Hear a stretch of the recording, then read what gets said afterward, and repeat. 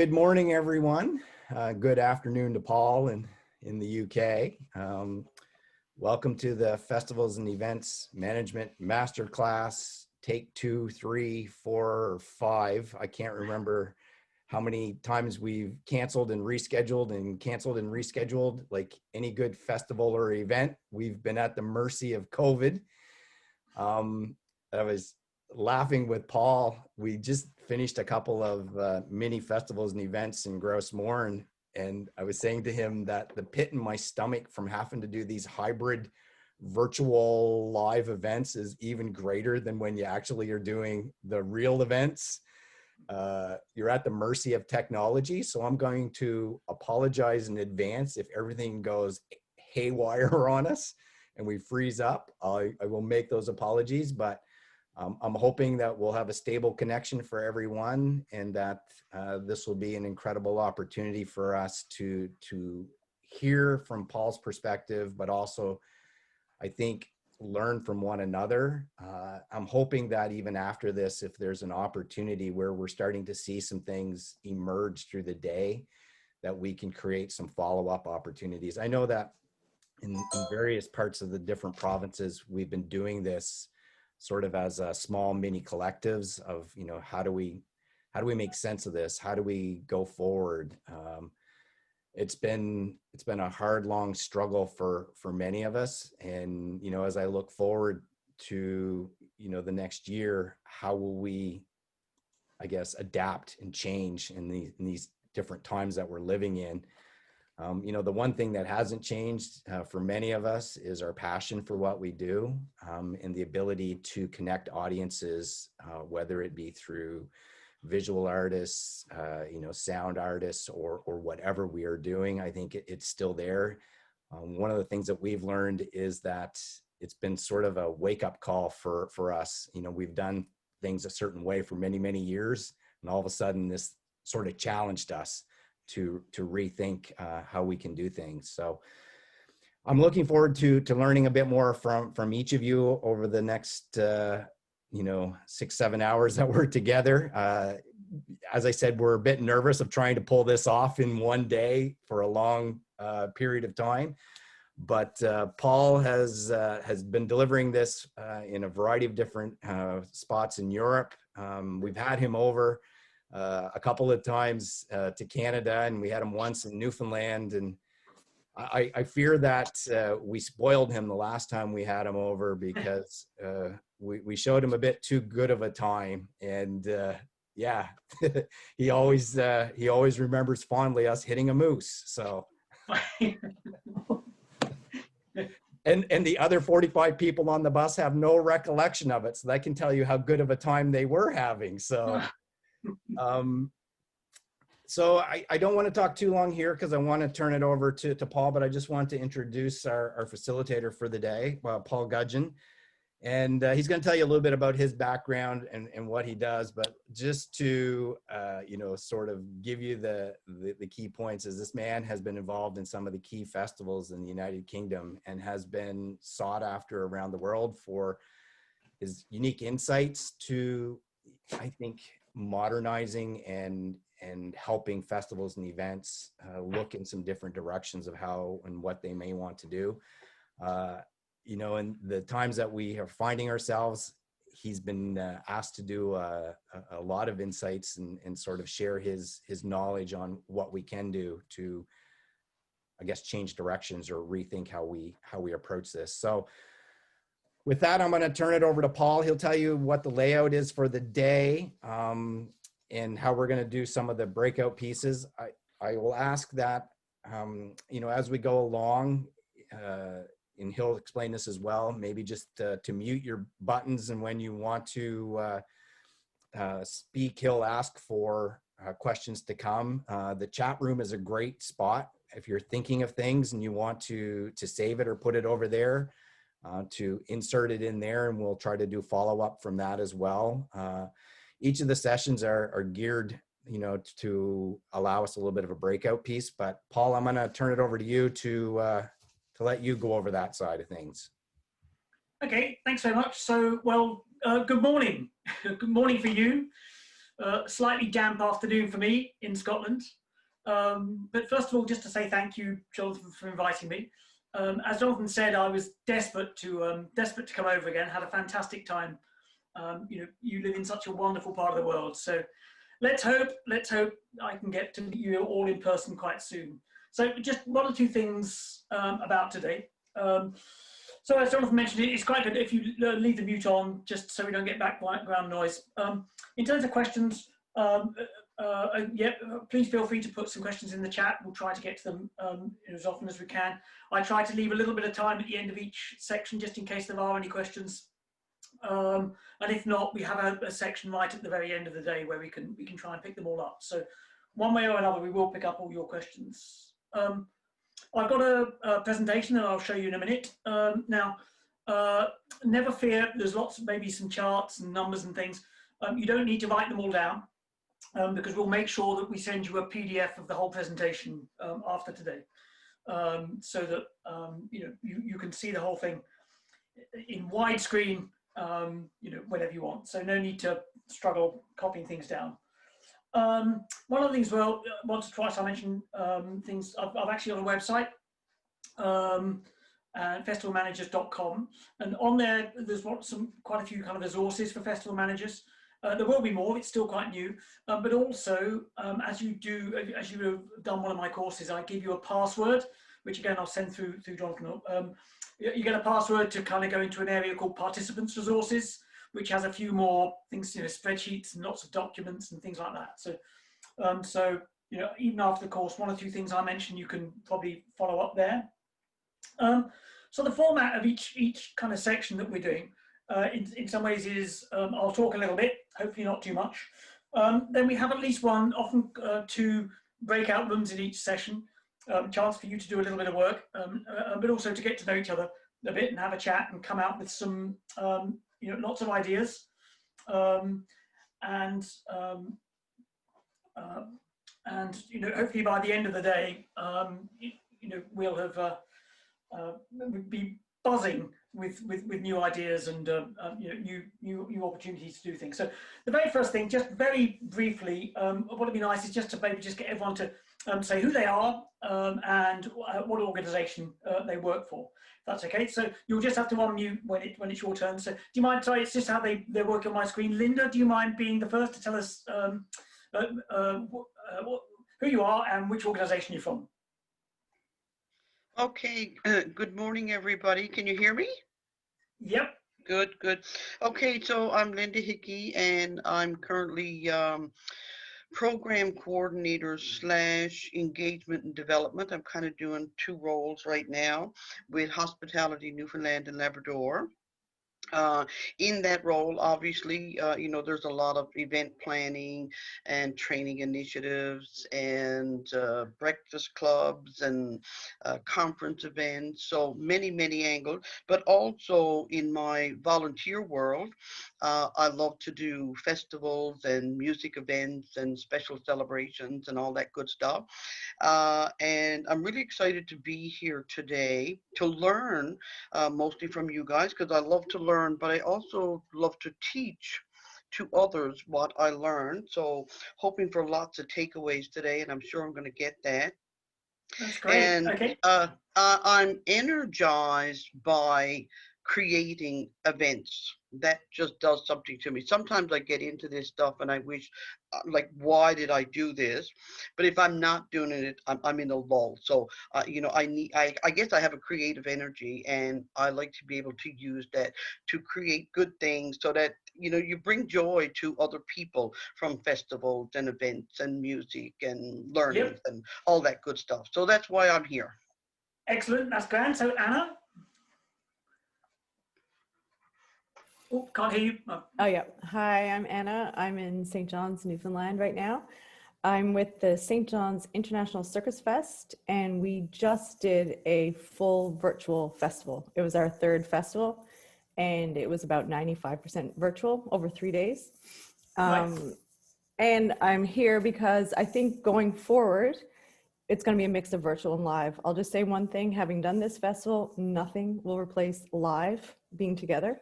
So, and we found really fun new ways to do things, or interactive ways, but I'm looking forward to combining the two, hopefully very soon. Yeah, no, I'm looking forward to hearing about some of those. That's great. And how about Dee? So Dee? Hi. Can you hear me? Yeah. Can you hear me now? Yeah, thank you. I'm Dean Riggs. I'm living in St. John's. And last summer, I produced and developed a couple of festivals. One was Food and Culinary, and the other was a festival of quilts. And I did both of those in Beta Verde Redhead Cove, Greats Cove, which is rural Newfoundland. And it's part of a bigger plan to develop tourism on the Bacaloo Trail, at the very end of the Bacaloo Trail. Which is it's just about 2 hours out of St. John's. And the reason I'm here, I guess, is to learn from you and all of you, and figure out how we adapt and change and seize what we have right now to create better events and festivals that, we can all enjoy making and people can enjoy coming to. Yeah, fantastic. And I guess I have to say, I think you have the most perfect name for someone involved in festivals as well. D Riggs is the perfect. I think you had no choice, really, did you? Why? No choice. Why do you say that? Why do you say well, that? because anyone who's involved in production, you have a rig and you have a D rig at the end of a gig. Oh. So it's I'm afraid you had no choice. There was only one profession for you. It's de rigueur. Right, yeah, exactly. That's okay, and how about Diana? Oh, I need to turn you. There we go. Can you hear me? Yeah. Thank you. That's funny. My name is Diana Daly, and I'm Anna Harrio's colleague with the St. John's International Circus Fest. So that's funny that I couldn't find my mute button, because yes, we just hosted our international festival. And I'm still in a very heady space looking at that and how it all worked. And we did a lot of brilliant things, and some things were really interesting to see how people interacted with technology and how some people didn't. So I'm happy to be here. I'm really happy for the Atlantic Bubble. I hope we can maybe talk a little bit about that as well. And I also, like anybody in St. John's, work on other art forms. So I'm a multidisciplinary person. So I'm interested to hear what other folks are doing. And that's it. That's grand. Okay, and how about Wilma? Hi, I am in Twillingate, northeast coast of Newfoundland, and my business life is a tourism operator, hotel business, and the other part, our not-for-profit side, is a not-for-profit called Grow Twillingate Inc. And our biggest event project is the Twillingate Digital Arts, the unscripted Twillingate Digital Arts Festival. We just had our first digital unscripted festival 2 weeks ago, and we had to quickly adjust and make things virtual, and some things worked really well. Some things, like somebody else just said, we'll probably continue doing virtual, and then some puzzle pieces we're trying to resolve. Sponsorship, of course, one that we came up against, and monetization of an event. So that's a particular piece I'd love to hear a bit more on. How do we make sponsors understand the virtual world and the benefit, and how can partnerships work on that platform? But look forward to hearing what everyone contributes today, and how we can make our events better in the current circumstances. Yep, okay, and then Jennifer? Hi, I'm Jennifer Lord. I am the oversight manager of Chocolate Fest in St. Stephen. So it was actually my first year this past year. So during COVID, it was definitely interesting, but we were still able to have our festival. It was all online, I guess. We did activity boxes and shipped them all over Canada. So people could participate in their activities at home rather than coming to us, but it was definitely a challenge. Okay, that's grand. And Colleen? I'm Colleen Anderson, and I work at Kejimkujik National Park and National Historic Site, which is in Nova Scotia. So we are we're in southwestern Nova Scotia, one of 2 national parks in the province, and we run events, but we also host events. So just having other people come and run their events, and we're just there to provide support. So culinary events, dark sky events, because we're also a dark sky preserve, and then also sportive events like bike race and triathlon. So looking at how to do this going forward. Yes, there seems to be a theme that's emerging. Yeah, and then Emily. Hi everyone, hi Paul. I'm Emily. I'm in Miramichi, New Brunswick. I love events. I love going to events. I don't have a lot of experience planning them myself yet. I've been to the Fringe Festival in Edinburgh, loved it back in '06. So kudos to you. It's a wonderful festival to be a part of. Recently purchased a large resort property that was meant to house groups, about 260 people at a time. But we purchased it in January, just before COVID hit. So part of our business plan was to do events. We are in a rural area, so to draw people to the area and also use our accommodations and our facilities. So the same thing as previously mentioned, just to do more events on the property, but also host other events for people. So yeah, just kind of looking to get some guidance on how to move forward in our new world of hosting events and what that will look like. Yeah. Okay, that's great. And then, so I hope I'm saying it right. Is it Misha? Hi, it's Micah. Micah. Okay, thank you. I had to do a quick look to see if anybody else's name was Misha. But Yeah. Micah. I'm the executive director for the Friends of Fundy. So we're the cooperating organization with Fundy National Park.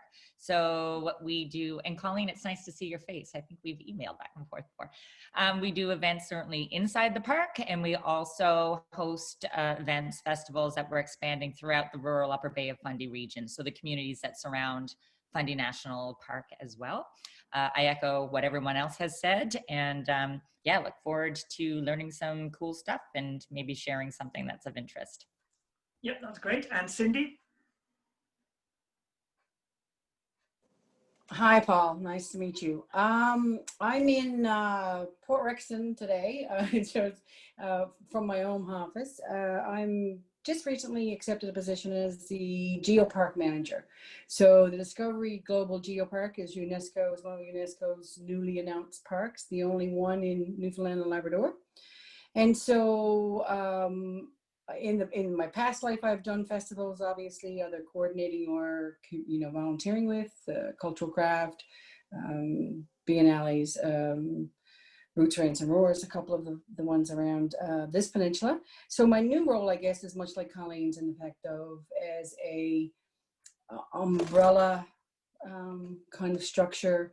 The Geopark is looking to work with all partners and collaborations of all the festivals and events in here, and hoping to bring that sustainable tourism piece to that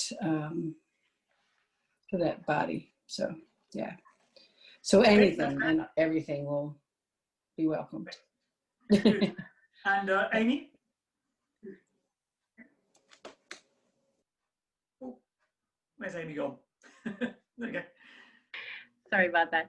Hi, I'm Amy Beaton. I'm from the beautiful Cape Breton Island. I work for the municipality of the county of Inverness, so it'd be the western coast of Cape Breton Island. And I am the tourism development coordinator, excuse me. Right now we don't really, host any specific events, but we do support events throughout the county, large and small. So yeah. Looking forward to that. Okay, and John? Good morning, everyone. So I'm John McNair. I'm in Sussex, New Brunswick. I'm the owner-operator of Outdoor Elements. So we are an outdoor adventure retailer primarily, but we also have 2 rental locations with boats and bikes in Fundy National Park.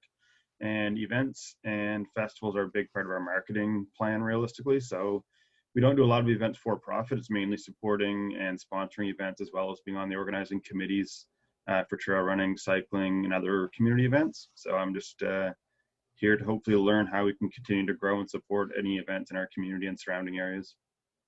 That's grand. And Emma?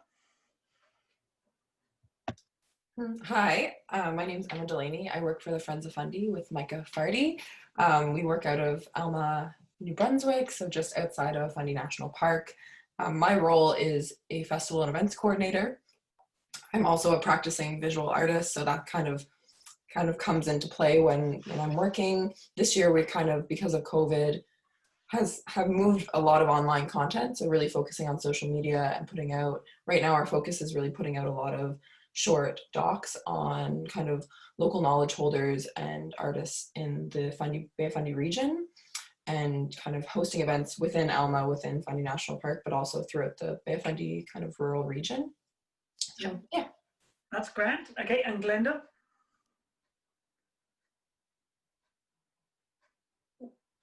Oh, Glenda's still having some issues. Well, okay, we'll come back to you, Glenda. Okay. Can everyone else see the chat? Glenda's having some mic issues, but she's let me read it. Tourism coordinator for the City of Corner Brook. Excited to learn new ways to adapt. Okay, and how about Rose? Morning, everybody. I'm Rose Dennis. I'm the Executive Director for Explore Summerside in Summerside, Prince Edward Island. Through our organization, we put on multiple events throughout the city. Mostly in the past, they've been culinary focused, but we are branching out into retail focused and more event focused events in the coming years. So as you can imagine, COVID, when it came to food events, especially a 3-day seafood festival throughout a city, or a 300 seated dinner one evening celebrating island beef, those things kind of took a hard hit in 2020. So we're looking to learn and expand our skill sets for the years to come in order to keep attracting visitation through events to our city. We are also grateful for the bubble and we hope that continues going forward for a good amount of time, as it makes planning harder. But all we can do is keep planning and pivoting and adapting. So that's part of my goals for today. Okay, and Mitchell? Morning, I'm Mitchell Rennie. I work for the Atlantic Canada Opportunities Agency. I'm based in Prince Edward Island in the Communities and Inclusive Growth Unit. So I look after supporting a number of nonprofit organizations through festival events. And what I'm hoping to get out of today is just to collect more information that when applications come in for 2021, whether I can have some insight into what the environment looks like, or if I can give some constructive advice on how they pivot. Just the more information, the better. Okay, that's grand. And Nora? Hi everyone, I'm Nora Fever. I work with Creative Grouse Mourne, which is part of the Grouse Mourne Cooperating Association. And we also support the arts and culture sector within Grouse Mourne area, which of course includes festivals and events. So certainly looking forward to hearing about what 2021 may look like, and what sorts of things we can do to adapt to our new normal. Yep, and Misty? Hi, I'm Misty McDonald. I am a tour operator in Cape Breton, and through COVID have discovered that our biggest return on investment in our tours is actually related to festivals and events. So it's very important for some future business to see where things might need to pivot and adapt. Also, I'm on the executive of a local performing arts theater, and really we've been closed altogether and trying to figure out what the path forward may look like. Yep, okay, and then Lindsay? Morning, folks. I'm Lindsay Walker. I'm an Economic Development Officer with ACOA. Hi, Emily. I see a couple of faces. Hi, John. Hi, Micah. I work with Mitchell, and as Mitchell was saying, we work with a lot of non-commercial, not-for-profit organizations. And I'm just here listening in to learn some best practices and any insights that I can share with some of my clients. Okay, and then last but by no means least, Tina.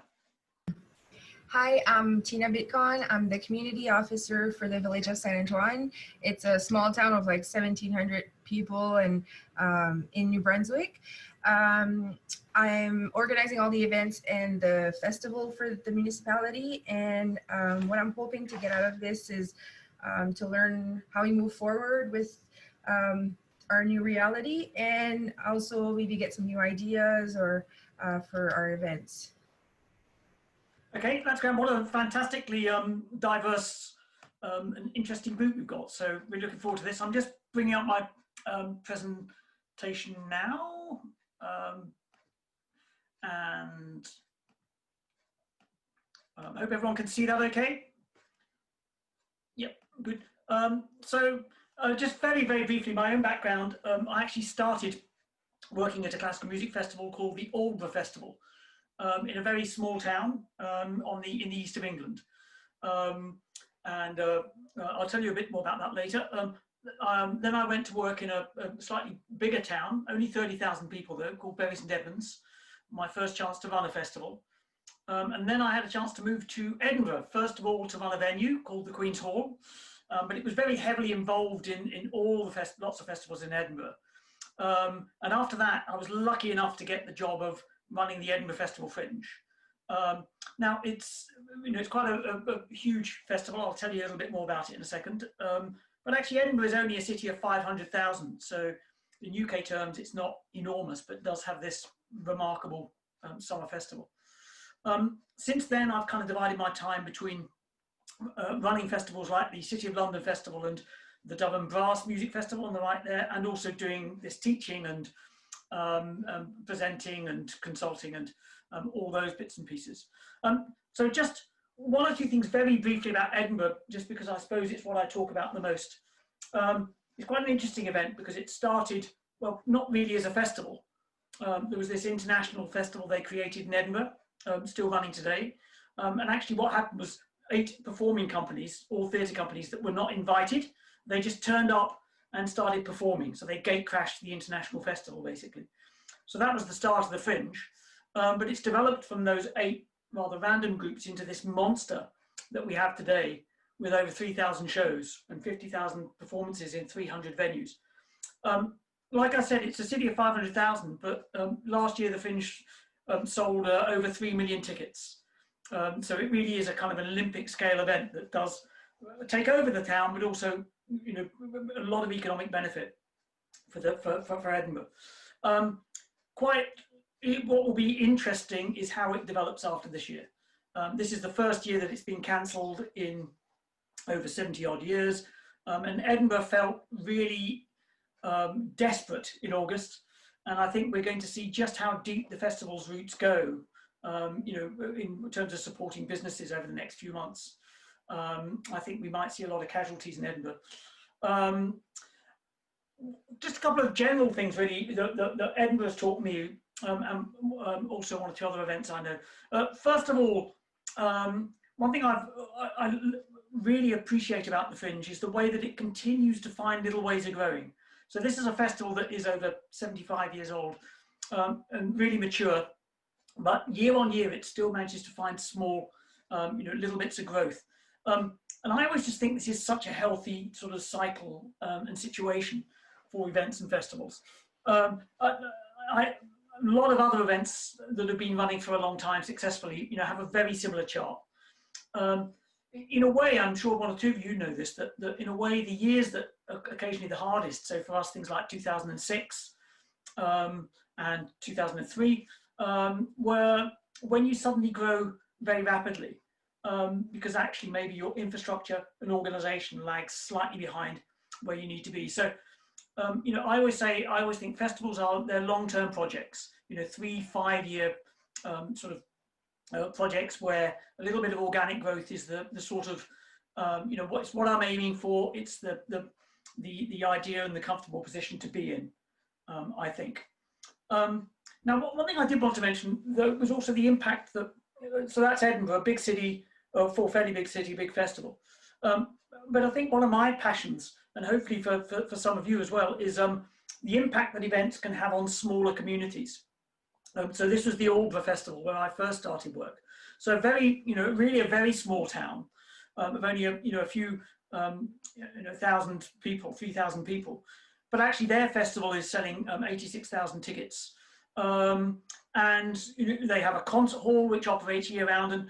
And really, I think when you look at smaller town festivals, I think they show you what is possible, the way that festivals can change people's lives.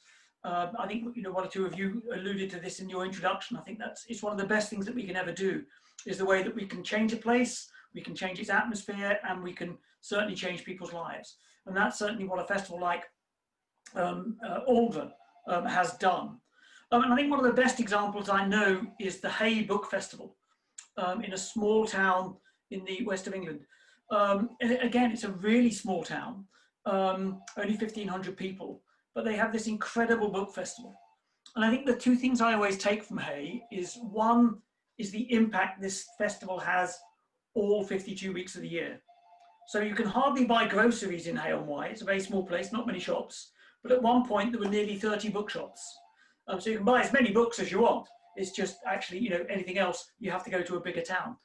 But also what I think is interesting about Hay is the way that it has become so central to the entire publishing industry in the UK. It's where so many important launches happen, important networks and meetings start. So again, it's really instructive, the way that the festival can not only become the personality of the town, but it can sometimes take on a kind of a role of strategic importance, within whatever industry you're involved in, film or books or music or food or whatever. So again, size really doesn't always matter, when it comes to events and festivals. Another one which I really like is the Midnight Sun Film Festival that they have in Finland. Again, a relatively small town, 8,000 people. What I like about this one, and again, is small town with a big impact huge impact on the Finnish film industry. It's one of the most important events in Scandinavian film world, yet in this tiny town. But also what I rather love about this is the way they've taken advantage of their sort of natural situation. This rather strange combination of being a time of year where the sun virtually never sets, and having films in dark rooms for the entire day. So quite a fascinating example of a small town punching above its weight. And then one I just wanted to mention briefly, which I'm sure you're much more aware of than me, is I always find Banff, a very inspiring sort of a situation. Again, rather a small town that has built this incredible creative community and reputation around itself. And also the thing that's fascinating about Banff is the way they've created this mountain film festival, which tours the world. I mean, I can go and see films from the Banff Mountain Film Festival, I think in about 8 different destinations in Scotland now.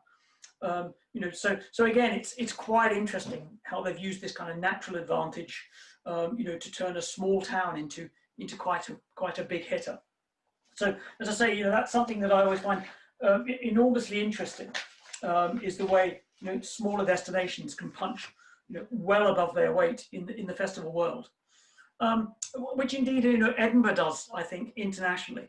So a couple of things I think that make Edinburgh work. One is, one or two of you who have visited will know this, it is very compact in the centre of Edinburgh, which means that the festival absolutely dominates during the festival period. The picture on the right side there of the high street is full of fringe performers, giving out leaflets, giving showcases of their shows. And I think when I'm running events, this is what I try to replicate now, is how can I dominate physically, if not my entire city, even part of the city. Quite hard to do when I was working in London, of course, but we found one or two ways to do that, which I'll tell you later. But again, I think it's quite important that when we run a festival, that there's a part of your town or city which is very much that heart and soul of your event. It's it's the place where people almost come and check into your event. That if you're in that area, that you're in a festival town. The other thing I would say about Edinburgh that I learned really was about venues and the impact venues have on festivals. You can just about see lots of little blue dots on the map. They're all the venues, and virtually none of them are full-time theatres, concert halls. Most of them are created for the festival. That's a university building you can see there. or it might be a church hall, it might be a hotel conference room, it might be a bar. But also we have a lot of crazy venues in Edinburgh. We've had a show in a lift, a show in a car, which is great, sells out at 3, always good. A show in a graveyard. One of the best shows I ever saw was in some public toilets. You know, we have all these kind of crazy spaces where events happen. And I think this really adds to the personality of the event. I think by using non-traditional and interesting spaces, it creates a real interesting character around the event. And also it tends to attract a younger audience. I think, you know, if you're maybe 18 to 22, actually going into maybe a big smart theatre or civic venue is quite a big step, but actually just going into a bar or into an old university building or an old school, less of a step. So again, I think, the kind of venues we're choosing, actually do have an impact on, on the kind of events we are. And I suppose an interesting one, given where we are with COVID, but certainly maybe thinking ahead. I think one thing I've really learned from Edinburgh, but in other places, is the importance of creating great social spaces at festivals. The picture at the bottom is the Pleasance Courtyard in Edinburgh. The picture at the top is the Garden of Earthly Delights in Adelaide. And I think sometimes we don't give enough thought to this. It's where do people meet and mix and mingle, the bars, the cafes, these kind of places. Because actually, whenever you ask people about their festival experience, they talk about the buzz, the energy they get from, other people. So again, I think, creating really interesting, dynamic social spaces. And I think this is one thing where, of course, something that we so miss when we're creating sort of online events is that, that ability to create that buzz and that excitement. So again, I think when I'm creating events or working with events, how do we create, interesting social spaces? Just one or two other things before I really do fire into where we are with COVID. One is, I've learned from Edinburgh, is that we've got so many new festivals have started in maybe the past 10 years or so, that actually the creation of event clusters seems to really work. It's called, academic friend of mine always talks about the festivalization of cities. Almost in a way, the more events we create, the more we seem to stimulate demand. Because this isn't just Edinburgh, it's happened in Adelaide, in Rotterdam, Montreal, lots of other cities. So again, I think trying to think of, not being in isolation, but, being part of a kind of strong sort of, cluster of events, I think works to our advantage. Because even in small towns like Alba, that first town I worked in with just 3,000 people, they now have this incredible sort of array of events and festivals. And what's quite interesting is a lot of these are created by people who've moved to the town because it has this reputation of being a kind of creative destination. So again, the more that our kind of reputation of being a kind of festival town grows, the more almost naturally it tends to stimulate new events. Because I believe there's it's now sort of understood there is great advantage to be had by having a reputation as a festival or event city or town. Edinburgh's known as a festival town. Edmonton and Adelaide call themselves festival towns. And in Europe, we have this annual Capital of Culture title that is bestowed on 2 or 3 cities in Europe every year. And it's a very fiercely contested kind of title to be the capital of culture. And I think this because I think we're beginning to recognize that in fact being seen as a festival or event destination is not just about tourist dollars. It's about a much broader portfolio. What's interesting is the way that Edinburgh almost always comes top of the quality of life surveys that they do in the UK. And I think there is, I would love to say it's all to do with the festivals. Of course it's not. But I think there is, something to do with having a really strong sort of cultural life within a town and being a desirable place to live. Because I always think when I look at the annual World's Most Livable Cities competition, what's really interesting is how many of those cities, have a really strong reputation as being sort of event and cultural destinations. It's why cities, around the world are now, spending more heavily on events. And as I say, it's not just about the economic impact. So there's just some figures on the screen there from Edinburgh's last economic impacts study. we all know that festivals can attract a lot of visitors, they can draw a lot of money into the economy. I think what I was very proud of is the last study they did in Edinburgh. They looked at some of the social and cultural impacts. And I know, I'm probably preaching to the converted here, but, I just believe in the long term that these kind of impacts will actually have more relevance for our societies than even the economic ones. The way it increases pride, and certainly in Scotland, its effect on national identity, the way it makes families spend more time together. So I think one of the things I've learned is, these are the kind of measures that I probably need to be looking at more in events that I'm involved with, is, what are these kind of slightly deeper, longer lasting impacts, that we're tending to have, on our events and festivals. But I'm afraid that now brings us to where we are at the moment. So survival and revival after COVID. What I've been doing quite a lot of is talking to people who've been through either previous pandemics. So that was, particularly, I suppose closer to home for you was Toronto, who went through SARS, and Malaysia, and Hong Kong. So I've been in touch with quite a lot of people I know who worked in those cities during SARS to ask them about their experience during, but particularly, what comes next. Because I think that, that's uppermost in my mind, and I'm sure yours. I also spoke to people in Iceland, in Reykjavik, who went through that disastrous financial crisis in 2008, and also Ireland. So again, what happens to events in the immediate aftermath? And I think what we all hopefully know is that, we're likely to play a major role in recovery, particularly of tourism and retail. And certainly what my colleagues in Toronto said, it wasn't just about bringing back the visitors. It was also just a way to signal that you're open again for business. So my feeling is that we are all going to be incredibly busy, and have a very crucial role to play, once we do feel that the situation is opening up again, post-COVID. Interestingly enough, both in Toronto and in Hong Kong, it was 18 months to 2 years was the figure they put on, if you like, tourism getting back to its previous levels. There are some obvious differences between SARS and COVID. I mean, obviously SARS was actually a little bit more deadly than COVID, but actually COVID obviously is so much more sort of contagious and is spread across much more of the world. But as I say, it was quite interesting. Now they took two different approaches really. In Hong Kong, they invested in a major new event called Harbourfest. So their response to the, if you like, the pandemic was to create something new and bold and incredibly expensive. And they invited some major acts. I think there's some quite good stuff online because it was quite controversial that it wasn't necessarily felt to be wholly effective. I think starting such an enormous new event from scratch in a short time scale, it just led to some rather poor crowds at certain things.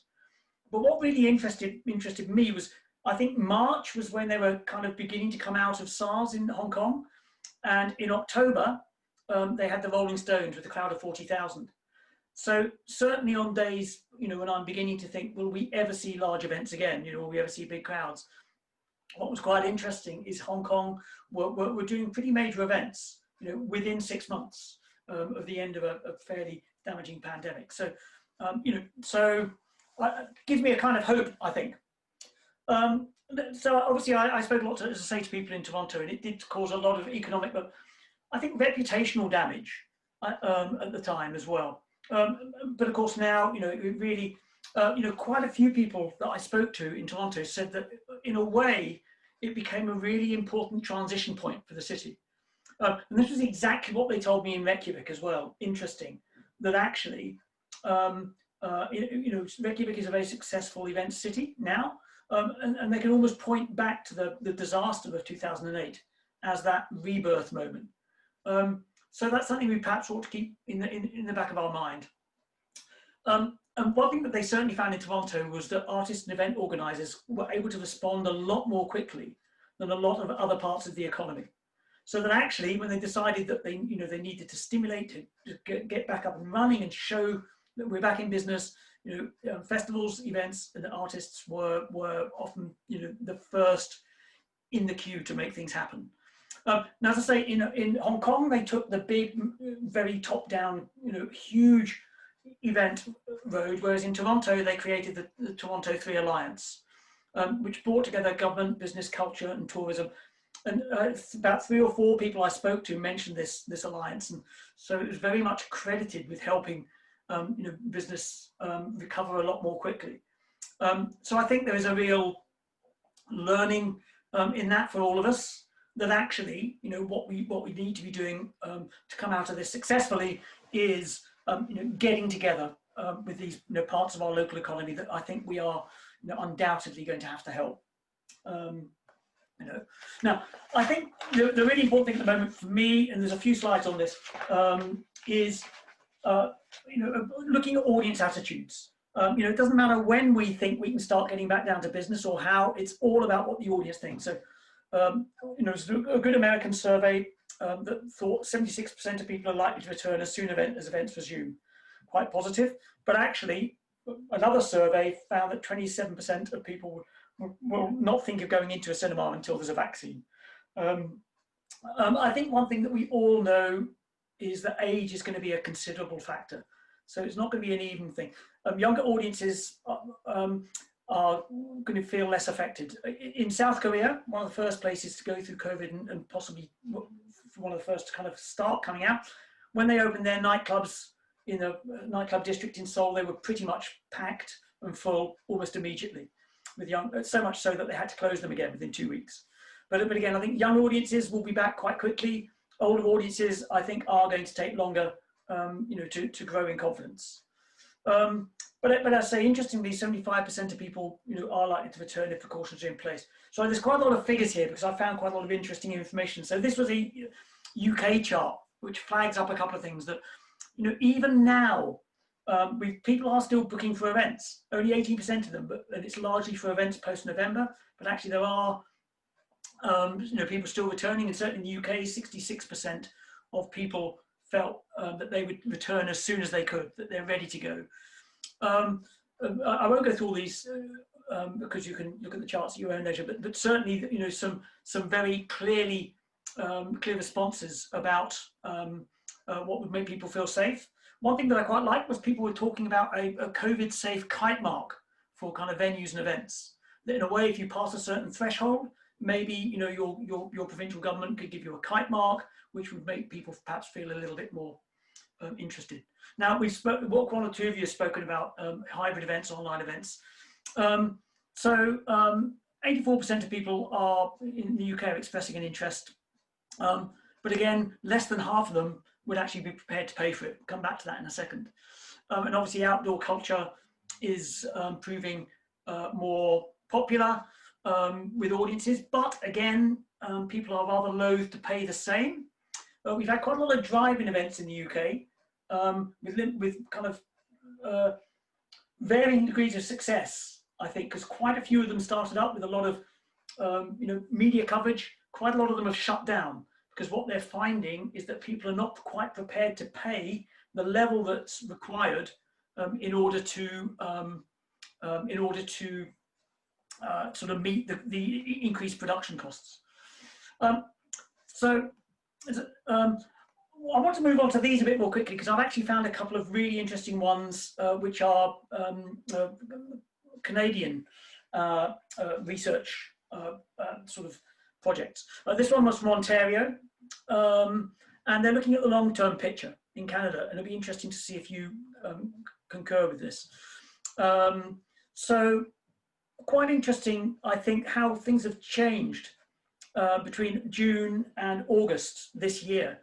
And there's a wonderful term that someone in Toronto used, which was called revenge attending, which is this idea of kind of pent-up demand, that once people have got really, in a way, people are going to be so desperate to come back to events that they're going to start attending even stronger. And I think this chart seems to be showing that almost the longer people are deprived of events, the more sort of interested they are in coming back stronger, which is, I think, is quite a positive thing. and only a small number, and I'm guessing it's financial restrictions, will be expected to attend less than previously. Now, this is quite an interesting one, because in a way, it probably shows Canadians are more generous, because if you looked at that UK chart, most people were only prepared, in the UK, were only prepared to spend 4% more on culture when they come back to events. So as I say, actually 17% of people currently are suggesting that they may well spend, or be happy to spend more on going to culture than before. They recognise that with new restrictions in place, that's may well be the case. And again, from this same survey, I was very interested to read, about people's attitudes to live streams. I don't know, I think that's quite a low figure. So that only 30% of people are actually interested in live stream performances once venues reopen. And 33% see a unique value in live stream performances. So, what I take from that is while people are very happy to consume their culture online and live at the moment, I think what we know is that we're unlikely to go back from here. I think we will be engaging our audiences online more comprehensively after COVID than before. But actually, I think what this chart is telling me is what my gut instinct says, and one or two of you have said, is that online is just not going to replace live events in future. One interesting thing, this was another survey done in Canada, which I found quite interesting, is the impact on philanthropy could actually be quite positive, in that I think 2020 has seen a dip in people's donations, but actually I think there is an acceptance that culture is going to need some additional support, and people seem to be intending to give a little bit more generously, particularly in the older age groups. The other thing that came out of this study, which interests me, was the way that mask wearing seems to be growing in terms of people's acceptance. I think if you look at one or two of those other earlier surveys that I showed you, people were perhaps slightly less inclined to wear masks, but actually, I think if it helps us get back into venues earlier, and I suppose where a lot of us are having to wear masks on public transport, these kind of things, I think there is an acceptance of those kind of things. The masks are a means to an end. So anyway, now we're going to have our first breakout group, because I've got a little job for you to do. And a first chance for you to chat to each other a little bit. I think something that has really come out, not just in events and culture, is our need to make people feel safe. It was very interesting. I took my first flight in about 6 months last week. What was very interesting is how the airport set about making me feel safe with the information they were sending me about what to expect at the airport, and the airline did the same. So I think, and when I was talking to some museums in Toronto, they said that was one of the first things that they needed to do when they reopened after SARS was, to actually take people on a bit of a journey to make them feel safe. So I've got a bit of a challenge for you, really. You're going to be going off in some breakout groups. And what I'd like you to do is just give me 3 or 4 measures that we can take not to either make people feel safe. So this is just imagining that I'm asking you to put on events within a venue within the next, before Christmas, within the next 2 or 3 months. So what can we do, first of all, which will actually help people be safe in our venues, but more important, what can we do to communicate to people that our venues are going to be safe? Okay, so Jonathan hopefully will now send you off into your breakout rooms. You just get a little pop-up on the screen if those of you haven't used this before, and you go into there, and we'll give you about 5 minutes or so to give us some examples of precautions we can take, but more importantly, how we can communicate, safe venues. Okay. Wow. We're just keeping our fingers crossed we didn't lose everybody. Yeah. Right. Okay. Hopefully that was a chance to get to know each other, and hopefully it was interesting. So I probably should have said maybe you might need to appoint a spokesperson, but hopefully someone will step forward. So how about in breakout room 1? So that's the breakout room with Jennifer, John, Rose, and Wilma. So just give me one thing that I'd say we can do to make people feel safe or communicate. I don't mind jumping in for our group. Okay, thanks, John. I think we definitely spoke about communication and clearly communicating to anyone that was a part of an event previously and going forward exactly what to expect for this year and moving forward. And also trying to continue what we did as easily as possible to our clients or visitors, like with the Chocolate Fest as an example, making sure we were still doing something, or they were still doing something, sending it out across Canada. I think they said, Jennifer mentioned it was still very successful with over 200 packages being sent out to make people still feel a part of the event, no matter where they were.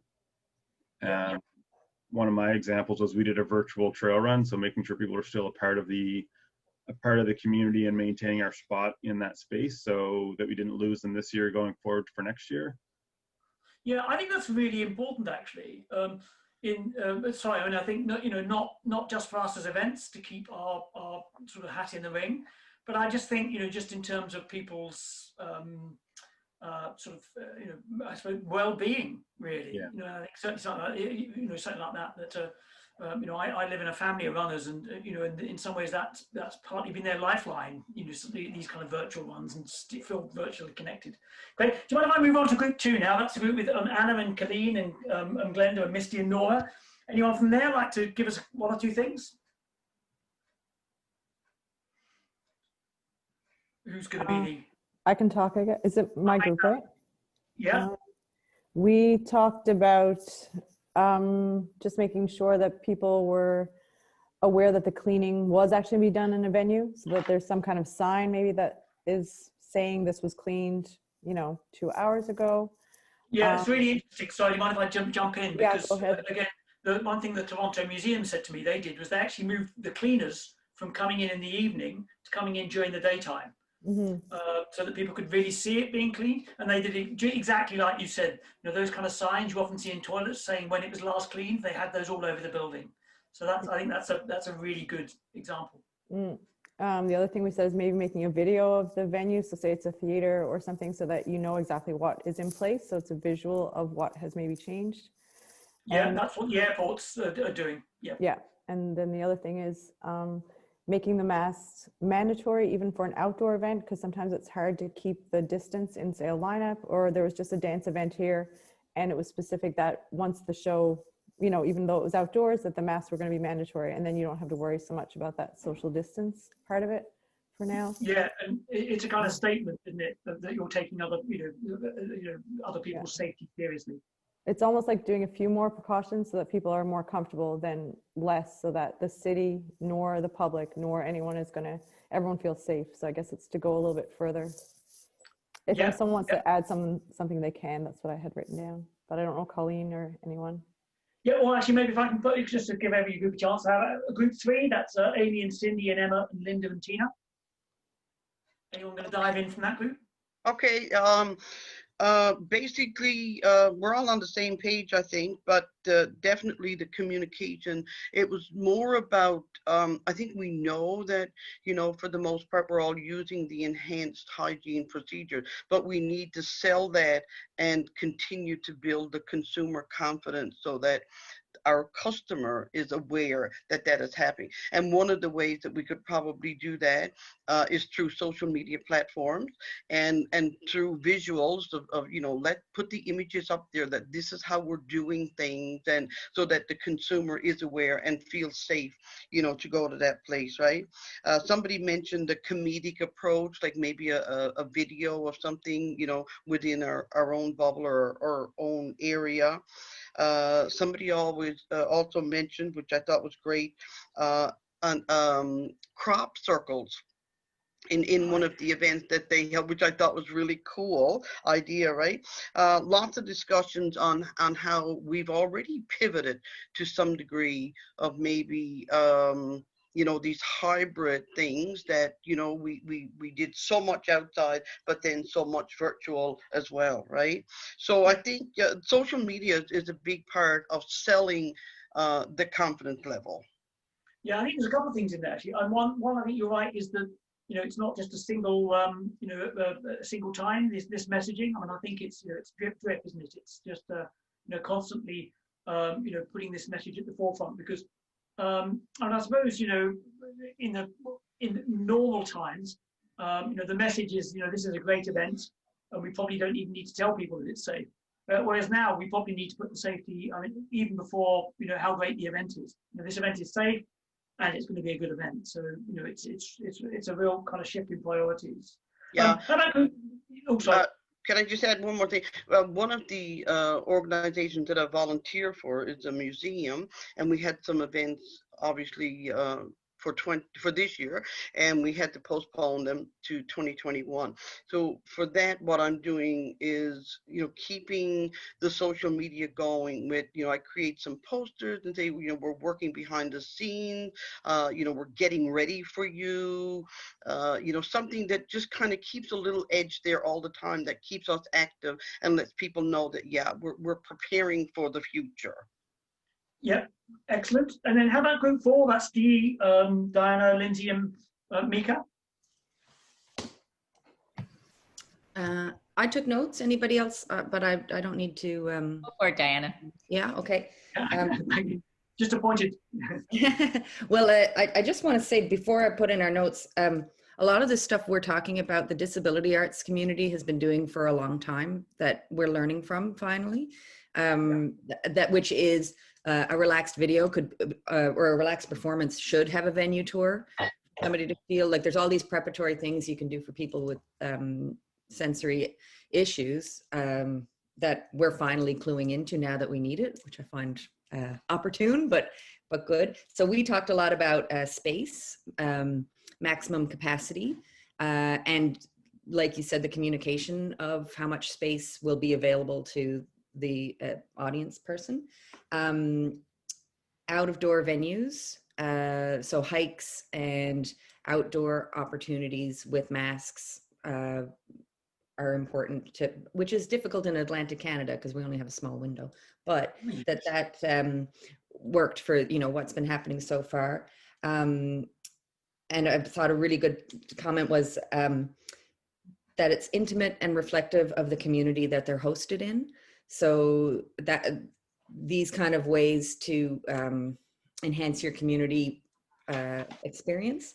And using, I thought this was also really great. So identifying local experience and expertise. So using the same people, like everybody building their professional expertise with this new way of working, but also to complement the business COVID setup so that you, if you're the producer of an event, you work with the business that you're being hosted by, their COVID setup already. So that way everybody feels comfortable because all businesses have had to do rigorous COVID setup.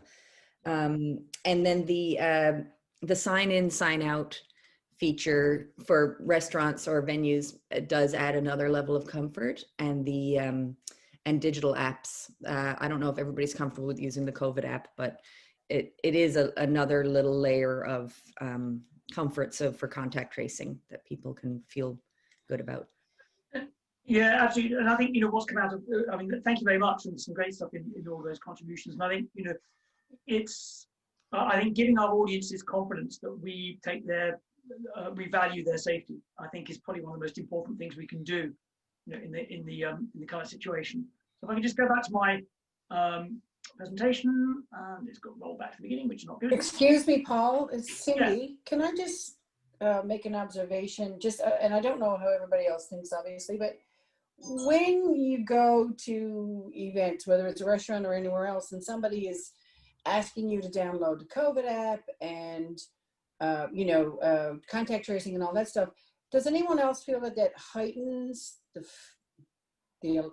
I don't know if it makes me feel more comfortable or if it heightens my I don't know. To me, sometimes I feel like, you know, in restaurants and stuff, I'm thinking, okay, how clean is this place? How, like, when they do that, you know what I mean? That it calls attention to it. It doesn't. I don't know if there's a way to. Yeah, I suppose. Gosh, I suppose that's an individual thing. Yeah. I mean, so I'm just trying to think on my feet here, but certainly my, I'm very aware of, things like restaurants and events and things that I've been to around here. I'm aware of the ones that seem to be dealing with COVID in a more professional way. There's a pub just down the road from me, and they've got an app, and and it feels very professional, and they're promoting the NHS app we've got in the UK. Whereas there's another restaurant I went in the other day, and all they did was ask me for my name and phone number and scribble it on a piece of paper. And certainly my feeling was that the pub was, I would probably feel happier going there than that other cafe. Yeah, I don't know, and I guess it is a personal choice, and how people makes it, because I don't mind it, but I just wonder if somebody would be. Yeah, and it was just a thought. So sorry. Yeah, no, it's a good one. How far do we go to alleviate everybody's fears without instilling fear? Is that the best question? I don't think. Yeah. I suppose in some ways what I'm talking about here, and probably, I'm making no apology for the fact that I'm showing you a lot of figures and everything else, because I think one thing that we do need to do is to keep very much on top of audience attitudes. I think that one I showed you a few ago, where looking at the difference between June and August. I think we're dealing with shifting sands here. And I say I wouldn't mind showing you this chart. Because, yeah, right. Okay. Because this is about people's when people feel happy to go back and what they feel about mask wearing. They've drawn quite interesting distinction between the people who are happy to go back now and those who will perhaps come back in a little bit more time. And again, there's quite significant differences between indoor and outdoor events. So, my guess is, well, I suppose firstly just fresh air, but also this ability to control your distance between you and other people. Yes, seems to be something that is quite key to some people's kind of experience of wanting to go to events at the moment. So as I say, I think one thing that we do need to try to do over the next few months, whether it's through the occasional survey or just speaking to some of your regular customers through focus groups or even just little Zoom chats, is I think trying to get a sense of what their attitude towards returning to events events is. Say, fortunately, what have you seen? Because I've shown you lots of charts. There's plenty of evidence out there, but I think there's probably no substitute for asking your own audiences about what they feel, and those getting their sense of things. And again, yeah. Another interesting piece from this same bit of research was, looking at again the attitudes of people to some of the things that you've mentioned after that breakout session about distancing, about masks, and actually, I don't know about you, but what was quite interesting to me looking at this this sense of what people felt was important and wasn't. I was quite surprised that hand sanitizing stations, which have popped up everywhere in the UK, don't seem to be quite so sort of popular or important to audiences as perhaps I'd imagined. And obviously, the main two seems to be about social distancing and masks, and even the vaccine seems to be relatively low. So again, yeah. I think Thank you. Yeah, I think Sorry. keeping on. Sorry, Cassidy. Keeping on top of where your audience is at in terms of its attitude, I think is quite important.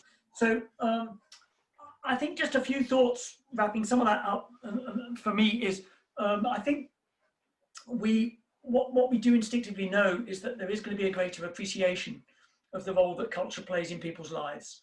Certainly some of those Canadian charts I showed you, people recognise that what they're missing at the moment.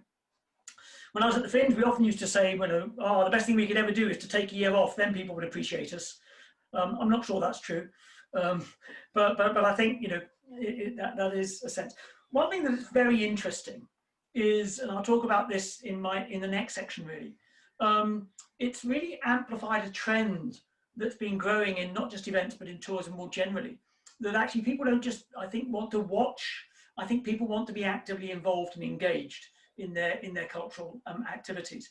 We've seen these incredible kind of online choirs in the UK. Thousands of people joining these online choirs to be part of them. We've had these kind of people taking over their own streets to create their own little local events. And I think this is one interesting thing that may well come out of this.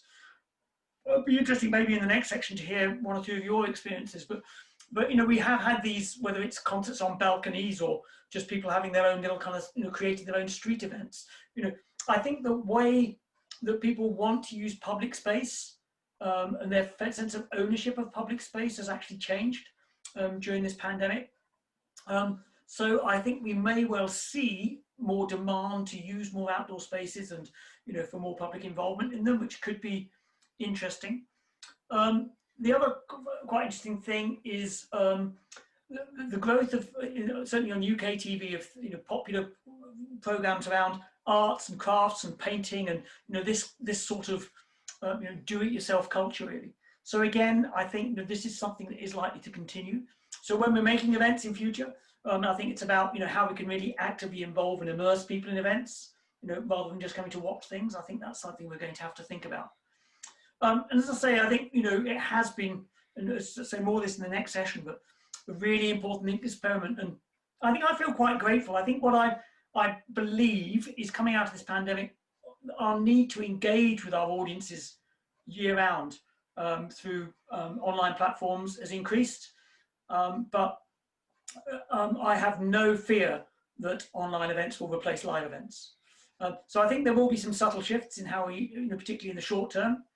But actually, I think that once we're through this, we're not going to see a completely changed industry. Now, I think some of the skills that we are going to have to develop as event managers are, I think we all need to learn, how to at least do basic online, or potentially hybrid events, or at least understand how to make them work better. So I think they're new skills we need to do. I think more of us are going to have an understanding of crowd management and crowd safety, not just in kind of spaces and venues and events, but actually how people get in them and how they exit them, those kind of things. I think the other thing as well, one thing that they said in Reykjavik after 2008 was how that situation fostered many, many more new partnerships. People who perhaps might not have been inclined to partner with event organizations in particular in normal times were much more interested in partnering when things got bad. And of course, we're going into a phase where there's a lot of people who will be interested in partnerships. Maybe a lot of them don't have cash. So I think one of our skills, which I find a lot of people involved in festivals have in abundance, is to be able to create interesting new partnerships which don't necessarily involve cash. So actually, how can we make things happen? What can we all bring to the table, to make new things happen? I think also, like I'm saying, we just need to have an interest in audience behavior around live events. Who's prepared to come back and when and what. So I think that sort of research, but also intuition about people's sort of behavior and attitudes around the events as we begin to put them back on again. I think what we do know, and I mean, hopefully you, like I, feel a bit of a sense of responsibility here that towns and cities are going to need events to restore some of their industries. I think we do need to take a leading role.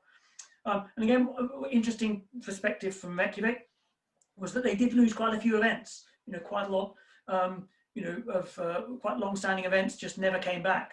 But actually, what's interesting is that new models, new partnerships, new ideas, new events will emerge, from the wreckage, really. And so it's interesting to see, what they might be and make sure we're part of them. I think also what we're going to see, and again a bit more of this in the next session, is that technology for online and hybrid events will get better and cheaper. I mean, it already is. And again, talking about that sense of responsibility towards our community, I also feel, I mean, I've got a lot of friends of mine who are musicians and, actors, dancers. They badly need to work. These guys, a lot of them have not set foot on a stage for 6 months in the UK. So I think there's going to be a huge amount of pent-up demand, but also with that, I think just a real desire to make things happen. And hopefully, we all as event managers can kind of latch on to that desire, as we go forward. And again, as I say, slightly repetitive, but I think what we can build on. I mean, I thought it was very interesting looking at that chart from looking at how Canadian audiences are prepared to be more philanthropic in 2021. I think that comes out of this appreciation of what that we do bring a great deal to people's lives, and we can we really can build on that. So there we go. We do have, if you want, and sorry, we're pretty much up against the time limit, but if anyone does have any questions coming out of that session, just maybe give me a wave and take your mic off. Are there any questions? Or I think we might have reached the desperate for coffee in the morning moment, possibly. That's right. No, just let us have coffee. Okay. Yep. So there we go. So we've survived the first session. So as I say, the next session is actually looking at some possible new models, some new ideas, and particularly looking at some areas around the sort of some online and some hybrid events and those kind of things. So and a chance for us to get a little bit hopefully creative around those. So yeah, it's 2 minutes to. So if we can start again at exactly 1:15. Is everyone on the same time? Yeah. Yep. So if we can start at 1:15, that would be great. Just so you know, I normally just leave my camera on just because I'm afraid to turn it off. So don't worry. When I'm back in my chair, we'll be ready to go again. Okay. But thank you. Enjoy that. Thanks, everyone. Yep. Right. Here we go.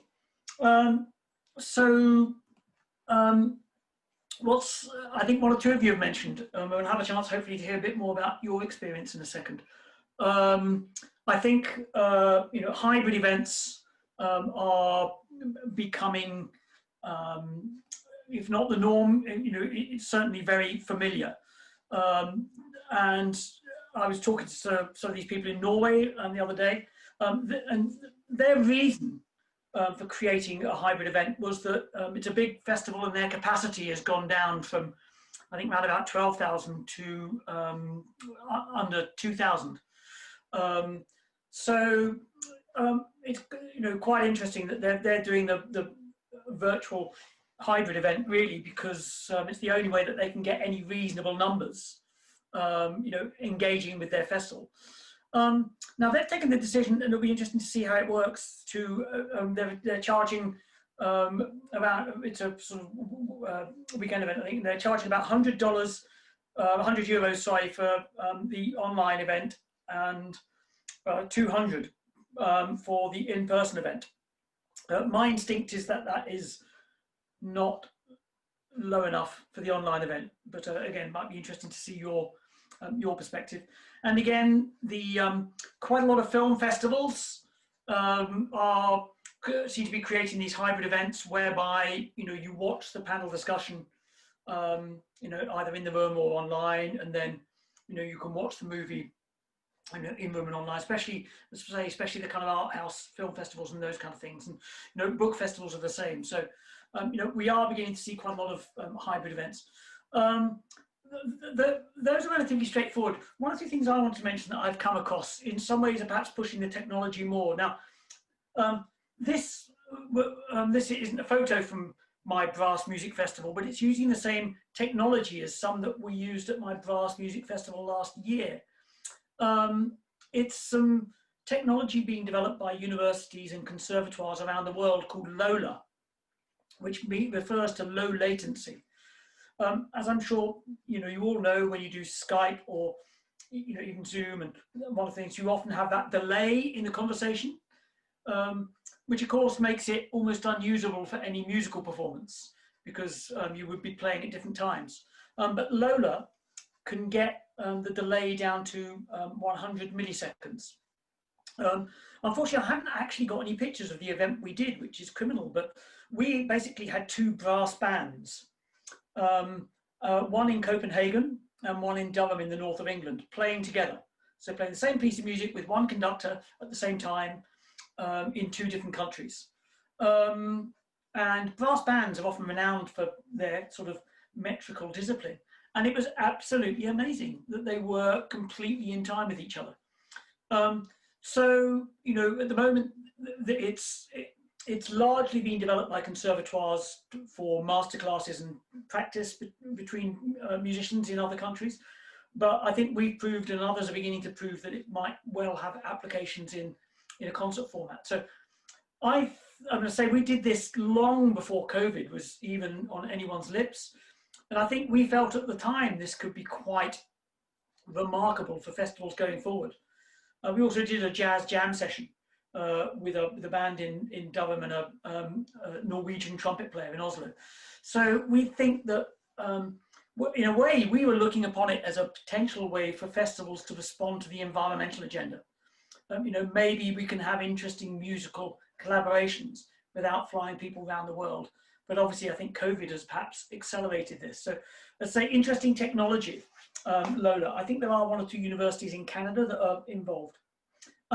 Another event which took place before COVID, but again, I think is going to be quite common. This was Eric Whitaker's online choir. He created this massive online choir, which lots of people could be part of, but he's also started doing live events. And I have to say, this is an event that I'm stealing because I'm doing a similar thing as soon as I'm able. I do quite a lot of concerts with, I run a big band, and we do quite a lot of concerts where we put together a big choir and a big band. What we think is, even when the venue, the theatre I'm involved with, can reopen, we don't think that we will be allowed to have 100 people on the stage.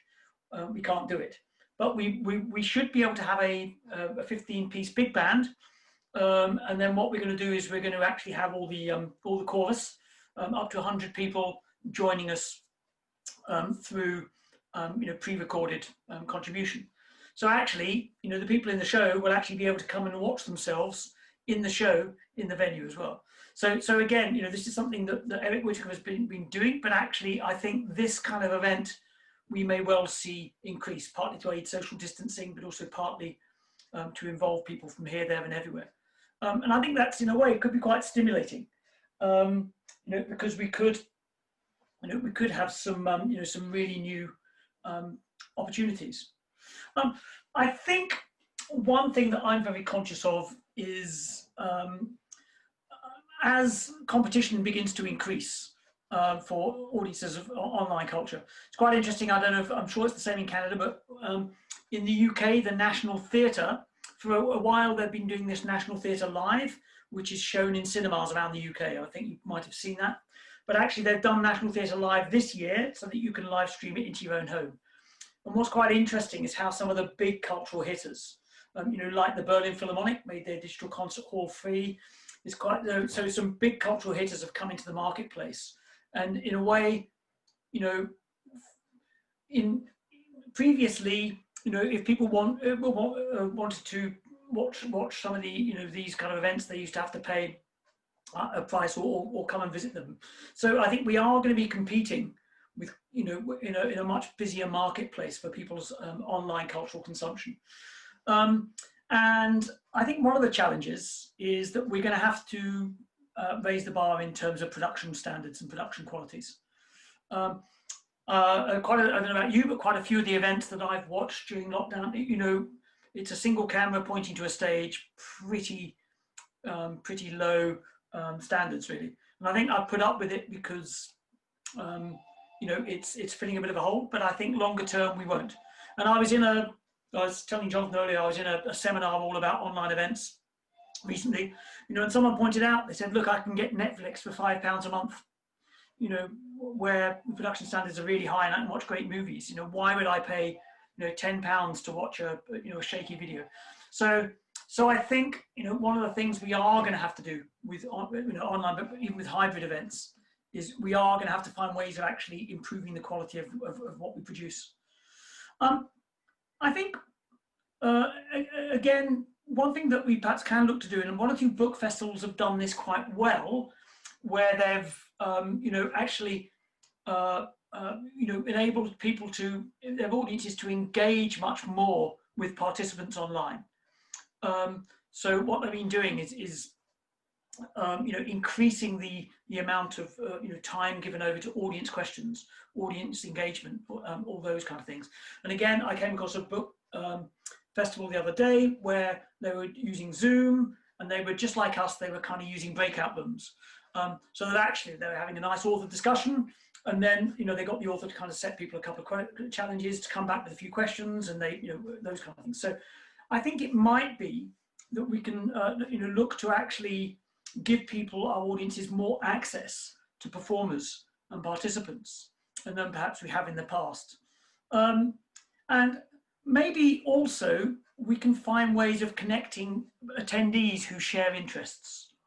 So, so again, this might work very well in, certainly in film festivals and book festivals and those kind of events.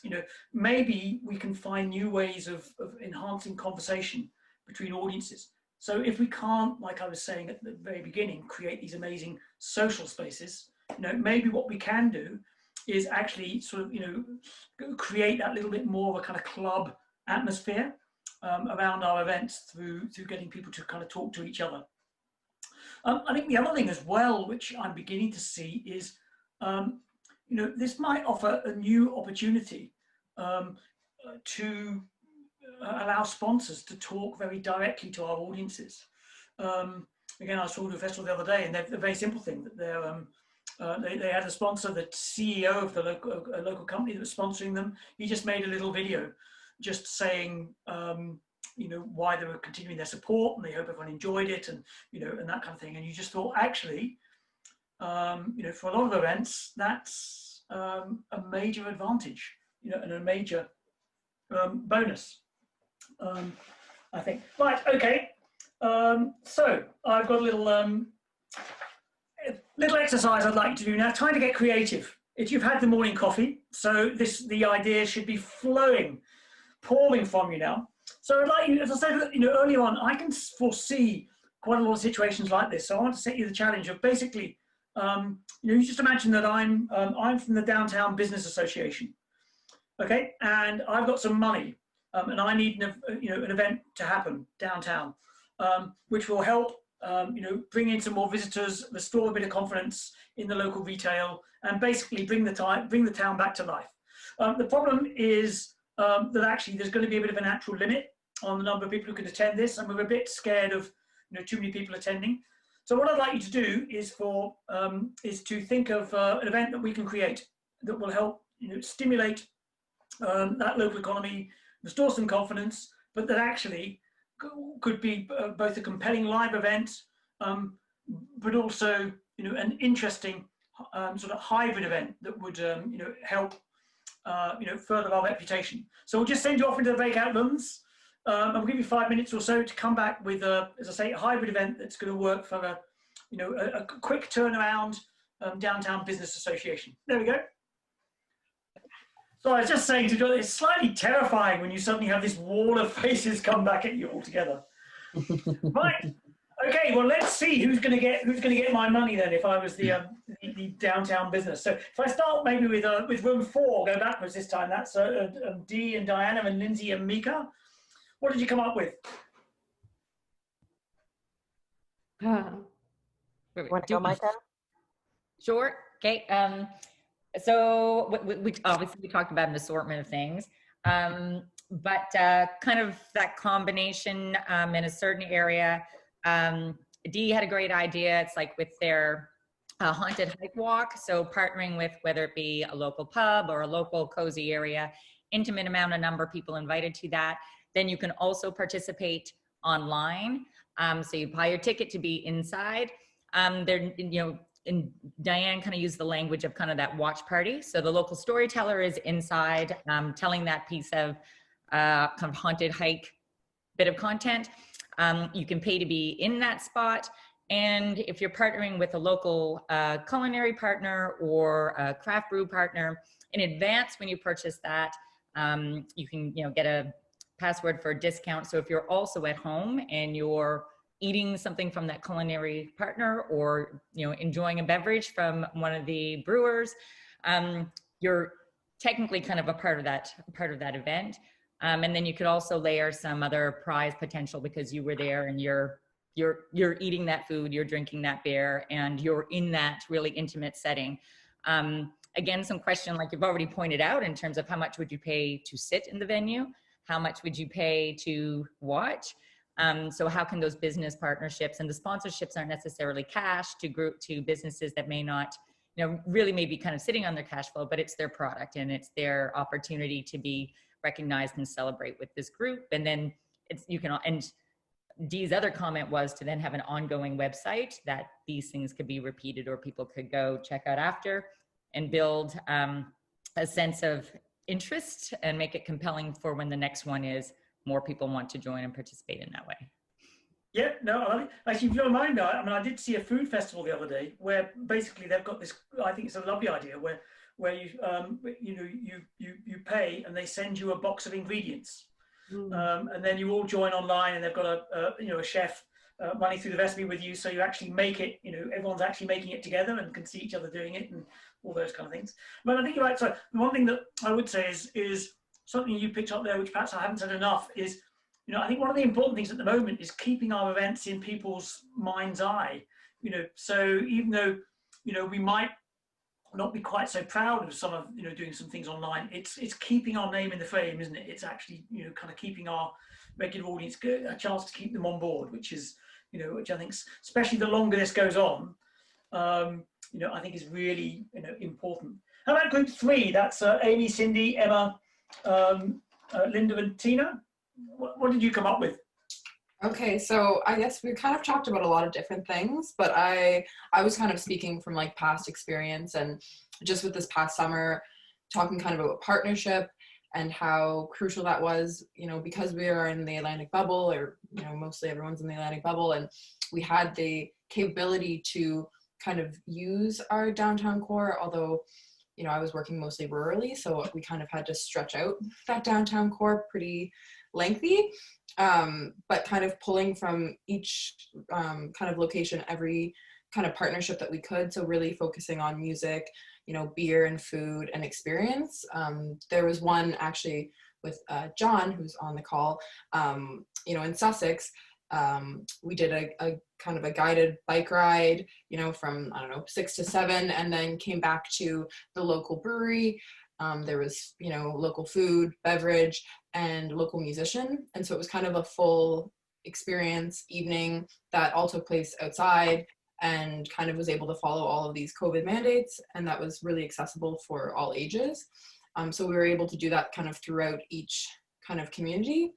We also spoke about kind of how, we're seeing downtown cores winterizing their patios so they can kind of expand their seasons, which I think is would be really beneficial. And then, there can be things that are like, business hops, or kind of, equivalents of like bar hops or whatever, kind of with these winterized patios, and kind of speaking to how it is, because people are so interested in trend and new things, kind of having these kind of winterized patios, especially around here, would be a new thing, and would pull a lot of, especially a lot of youth and younger clientele to these places. So yeah, that's kind of.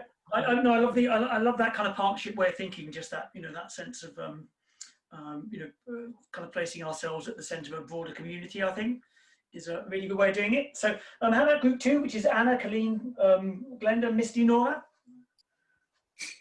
We needed a little bit more time to flesh out our ideas, but we came up with the idea of kind of a passport, but going along with the idea that you're looking, your interest, you're the Downtown Business Association, so obviously in a hybrid event, we would want to have some pieces online, but also find some ways to draw people into the downtown business core. So talk kind of just roughly flushing out this idea of some kind of a festival or event where people are attending, say if it's in a restaurant and there's a cooking demonstration, there's also a food box component, as you mentioned, that where people can be preparing at home. If you go to the bar next door, it might be a cocktail prep. If you go to the local artisan, there might be some type of a craft, and kind of staging a whole event for all the, a good amount of downtown businesses who would want to participate in this, both in-house and online. Yep. Yeah, that's grand. And then how about the first group? Jennifer, John, Rose, and Wilma?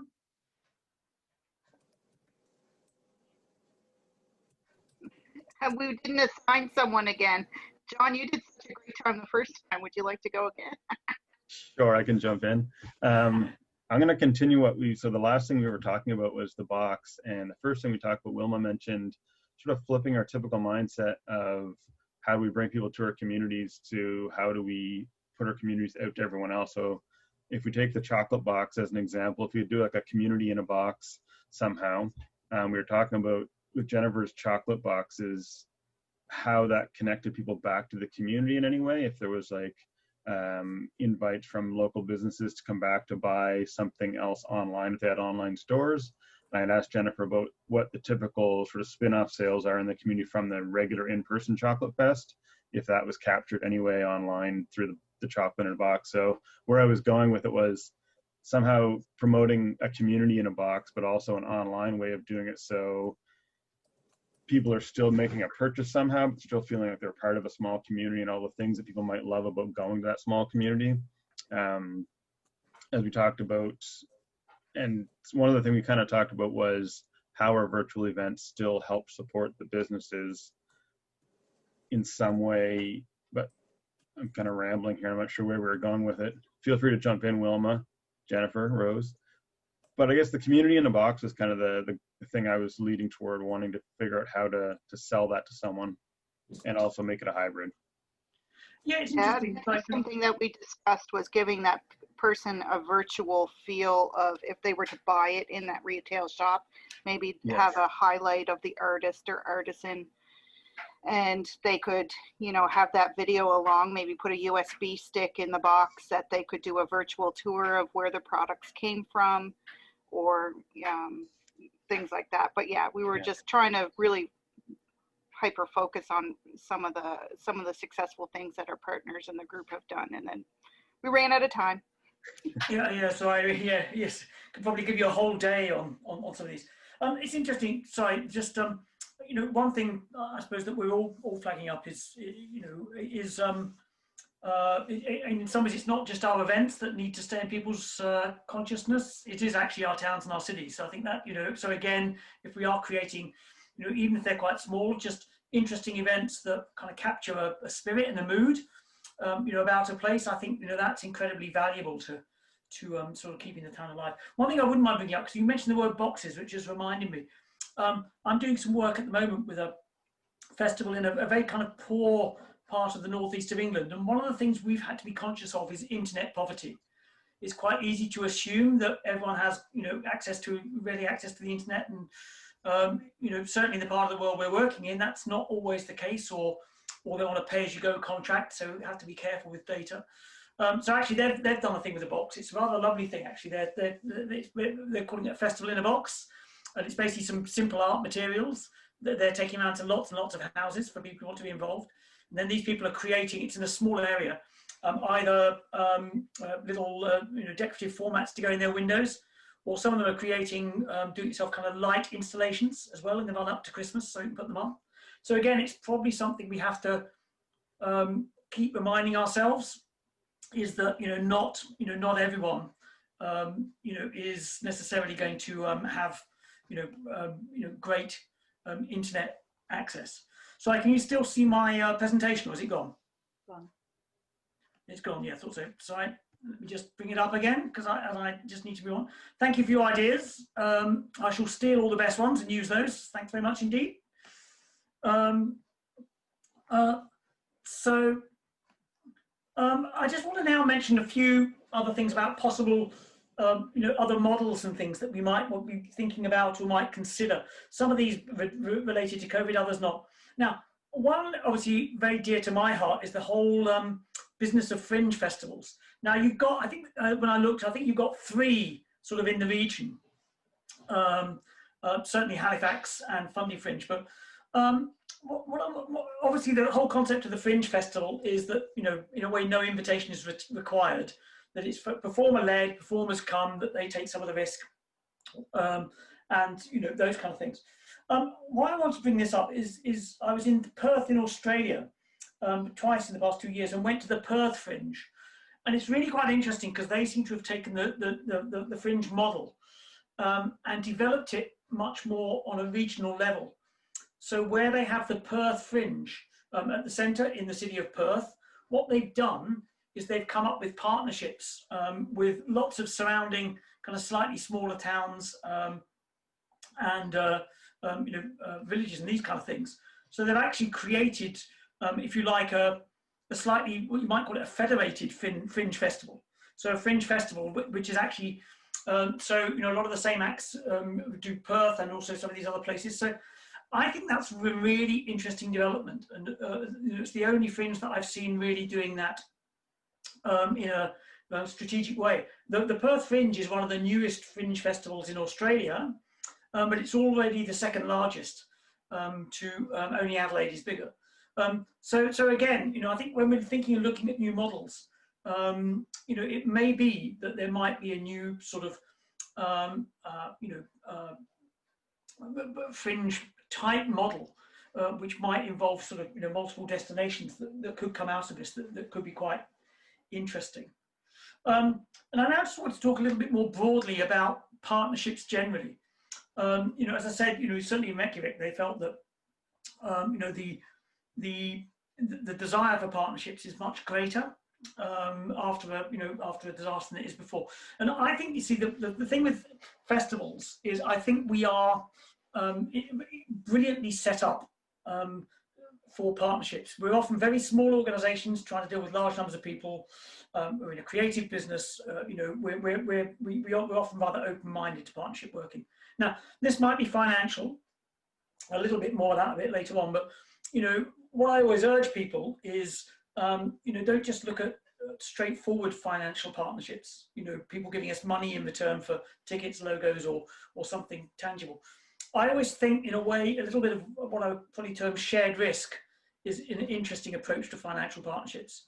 Just a couple of examples. One I love, I think it was the Winnipeg Fringe, Winnipeg Pride, Winnipeg Pride, who went to a local brewery and they came up with the idea of creating a bottled beer for the festival called Queer Beer, which the brewery made and sold, but for every bottle they sold at the festival and beyond, the festival received a few cents. So in a way, what the festival did there was to kind of slightly license its brand, to the beer company. We did a slightly similar thing with a t-shirt company in Edinburgh, where we kind of came up with an official Fringe t-shirt or festival t-shirt, which they produced and they sold through their tourist channels. So again, look for financial partnerships, where in a way you're giving away a little bit of your brand, or we find a way of doing it on a shared risk basis, I think, rather than one party having to accept all the risk. I think also always looking for opportunities to share program, not necessarily locally, maybe nationally, but who else might you be able to share program with? So that an interesting thing again I saw coming out of COVID that they were talking about in part of Finland was they were looking at doing some interesting kind of almost like artist swaps, so that so the city of Oulu would bring in some artists from Tampere or Turku, as long as the equivalent kind of events down there took some of their Oulu artists. Their idea was to try to get more exposure for local artists. So again, looking at sharing program is good. Now, I think one thing that's always interesting, particularly at the moment, is sharing resources. What can we share? Because basically events and festivals, we only need to use what certain things, whether it's market stalls or gazebos or computers for a few weeks or maybe months of the year. So even if we can afford to buy them, who else could we share them with? The more we can share with other events and festivals, the more mileage we can get out of them. And I have to say, sorry, I was chatting with Jonathan off camera, as it were, that something that suddenly came home to me. I think things a couple of people have said, and also just talking about this idea of production standards around hybrid events. It sort of got me wondering, because unfortunately, good companies who are good at filming events and editing and all that kind of stuff are costing pretty top dollar at the moment. I couldn't help wondering whether regions such as yours, it might be possible to actually almost create your own hybrid event production company. So actually, just find a way of hiring a few guys to, to create hybrid events for you, to create a platform to show those events on, and those kind of things. Just, and again, as I was saying to Jonathan, that, at this time, what's quite interesting is that's the kind of project that might be able to get a little bit of additional investment from the kind of business side of government. It's an investment in technology. It's potentially an investment in creating some jobs. So again, maybe there are some resources, around this increased need in the sector for hybrid events that could result in some sharing. And look for people that we share a purpose with, particularly things like retail and business associations, people who are desperately keen to raise their profile, who might be willing to work with us that perhaps at other times can't. The other thing I always say is just get creative. I always think that, as events and festivals, we can work with, almost anyone. And I'll give you a couple of examples in a minute. So just take the very broad approach to who we can work with. I mean, say, especially at the moment, don't count anyone out. And then I think also, the more we can work together as festivals and events, the better. And again, I'll talk about that in a minute. So I think one of my attitudes when I'm running events is seeing, an event as the hub at the center of a wheel, and who else can we involve, in what we do. Interesting example: the British Council, who come to the Fringe every 2 years to run a showcase of British theatre. It's run independent of the festival, but because it's like a bolt-on event to ours, it brings 250 international theatre delegates. It brings a lot of kind of status, and it very much cements the Fringe reputation as being a major platform for British theatre. So again, who else can kind of create activity around what you do that will actually add value to it, and just try to think broadly about that. And I think two events which spring to mind, one is the Vancouver Wine Festival, where it's almost two events in one. They have a great public festival where you can go and learn lots about wine, but also they've got this huge kind of trade conference. And the two events are very complementary. They really do affect each other. So again, is it possible to kind of create some other, even commercial activity or whatever around what you do? Or the approach I always like at the Berlin Film Festival, where they've created this huge kind of annual summer school, really, where they have about 250 young people taking part, in their events. And again, I've seen one or two things beginning to happen like this around particularly book festivals, kind of creating online workshops with authors and these kind of things, around the festival. So, even in the virtual domain. But the great thing about this is the Berlin Film Festival has been doing this for 10, 15 years. So they've probably got 3,000 to 4,000 alumni, people who are now in the business, who've got a very strong direct connection with the Berlin Film Festival.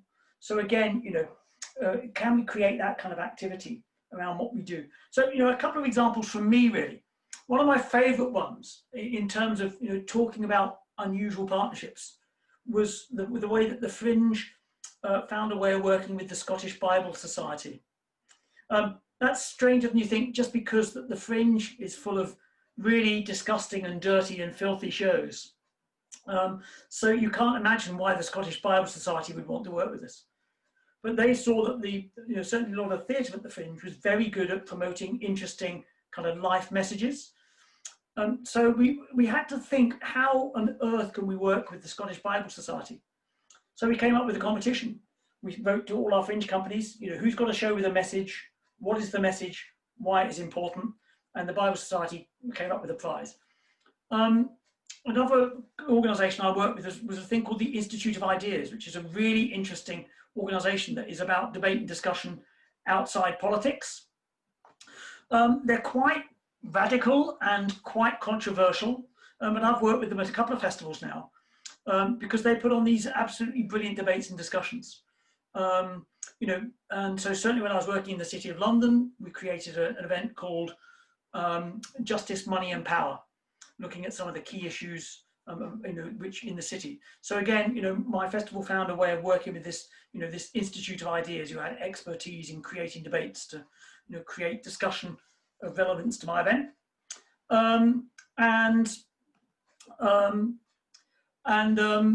one that I did in Durham was we found this, my Durham Brass Festival, this maker of these plastic trombones. So we went to them and we said, would you give us about, I think they gave us about 70 free instruments, which then basically meant that we could do workshops around lots of schools. And, you know, basically everywhere we went, we took these brass instruments and gave people a chance to kind of actually have a go at playing them because they're incredibly affordable, these kind of things. So, you know, they're all, you know, partnerships that I've enjoyed. And just, you know, a couple more just to bang this home. You know, one was with the Times newspaper, where we created an idea where we knew what shows people were going to, so we would send them a text at the end of each show and ask them to rate the show that they'd just been to and write a few words about it. And why it was great to work with the Times newspaper was that they devoted a third of a page every day in the festival to talking about this Times text critic that we called it. So again, that partnership didn't actually bring me in any money from the Times because it, you know, any investment went to the technology. But a third of a page in a national newspaper and the opportunity to do a kind of high profile sort of technology-based program. So again, you know, the value of partners isn't always in cash. Sometimes they can bring profile, they can bring content, you know, they can bring networks, they can bring sort of marketing connections. So again, it's really taking that broad view. Another sort of media-based one was we did a competition called Fringe Venues, a local free newspaper called Metro. We encouraged our audiences to capture the spirit of the Fringe and send us photos, which we then got published on a daily basis in a local newspaper, which was, you know, again, we didn't really get any money out of this, but a fantastic way to be in that local paper every day and, you know, to engage your audience with sponsors in a, you know, in an interesting partnership. And one that I saw when I was in Cork in Ireland was where their festival took over an empty shop. So basically, we've done a similar thing. So, you know, almost every shopping mall will have an empty shop at some point. What a great partnership. You know, you've got a place to sell tickets, to do merchandise, to have a, you know, an exhibition of festival photos, to have an, you know, a presence in the middle of town. They get some footfall, you know, by giving you a, you know, and some access to the festival by giving you a space, you know, for a period. So what I would say is some people wrote a book. It's one of these kind of big business sort of Bibles called Mavericks at Work, and they did speak to the Fringe. And it's this last sentence that I like that they came up with about us, which I kind of use as a bit of a mantra for festivals I still work on, which is, you know, to make your organization as competitive as possible, look to collaborate with as many smart people as possible outside your organization. So again, what I'd like to do is I'd like you to just send you away just for a few minutes to get creative again, if that's possible. Because what I want to do, I kind of feel we all need a bit of a get happy event and festival once we finish this. So what I want to do is I want to create in, whether it's St. John's or Moncton or any of your towns, I'm going to create a brand new cocktail festival. It's going to be a festival all about celebrating, you know, cocktails, but also their cultural significance, you know, in the high life and great buildings to enjoy cocktails in. And so we're going to have this wonderful feel-good cocktail festival to appreciate, you know, cocktails and the fun times coming back. But what I need is some partners to make this happen, because at the moment it's just me, a vague idea, and a laptop. So what I'd like you to do is to just go in your groups and think of 4 potentially or more partners for this cocktail festival. One is what I might term a network partner, because at the moment I don't know anyone in the business of drinks or cocktails or but nothing. So I need a partner that will help kind of hook me up to the network of, you know, drinks producers and those kind of things. So anyway, I won't say too much. So I need a network partner, someone who's in that world. I'm looking for marketing partners. Maybe you can come up with 2 or 3 here. You know, who is already talking to the audience that we need to talk to? How about program, content? You know, who is going to help me put together, you know, I need some content for the festival. So who locally can help me come up with some content? And then I've just put, for my 4th type of partner, I've just put a question mark, a bit of a wild card. You know, as I say, sometimes the most unlikely partner can be the most interesting. So as I say, a cocktail festival, and I just need you to come up with, maybe one partner for each of those categories. And, if you can come up with more, fantastic. So there we go. Send you off into breakout rooms for the most epic of epic cocktail festivals ever.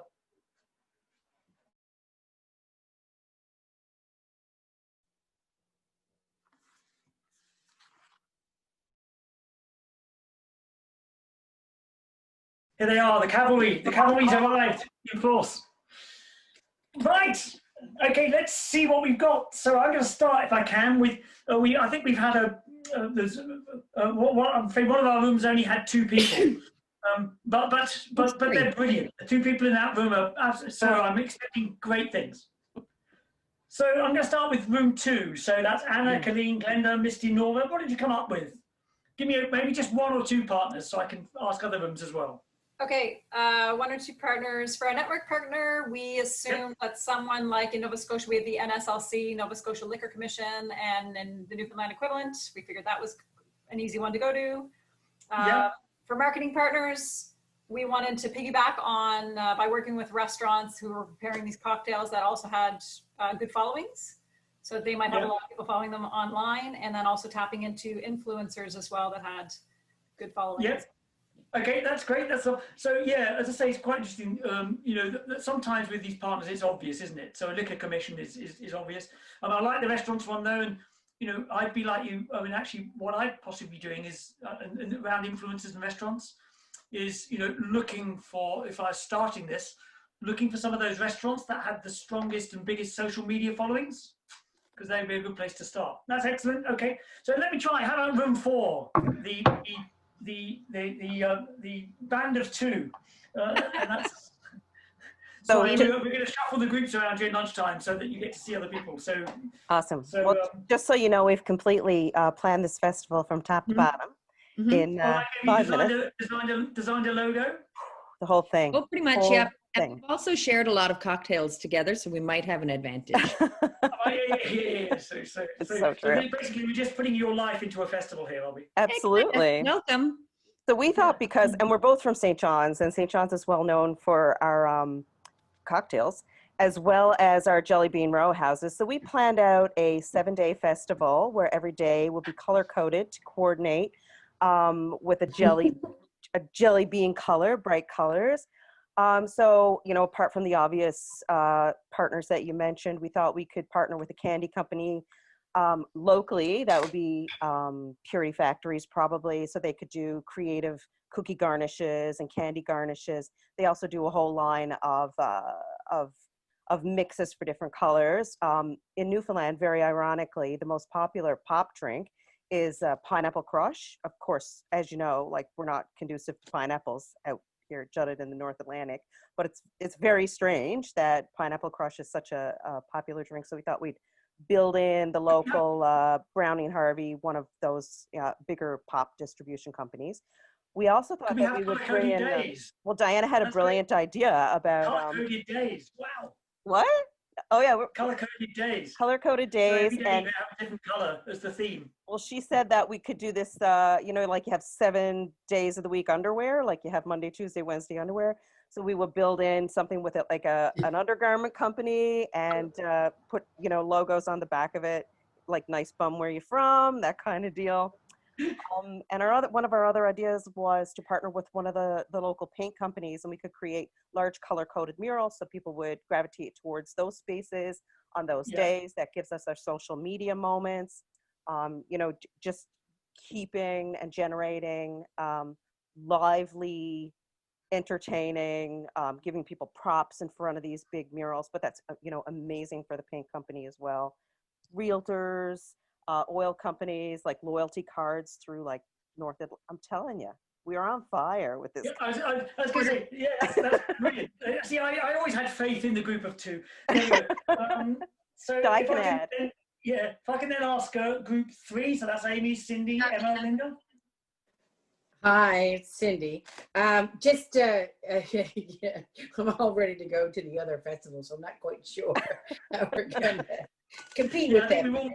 We all just booked our tickets. Yeah, and we, instead of just saying a cocktail festival, we kind of narrowed it down and said like a Caesar festival, and then branched it out from there. So, you know, in addition to the Liquor Corporation being main sponsors and stuff, and the food element, I think we talked a little bit about different kinds of Caesar, different pairings. So whether it's brunch or, you know, some other thing that we like, that box idea, kind of like, you know, pick which one you want it, and then you can get your ingredients come. So we talked about the local distilleries for the vodka or the gin, and we talked about, you know, that local product coming in there. We also talked about the programming and the content, including like the online bloggers and the influencers, of course, for the marketing, but then talked about that hands-on component in the programming, right? So again, being able to make your own Caesars or host your own brunch parties or whatever, and that kind of thing. So when we talked about partners, we talked about bringing everybody to the table, whether that was cucumber, like their agriculture and whatever. And then I think we kind of finished that off with saying in Bonavista, there's a kombucha company. And then we've got local distilleries with like the vodka and the gin. And so the marrying the two of those and creating that festival of local ingredients, where you got the blueberries or the partridge berries and that whole core. So you could have a foraging piece to that and all that stuff. So that's kind of, we talked about some sort of hybrid models as well. So, but yeah, that's it in a nutshell. I don't know if that piques your interest at all. Yeah, We're all no, ready to go to this festival, by the way. Well, yeah, do you know what? I'm waiting for the invite. Sounds good. And so then, group one, Jennifer, John Rose, and Wilma. So we too were excited by the thought of this festival. Who doesn't need a good drink right now and to be creative? It's kind of zeitgeisty, isn't it? Yeah. Nice lead into lunch. I think there'll be a few liquid lunches happening. But Wilma had the great idea for an alternative partner in using a transportation company, often associated with good idea. Alcohol and wine festivals and such. We want people to be responsible while enjoying themselves. So we could engage the restaurant industries and local breweries and local wineries, of course, within a specific region, but partner with a transportation company such as taxi or bus. And then we could also use them as a marketing partner because they have space on their vehicles to send out that message and then asking people to enjoy responsibly at the same time. So we're, you know, being mindful to our public safety and health. Not only COVID do we have to worry about still, we have to keep a few things in mind. And when we were also dreaming about partnerships and influencers and how to tap into the virtual side, because not everyone can flog all the restaurants, but in order to be focusing on the local products, we thought about using farmers, producers that would have something to add to a cocktail. So online, we could find an influencer that is a mixologist, and that mixologist could come up with some custom drinks based around this festival. And with that, they could do Facebook Live videos within location, if possible, and if not, it would be, you know, in their own space. We'd be able to tap into their audiences to showcase our local products that are being used to create these signature cocktails. And then we would want people to go home, get these products, and then make these cocktails and share with us how they did or what their spin was on it afterwards, and see if they've nailed it or if they just had fun doing it, and encourage the conversation to keep going. So we'll still be talking about local products and things that can happen in our area going forward. And of course, you know, when you think big and you want to put names onto things, you want to think about people who are making these products in your area, that is a public figure or even a celebrity of stature who makes it and might want to raise awareness. If it's Vancouver, who wouldn't want Ryan Reynolds with his aviation gin? That's a shoot for the stars type of thing. But I think that was most of what we covered, everybody. If I missed something, let me know. That was brilliant. Honestly, fantastic. Well done. And all four groups, some brilliant ideas there. I do expect to. I think the race is now on for for one of your towns to be the first to get the cocktail festival up and running. So yeah, look forward to the VIP invitation and those things. So now I hope that you found that interesting. A few things always that was really interesting and creative. A few things always come out to me. First of all, actually, if you like, the discussion about who we could partner with, who could be good partners and things. It really does work as a group. You know what I mean? It's really interesting. I always find how you can spark off each other as a group. And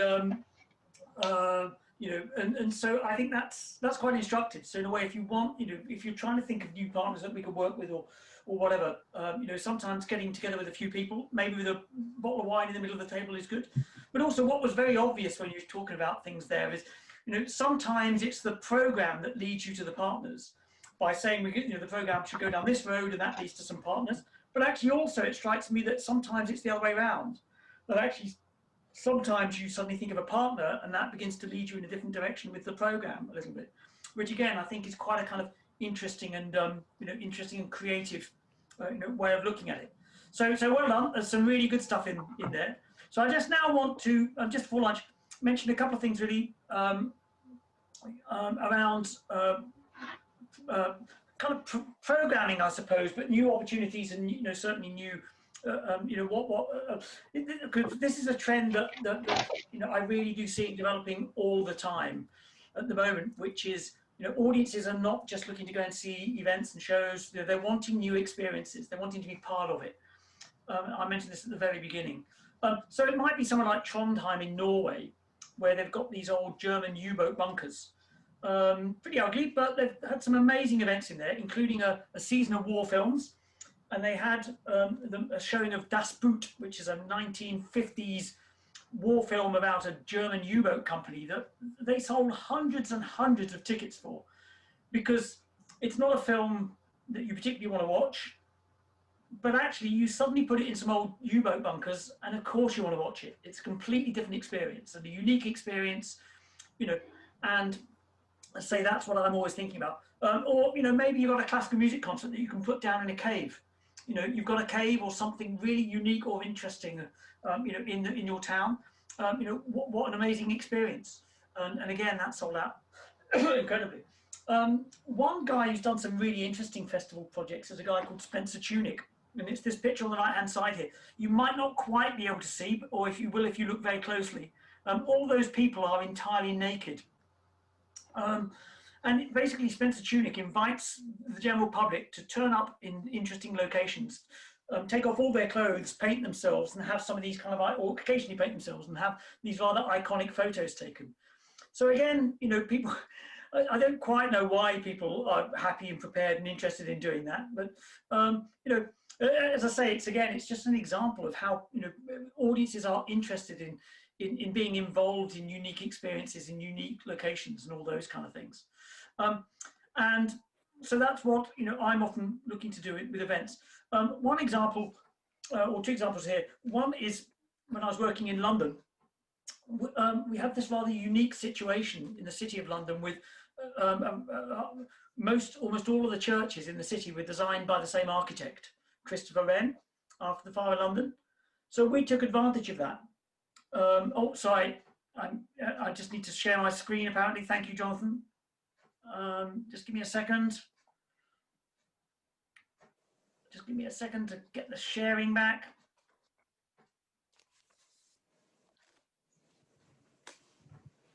Sorry.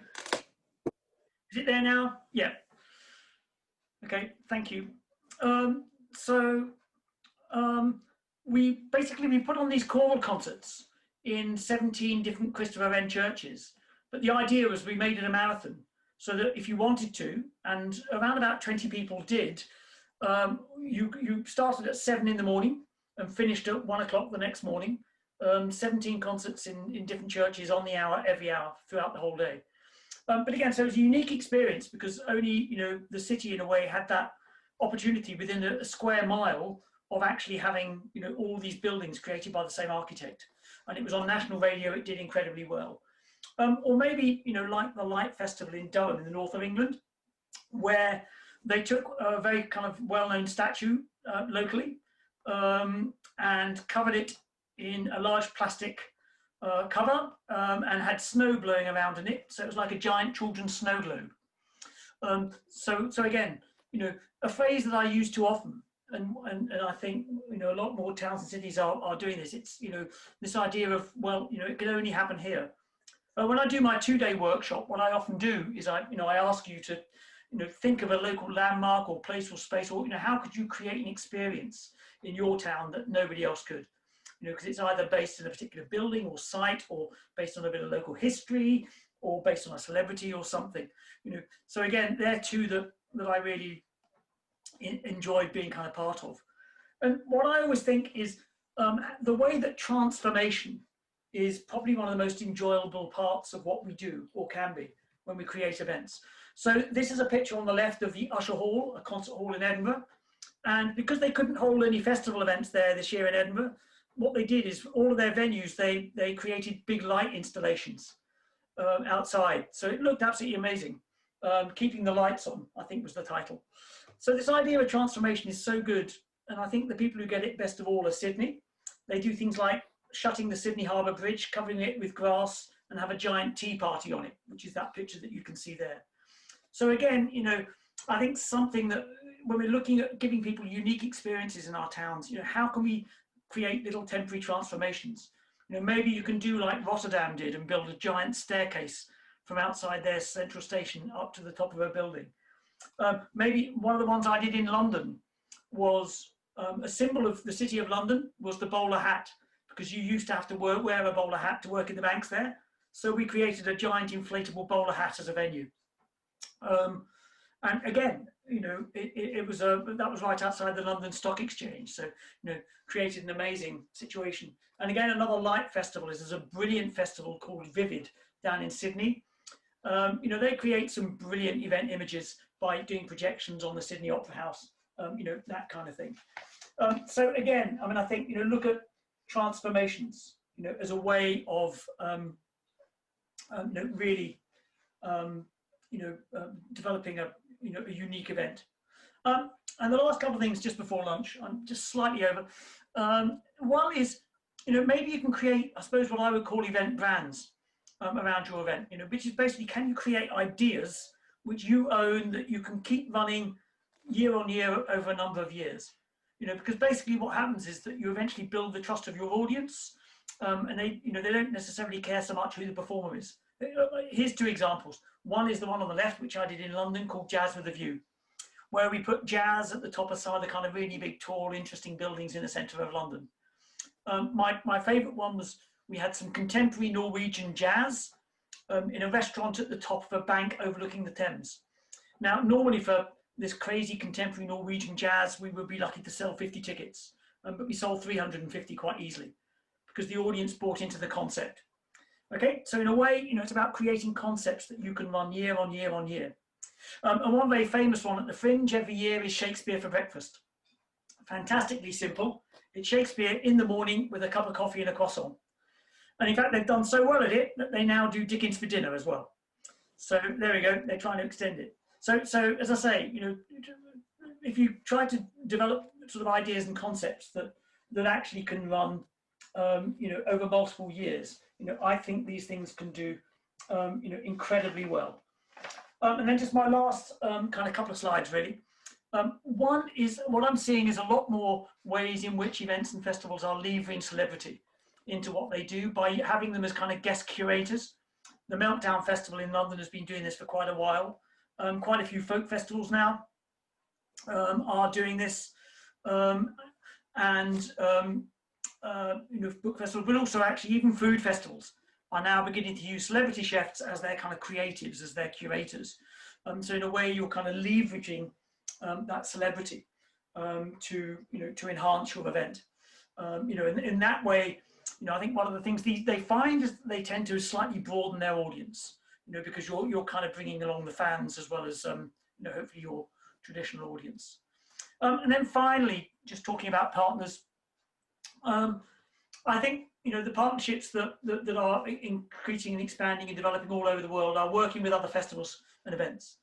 So whether it's a kind of national thing like Finland festivals, which is very much about promoting the Finnish festival industry, or within a province, Festivals and Events Ontario is a very kind of large membership-based and very effective organisation, or whether it's within cities, you know, something like Ottawa Festivals or Rotterdam Festivals, which has been an incredibly effective development agency, and you know, Festivals Edinburgh, likewise.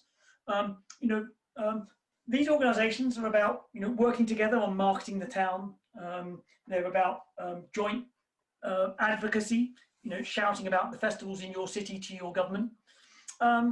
Or sometimes it can be just about forming a network, and you know, sometimes we're having these kind of festival associations and things based on, if you like, an art form, film or books or dance or whatever.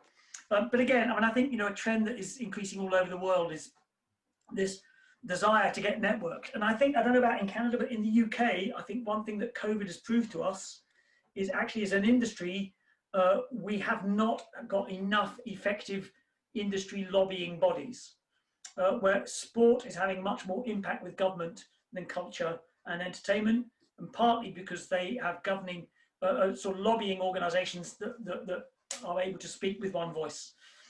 So I think, you know, these kind of festival collectives have been, you know, growing for the past few years anyway. But I think, if anything, COVID has proved that the ability to speak with one voice is more necessary than ever. Okay, so well, congratulations everyone, you've survived the morning. And not only that, you've also been mightily creative, you know, in the process. So congratulations. So I've run just slightly over, but if it's okay with you, if we can still start again on time at 1:15, that would be good, because then we'll make sure we finish on time. I'm going to start talking about marketing and media. It's not necessarily COVID related, this section. You know, probably COVIDed out by now, so it's more generic, but it probably does touch on some things that are important at this time as well. I'm going to talk a little bit about, I suppose, what I sometimes talk about, the two revolutions in event marketing. You know, the first one we had was online marketing, which we're still very much in the middle of. And then, of course, the more recent one is social media, which I'll do in a minute. I mean, I just always look at this chart, which was still fascinates me, about how bookings used to happen at the Fringe. So back in 1999, you know, so, you know, not that long ago, really 20 years ago, nearly half of the audience used to actually come into the office to buy their tickets. Very quaint to think of that now, because last year the Fringe, 71% of their audience booked online. For a lot of events, it's 100%. So, you know, we have really, during the course of 20 years, but certainly during the last 10 years, seen a huge swing in the way audiences engage with us. And it's not just about booking tickets. You know, very often when you do audience surveys, you tend to find that you know, the primary resource for information about our events is online. It's often very often the first place people find us. So, and I happen to believe, I mean, certainly every bit of research I've seen highlights that, you know, websites are still, if you like, you know, probably our primary marketing resource as events. I do see quite a lot of events now that don't actually have a website. They're just doing it through social media, Facebook pages and Instagram and that kind of thing. Personally, I'm never a big fan of that, because I think that it's harder to create your own personality online, and also they don't have you know, as much functionality as perhaps I would like. So as I say, so I think, you know, our website is still absolutely front and center of what we do. Now, a wonderful marketing manager that I work with in Edinburgh, she used to have quite a simple 3-part strategy for our website, which I still like to try and use to this day. The first part of Louise's strategy was that the website should be interesting for 52 weeks of the year. That's actually quite hard for a lot of events, because we maybe only have interesting things to talk about for 8, 10, 12 weeks. But I think Louise is right, because we have no control over when people might find our event. They might find us 3 weeks before our event, or they might find us 11 months before. And the problem is, if it just looks like a dusty old version of the previous year's program, it's not really going to engage people. So what that probably means is that we sometimes have to find different things to talk about. Not just talk about our festival. We maybe have to talk about music, theatre, circus, film, whatever. Generally, maybe we have to talk about our town, but we have to find ways of keeping people engaged whenever they find our site. The second part of the strategy was to try to make our website as interactive as possible. A phrase that we used to use was that it shouldn't be a leaflet on a screen. It shouldn't just be a wall of information. The more people engage with the site, the more likely they are to revisit on a regular basis. So this means things like, it's quite easy to embed your social media feeds in your website and maybe other people's social media feeds. So it's always got fresh information. And any engagement people have with you on social media will appear on the website. We used to have a lot of kind of simple little polls and votes. You can get simple software, what was the best show you saw, where's the best place to go and eat, that kind of thing. And things like forums, and this is where social media scores. The more you can turn your website into a place of sort of discussion, it's almost like a bit of the festival is starting before people arrive. So forums and those kind of things can be very useful. And we even had one of the more successful strange things we did. We found these online games which you could embed your logo in, and we did a Fringe one, which it involves shooting the heads off flowers. It's kind of a long story, but unbelievably popular. We had a prize for the highest score on the 30th of March or something. There was literally about 130 people playing the game in the last half an hour to try and get the highest score. It was insane. But again, if you can make your website interactive, so that it's not just you talking to your audience, it's them talking back to you. Even better when they can talk to each other. It just makes it a better resource. The third part of the strategy was probably like you, we didn't really have time to be creating online content all day. So it's finding online content from other places. A very simple way of doing it is using these things called RSS feeds. That you can get things like news, local news and weather and listings and those kind of things. If you look down for RSS feeds, basically if you embed this code in your website, it basically means it's live updating. That's why a lot of websites have this kind of weather ticker at the bottom, or those things. So again, a few RSS feeds can immediately make sure your website is changing all the time. The other way of getting good content, partners, always good. We in Edinburgh went to the Rough Guides, the people who publish the Rough Guides, tourist guides, and they did the tourist content for our website. That was a good partnership. We partnered with a local university to have a jobs section for our website. They kind of supported that. We worked with a local food and drink guide. In a small festival I worked with, a film festival, we found a very good kind of blogger, someone from the region who had a blog on latest films and art house cinema. So we partnered with him and had his blog on our website, suited everyone. So again, partners can increase your content. And the other way of doing it, I think, is maybe see yourself, I suppose, a little bit like an editor. Part of what you can do is find information that would be of interest to your audience through maybe a few Google you can do Google searches, Google alerts, which alert you to news stories around things that interest you. Maybe if there's an interesting newspaper article or reviews or those kind of things, you can bring those to your audience's attention. Or maybe you just find some decent photos or share photos from your audience. Or you can embed a YouTube channel quite easily in your website. So again, find videos that might interest your audience and become almost your own little TV channel.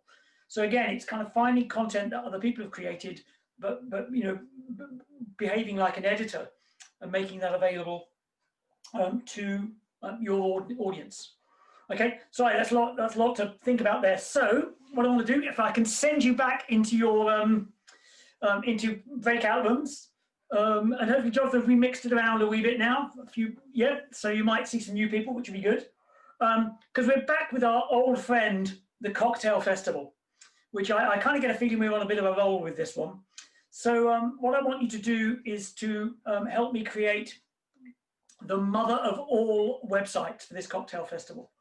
And what I'd like you to do is to focus on those things that I've been talking about, which is how can we create content that is relevant for 52 weeks of the year? How can we create content that is very sort of engaging and interactive? And how can we get as much content as we possibly can from other people and places? Okay, so Cocktail Festival website, and as I say, they're the areas to focus on. Okay, see you in a few minutes. Come. Right, oh, you've changed groups actually, haven't you? So, sorry, Jonathan, I forgot to get the new groups off you. So I might have to say a random name. So how about whoever is in John, whoever's in John's group. Doesn't mean you have to be the spokesperson, but maybe whoever is in John's group might. All right. So I did get nominated to speak again, so here we go. Okay. So we decided we were going to take the Cocktail Fest to an international cocktail festival so that we can incorporate various cities. New title. Yeah, so it's the International Cocktail Festival, and we're going to invite cities across the country to be a part of it all at the same time, so that one website's going to get as much reach as possible within each city or community where it's being hosted.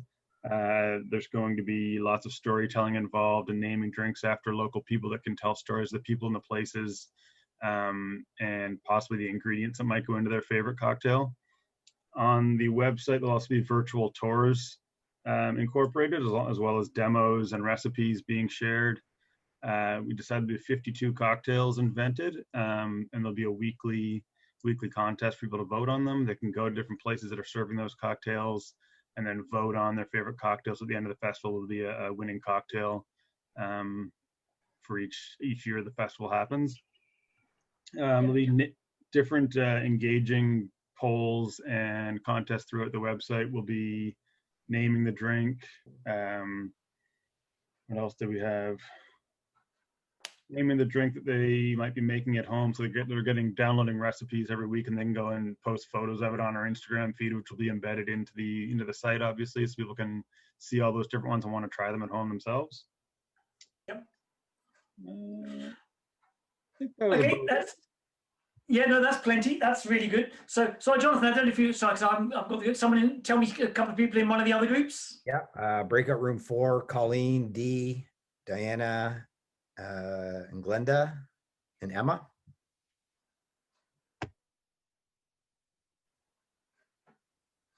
I don't really know. We didn't really choose a person to talk, but I can kind of jump on.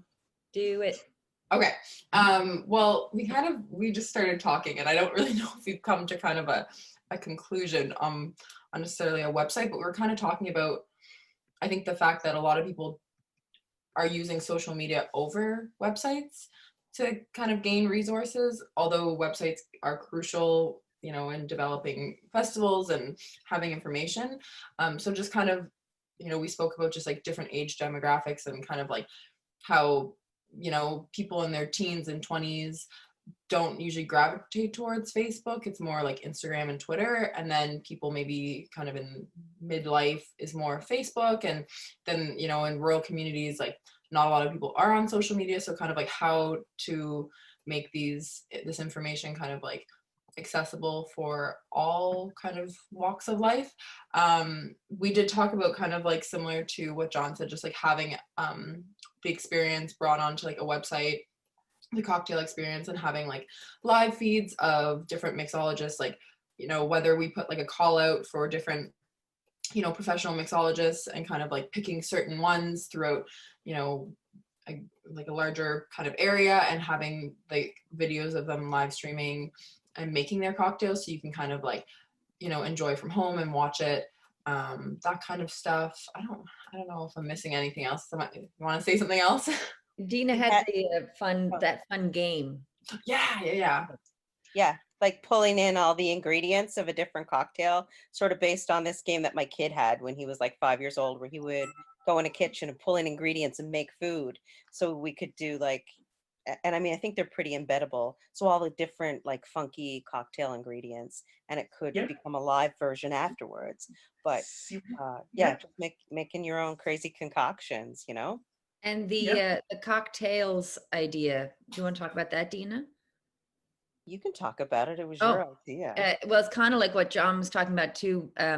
We didn't get it in the first one, but basically, who's the biggest fibber? So who can come up with the best tall tale wacky story with your cocktail, and that's actually a contest on like who is the most exaggerated, ridiculous. And so that could be something that would be on your website. That it's so like hashtag cock TALES. Yeah. Cocktail tales, yeah, that's it. Yeah. Okay, like it. And how about one more group, Jonathan? We've got 2 more groups. Room 1, Cindy, Jennifer, Linda, Nora, and Wilma.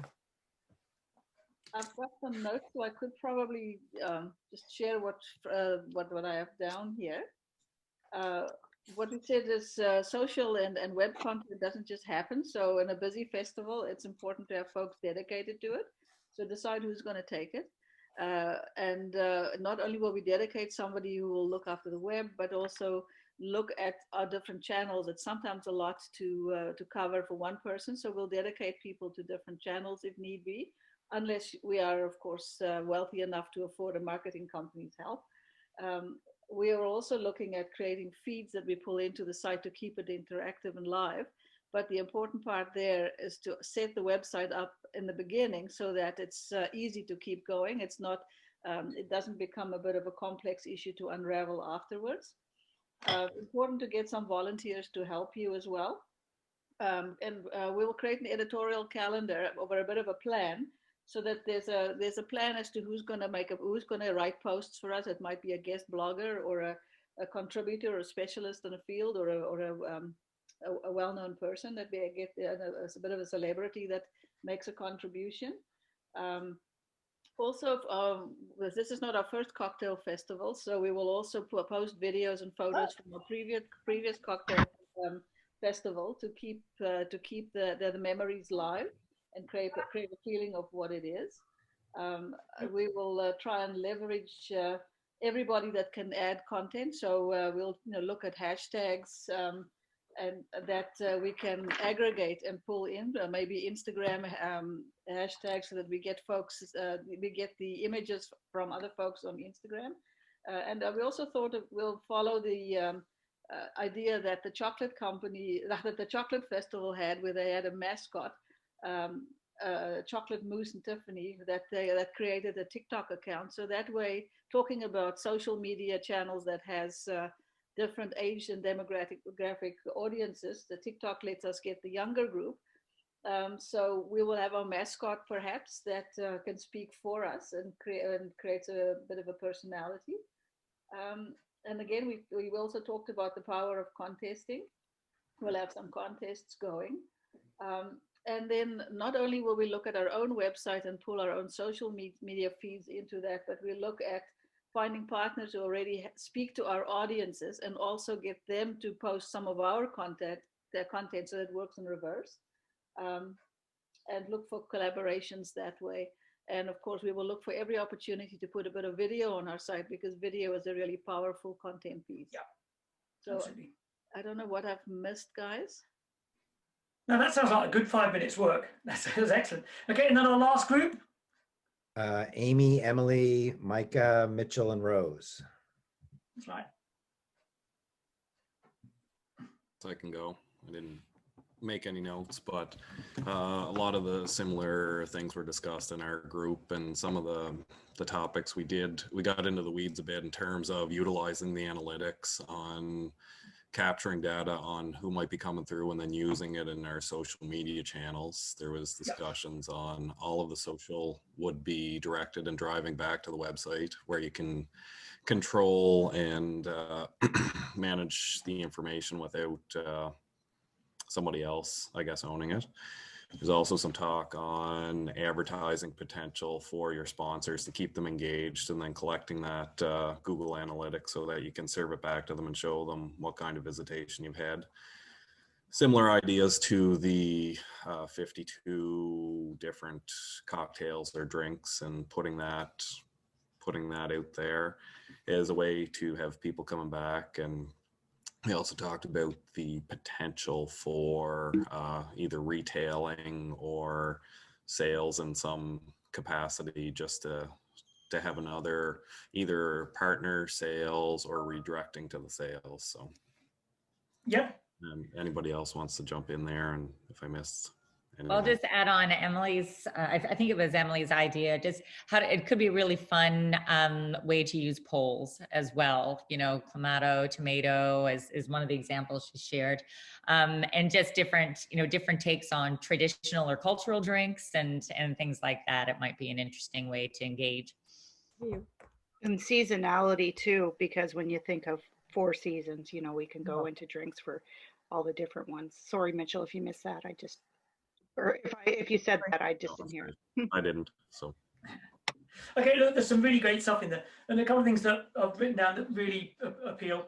You know, certainly anything, things like the 52-week different cocktail for every week or every month, cocktail of the day or the month or whatever. I think these things are very good because they're signals, aren't they? That they're signals that things are changing all the time. And I certainly think becoming a place for an event like this. Becoming a place of kind of information, so that actually you become that place of expertise, I think is quite important. And it's good that we're talking a bit about incorporating social media and things, because there's definitely there is a slow or sometimes a quick migration away from websites onto social media. So I think getting the balance between your content on getting your social media content on the website, but also getting your website content on social media. Knowing which works best where, and balancing those two, I think is important. I very much like the idea, where we can, using things like live feeds. Again, just keeps it sort of energetic and and very, very visual, which is good. And also, I think it's one of the groups mentioned. I think seeing social media and websites, is trying to involve that whole team. It's not just the job of one person. The more the whole team can become involved, particularly on social media, and maybe even volunteers, the better. And definitely, inviting, other content providers, is a great way of doing it. So, some really, as I say, some really good, really good things there. So I think I need to reshare my screen.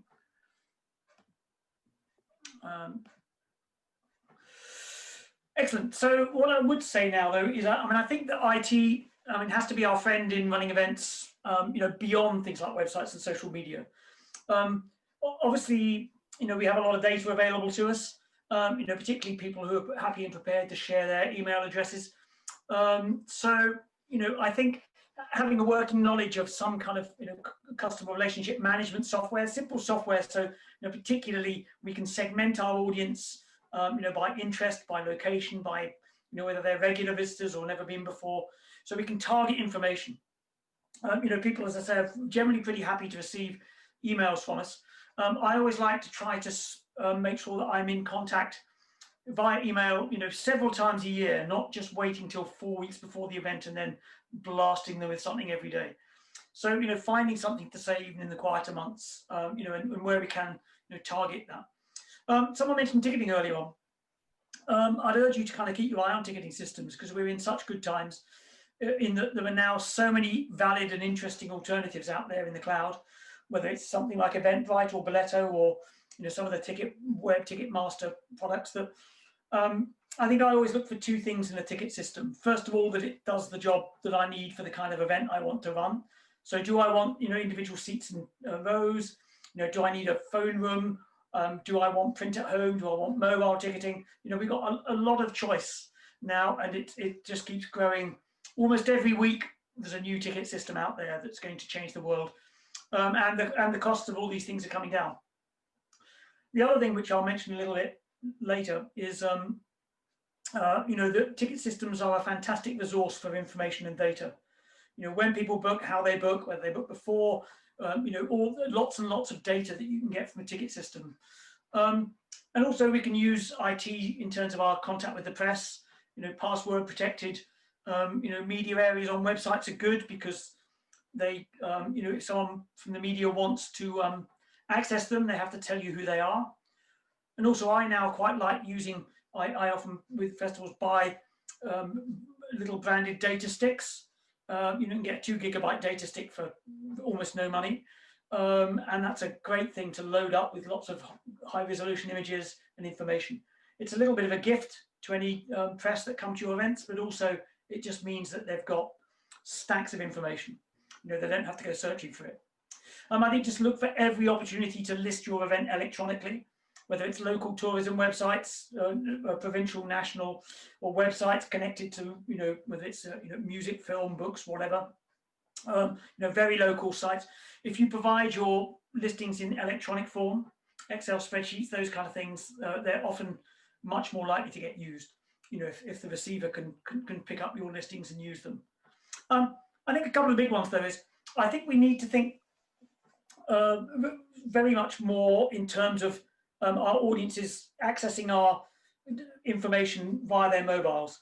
I think it was back in 2016 that mobile internet use overtook desktop use.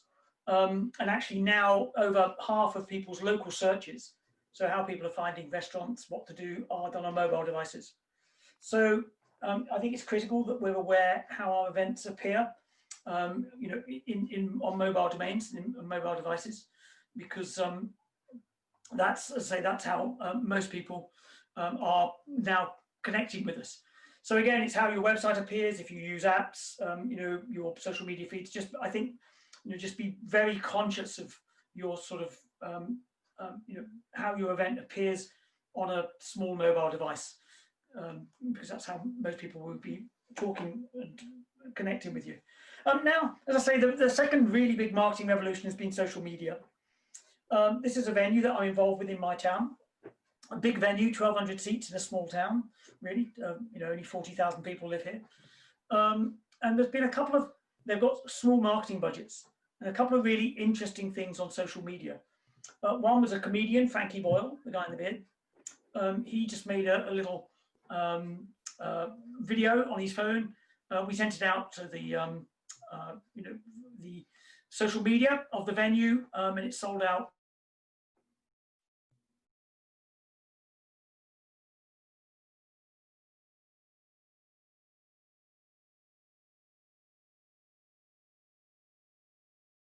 In about 2 days, can really engage people to book.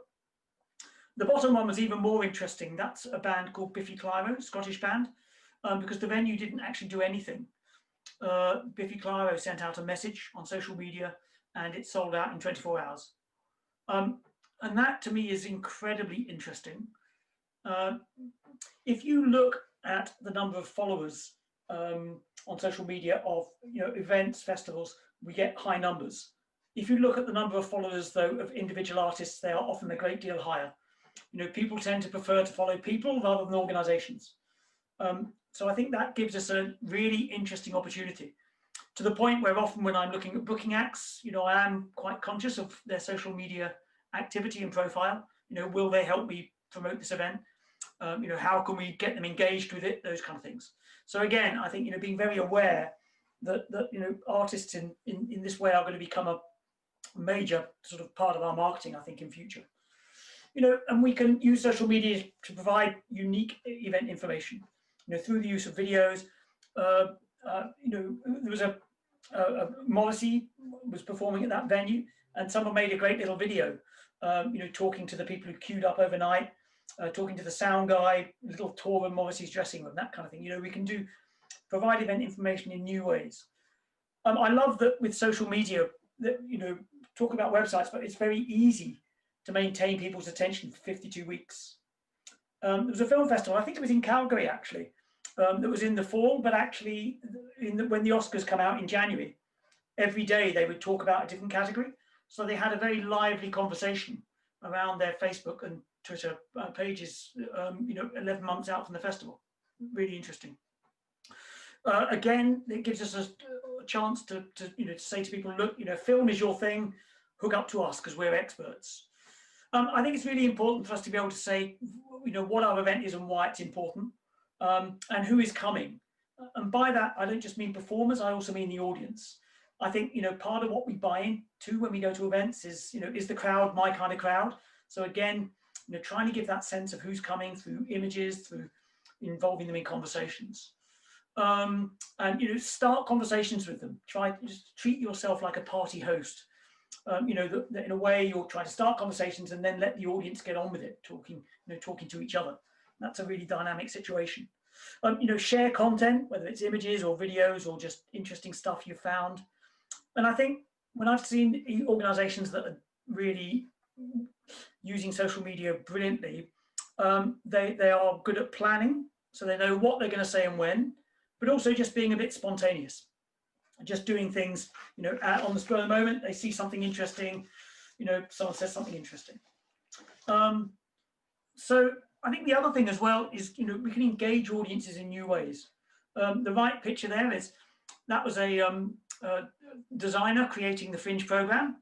And basically it was on a live webcam, and they invited the audience to write in with suggestions for what they would like to see included in the design. And the one on the left, I've seen it at Shambhala, but I've also seen this at Glastonbury, which is you have a competition to design the official festival t-shirt. You then get the rest of the audience to vote on it, and then you encourage everyone to buy it. It's almost a kind of perfectly circular social media situation. So again, we can find ways of involving people in new and exciting ways. I think the other thing about social media is, we are definitely in the age of the selfie. And the great thing is that one of the times people are most likely to take their own picture and post it is when they're at events. So your audience will very happily help market your event to a very significant audience. So give them the opportunity. It might be as simple as the SD Bay Fest there, just having your name in front of an interesting vista. The picture of the rowing boat there, that's what we did in London. We created these things called Rock the Boat. They were rowing boats turned on end with guitars in them. And we just said to people, play the guitar. Thousands of people use these guitars. It was amazing. Might not be so popular at the moment with COVID, but there we go. Its time will come again. But what we did is put them in front of landmarks like Tower Bridge, St. Paul's Cathedral, you can see there, because then we knew people would take their photos. What we didn't do is you can't see the name of our festival on those boats, whereas with the SD Bay Fest you can. So learn from our mistakes. There's even a guy who's created this selfie tower that he takes around to festivals. So you can go up in the tower and take your picture overlooking the stage. So again, think how you can involve your event and its, maybe its logo, its image or whatever in people's photos, which they'll post, and encourage them to hashtag, of course, as well. Talking of online, I think, one of the things that I'm always looking to do, especially with maybe younger and newer events, is just find lots of ways to increase our online footprint.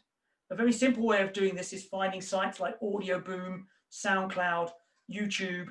The idea is it's kind of low maintenance marketing. You find a site like this that requires content. So Audio Boom, just record on a little digital device or your laptop, a little conversation about your event, talk about it, create an account on Audio Boom, put your content on, hashtag it, forget about it for another 10 or 11 months.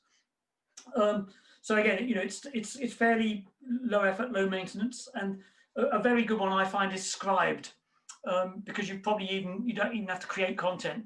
You create an account if you've got posters, leaflets, reports, anything in that kind of format, upload it. The reason for doing this is kind of twofold. Firstly, it's a way people might find you. Scribed is a very big, busy site. But the second thing is that the way things like search engine algorithms work, the more that you have a presence on these really busy, heavily use sites like Facebook, like Twitter, like Scribe, like SoundCloud, the more searchable you become. So as I say, so there's lots of kind of sites like this where it's just about creating an account, put on some content, and then forget about it. But it really does, it can make a difference to your overall online footprint. I think the other thing with social media is it's such a great opportunity to find local partners. So this is Waterford in Ireland, and the first thing you do is just you have a look and who are the local people who are active on social media. Is it the airport? Is it the tourist agency? Is it the council? Is it a newspaper? Is it tourist attractions? Who are the local people and organisations? And then you contact them, and you do the easiest of marketing partnerships. We'll talk about you if you talk about us. But also, don't forget that we as festivals and events, we have creating content for social media. For us is easy. For some of these organisations, it's quite difficult. So a lot of them will really welcome interesting content from you.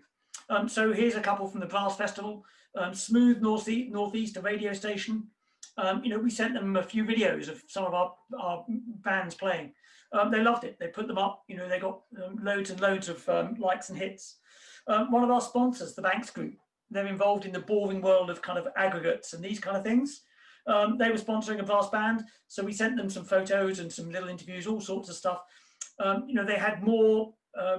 Their analytics told them they had more, views and hits for the brass band than they did for anything else they'd done, for about 5 years. So again, recognise that you have content that these people will find useful and attractive. So get them on board as partners. And on that, I think it was Mitchell who's already mentioned analytics. The great thing about social media is it trains you to be better. You can. I always say to people, I don't know if but if you've got your own Facebook, Twitter, Instagram, go and have a look at your own analytics. Go in the settings and have a look and see, how many hits you're getting and what kind of times of day and what days of the week. And you can do the same for your organisation. You can join them all up through something like Sprout Social, which kind of brings together, all your kind of social media platforms, which is kind of useful. And again, with websites, if you've got a website, sign it up to Google Analytics. It tells you this kind of search terms people are using to find you, days of the week, time of day. It just trains you to begin to understand what content is working and what content is not proving so popular. Right, okay, just a quick thing here. I think design is absolutely crucial and critical for events and festivals. We often have a limited window to talk to our audience. So I think, design is vital. So there we go, we've got 3 Fringe designs. So actually you might need your cameras on for this bit, some of it, because I just need to kind of get an idea from a few show of hands on some of these. It's as simple as that. There we go. This is where we find out, who's eating their tea and who's gone for a snooze. So there we go. You've got 3 different versions of the Fringe program, and there's no right and wrong answer here. I'm just going to ask you which one you think you prefer. So maybe just a quick show of hands. Who thinks the GIMP owl is the best one? Who thinks the owl is a good one? Yeah, Anna. Yeah, a few people. Amy. Yeah. Okay. Who thinks the green man in the middle is the best one? Yeah. Diana. Yep. A couple of people there. Diana Wilmot. Yep. And then who thinks the red unboring one is the best one? Yep. So yeah, Nora and Rose. So well, if I start with our Nora's and one or two others, can you say why you think that's the best one? Can you put it into words, what you think's best about it? Oh, sorry, Rose, can't hear you. Yeah. Oh, my unmute button was on a delay. I liked it just because it wasn't typical. If you're trying to say you're not boring, I'm not going to try to oversell you with an image that may or may not resonate, but by saying it's unboring, that can resonate with anybody. I think there's a simplicity to it, isn't there? Yeah, Nora, what did you like about it? Same thing. It was very simple, and if you sort of weren't maybe sure what Fringe meant, I think unboring is a pretty good one-word way of summarizing it.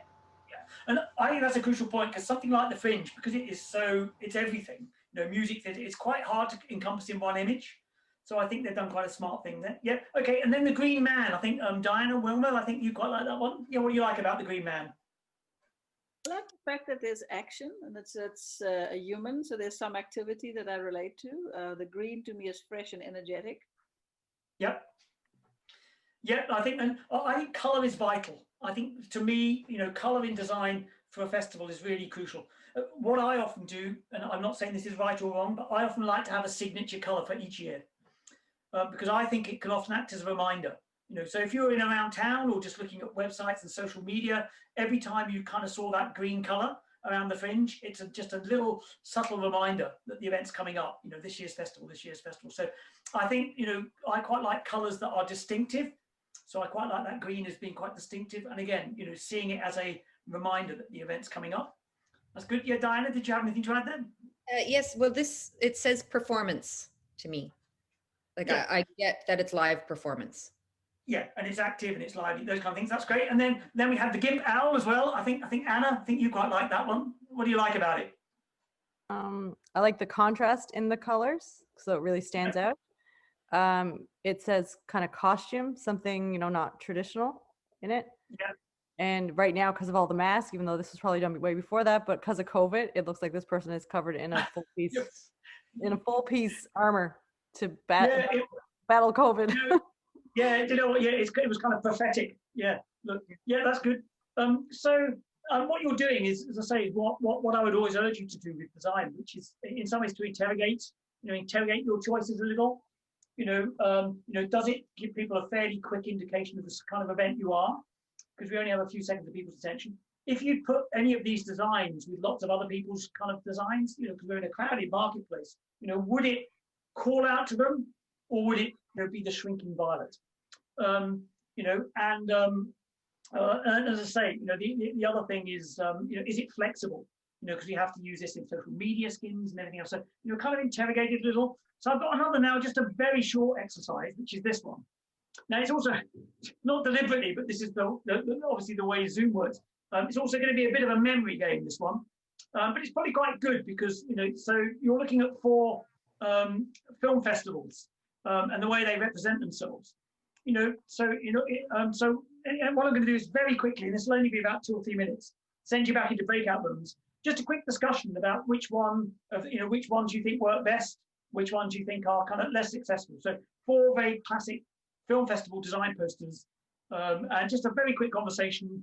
Try and remember, how they look, because you won't be able to see them when you're in the breakout rooms. And just come back and we'll have a very quick discussion about which you think works better than the others. Okay, off you go. Have we got someone in group 1, Jonathan? Which was group 1? So let's start with breakout room 1, Cindy, Jennifer, Linda, Nora, and Wilma. Yep, okay. Has anyone from that group had any thoughts about which of these they feel works well or not so well? Yeah, I'll speak to that. Our favorite was number 2 because we thought it got the message out very clearly as to what exactly was happening with the platter, and it made it look like something special. And food film festival kind of came out very clearly through the graphic. And our runner-up was number 1. We also like number 1, but if we had to choose one, we'd choose number 2 just for simplicity and clarity of message. Yeah. It is quite interesting. Okay, maybe I don't think we'll do all groups this time. Maybe, but which was group 3, Jonathan? Group 3, Anna, John, Misty, and Tina. Yeah. We were similar. We liked 1 and 2. We found the other one very busy on the and we found the popcorn too plain. Like it just seemed like and we couldn't decide really which one we liked more. We liked them both. We weren't sure about the Chicago one. We thought it was Latino. We wasn't sure if it was a women's film festival. We're not, you know what I mean? It's maybe a little less direct what exactly that festival is, whereas the food and film is really clear. Yeah. So we don't need to all groups because I would imagine the other 2 groups have very similar things. It's it's quite interesting, isn't it? How we in a way when we begin to interrogate, we talk about cleanliness, we talk about simplicity and getting the message over. What's quite interesting is, of course, this is so typical in film festivals that all of them tend to use some kind of film imagery. you know, the film strip, the film camera, the film reel, the clapperboard, or in the case of the Chicago one, they use all of them. You know, and I think this is again something interesting for events to you know, do we, certainly for maybe a new event or a young event, you know, and certainly things like film and food and even books to an extent, you know, maybe it's a shorthand way of saying what kind of event you are. Whereas in a way with the Fringe, which has perhaps been a longer running and is better known, you know, you can afford to be a little bit more kind of creative or artistic with the kind of design you use. You don't have to tell people necessarily what kind of event you are. So again, I think, you know, with our events, we have to consider where we are on that scale. But again, you know, I'd say this to you, you know, in creating your own kind of ID and, you know, even your logos and design and things is, you know, put it up against some others, you know, ask people what it says, you know, what kind of impression does it give? Because I think it's very instructive when you see a number of events together. You know, it's very kind of easy to see what sort of works and, you know, and what's a little bit lacking. The next thing I would just want to talk about on marketing actually is just a little bit about promotions. I think it's something we don't really do enough of really in the festival world. Whereas, you know, things like hotels, airlines, you know, they are adjusting their prices and these kind of things, you know, continually and coming up with promotions. And I think that, to me, there's two types of promotion. There's the, oh my God, this event isn't selling promotion. I'm sure none of you have ever done those, but I have. But even those, you know, I think we can plan for. It's not really planning for failure. It's just, you know, if an event is not shifting, I think having you know, ideas in mind, you know, if we need to shift some tickets late in the day through discounts or giveaways or whatever, you know, who can we go to? How can we do it? So basically not panicking. It's just, you know, doing that. And I think, you know, interrogating your ticket system is the best way to do these, any promotion. So this is our ticket system telling us these are the 4 weekends of the Fringe, and it's when people book their tickets. The interesting thing is that first weekend, the year before this, it was very much lower. So people, you know, booking in advance, because that tall peak is the people who book more than 2 weeks in advance. You know, people booking more than 2 weeks in advance was actually quite low for the first weekend because people were obviously waiting to see what the hit shows were. We also had another chart which told us that it was basically the local audience that were waiting to see. So we did a campaign, first 2 days of the Fringe, 2 tickets for the price of 1. Increased sales by about 120%, I think, on those first 2 days. So again, you know, I think I've done classical music festivals, and they have a completely different booking pattern. When you send out information to classical audiences, they're often quite disciplined. So they book, you know, a lot of people will book right at the very beginning. Then you have a long, slow drag in the middle, and then another little kind of climb at the end. So the moment of opportunity in a classical music festival is that point in the middle. So again, it's kind of, you know, in some ways it's adopting this sort of technique of things like the airlines and the hotels, which is if you understand your audience's booking patterns, it gives you an opportunity to kind of slightly disrupt them through promotions. So as I say, that's what I'm always looking to do. You know, how did the audience book? What kind of promotions could we use to, you know, to increase and extend their booking? So that's what I like to do. We also did, basically, people during the week tended to book later anyway. So we also came up with this concept of a half-price hut with tickets available just on the day for those events. So as I say, it's about using, you know, your audience's booking behaviours to, you know, try to come up with promotions that will work for them. So I just now want to talk a little bit about working with the media.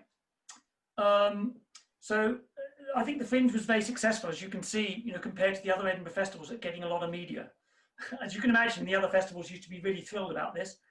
But I think one of the things where the Fringe, that it really taught me where the Fringe would really benefit was that we really did believe that we could get, for example, our festival in almost any part of the newspaper or onto almost any website or any TV.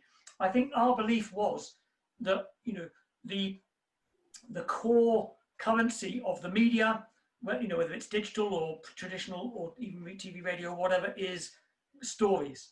And I think the thing that we have with festivals is lots and lots of interesting stories.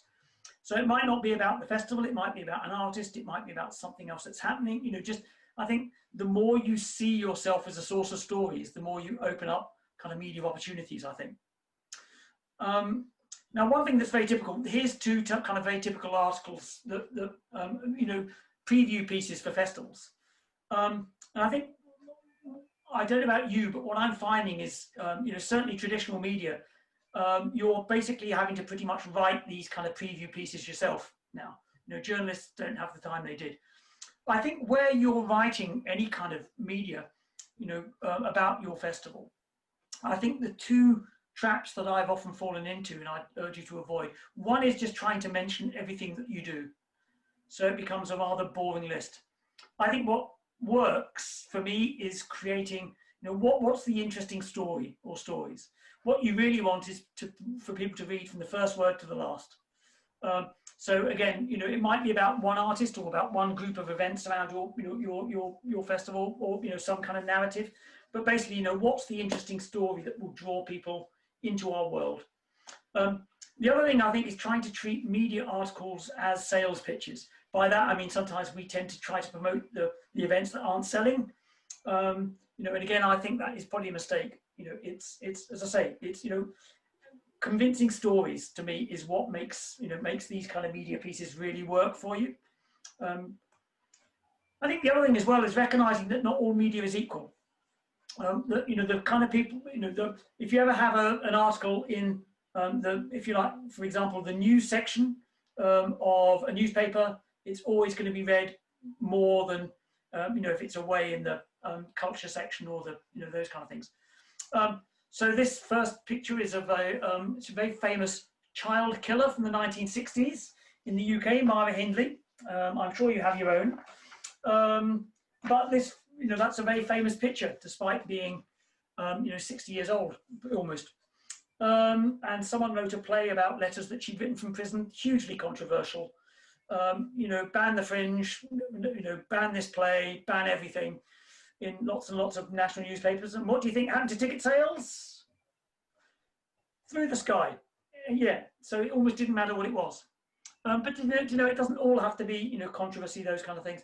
Then the next one is in London, Beethoven's Ninth Symphony in St. Paul's Cathedral with the London Symphony Orchestra. I mean, could probably not be less newsworthy, except the concert was conducted by my own Wong Chung. Beethoven 9 is the hymn of peace. He has lots of interesting things to say about how music should be used to bring North and South Korea back together. That's the news story. So what I would say is it's about developing your nose for what is in the news, and, you know, making it relevant to your event. So North and South Korea is always in the news. If you ever have performers, artists, any involvement from people from countries like, you know, Tunisia, Libya, Pakistan, Afghanistan, Israel, Egypt, Lebanon, you have a news story, because these are the places that are constantly in the news. Or more locally, you know, we had a fairly disastrous new tram system being built in Edinburgh, you know, over budget, all the usual.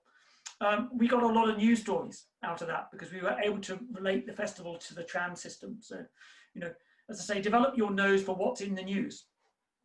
And even use it in your programming. You know, what's really interesting is festivals like Cannes, you know, it's almost always in the international news because you know, it's either Me Too or, you know, environmental campaign. You know, it's got something of interest. Or, you know, book festivals, particularly Hay on Wye, you know, teenagers and mental health, there's the story there.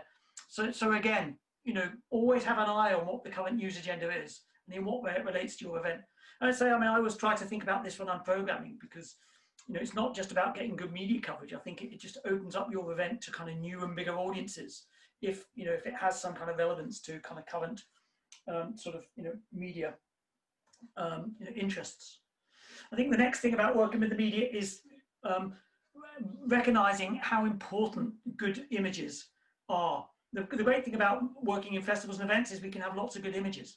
Now, I really don't like the picture on the left, partly because it was a really, really terrible children's show that they were doing. But this image did get into a lot of places because it's a very media-friendly image. You know, it kind of shouts festival a bit. In newsprint, they often talk about keep it light and keep it tight. So I think, you know, begin to work out for yourself what are the kind of images that really work in newsprint, and recognize that, you know, images are not just used next to stories about your event. You know, the media often like good images that kind of decorate a page. and a good image can get you into interesting places. So the other picture there, that's the financial section of The Guardian, one of our national newspapers. You know, because one of our images included a picture of the city behind it, the financial section of The Guardian use it. You know, it's a good image. I love the kind of city businessman with kind of sneering at these crazy artists. So again, so good images can, you know, really get you exposure that you could never imagine. I think as well, you know, really look to try to capture the atmosphere. You know, I absolutely love that dance festival at the top there with the old lady on the front of the stage. I just think that's such a fun image. The event at the bottom, it's called Grapes of Mirth. It's in Australia. It's a mixture of a kind of comedy festival, and it happens in vineyards. And I just think that's a great, great image.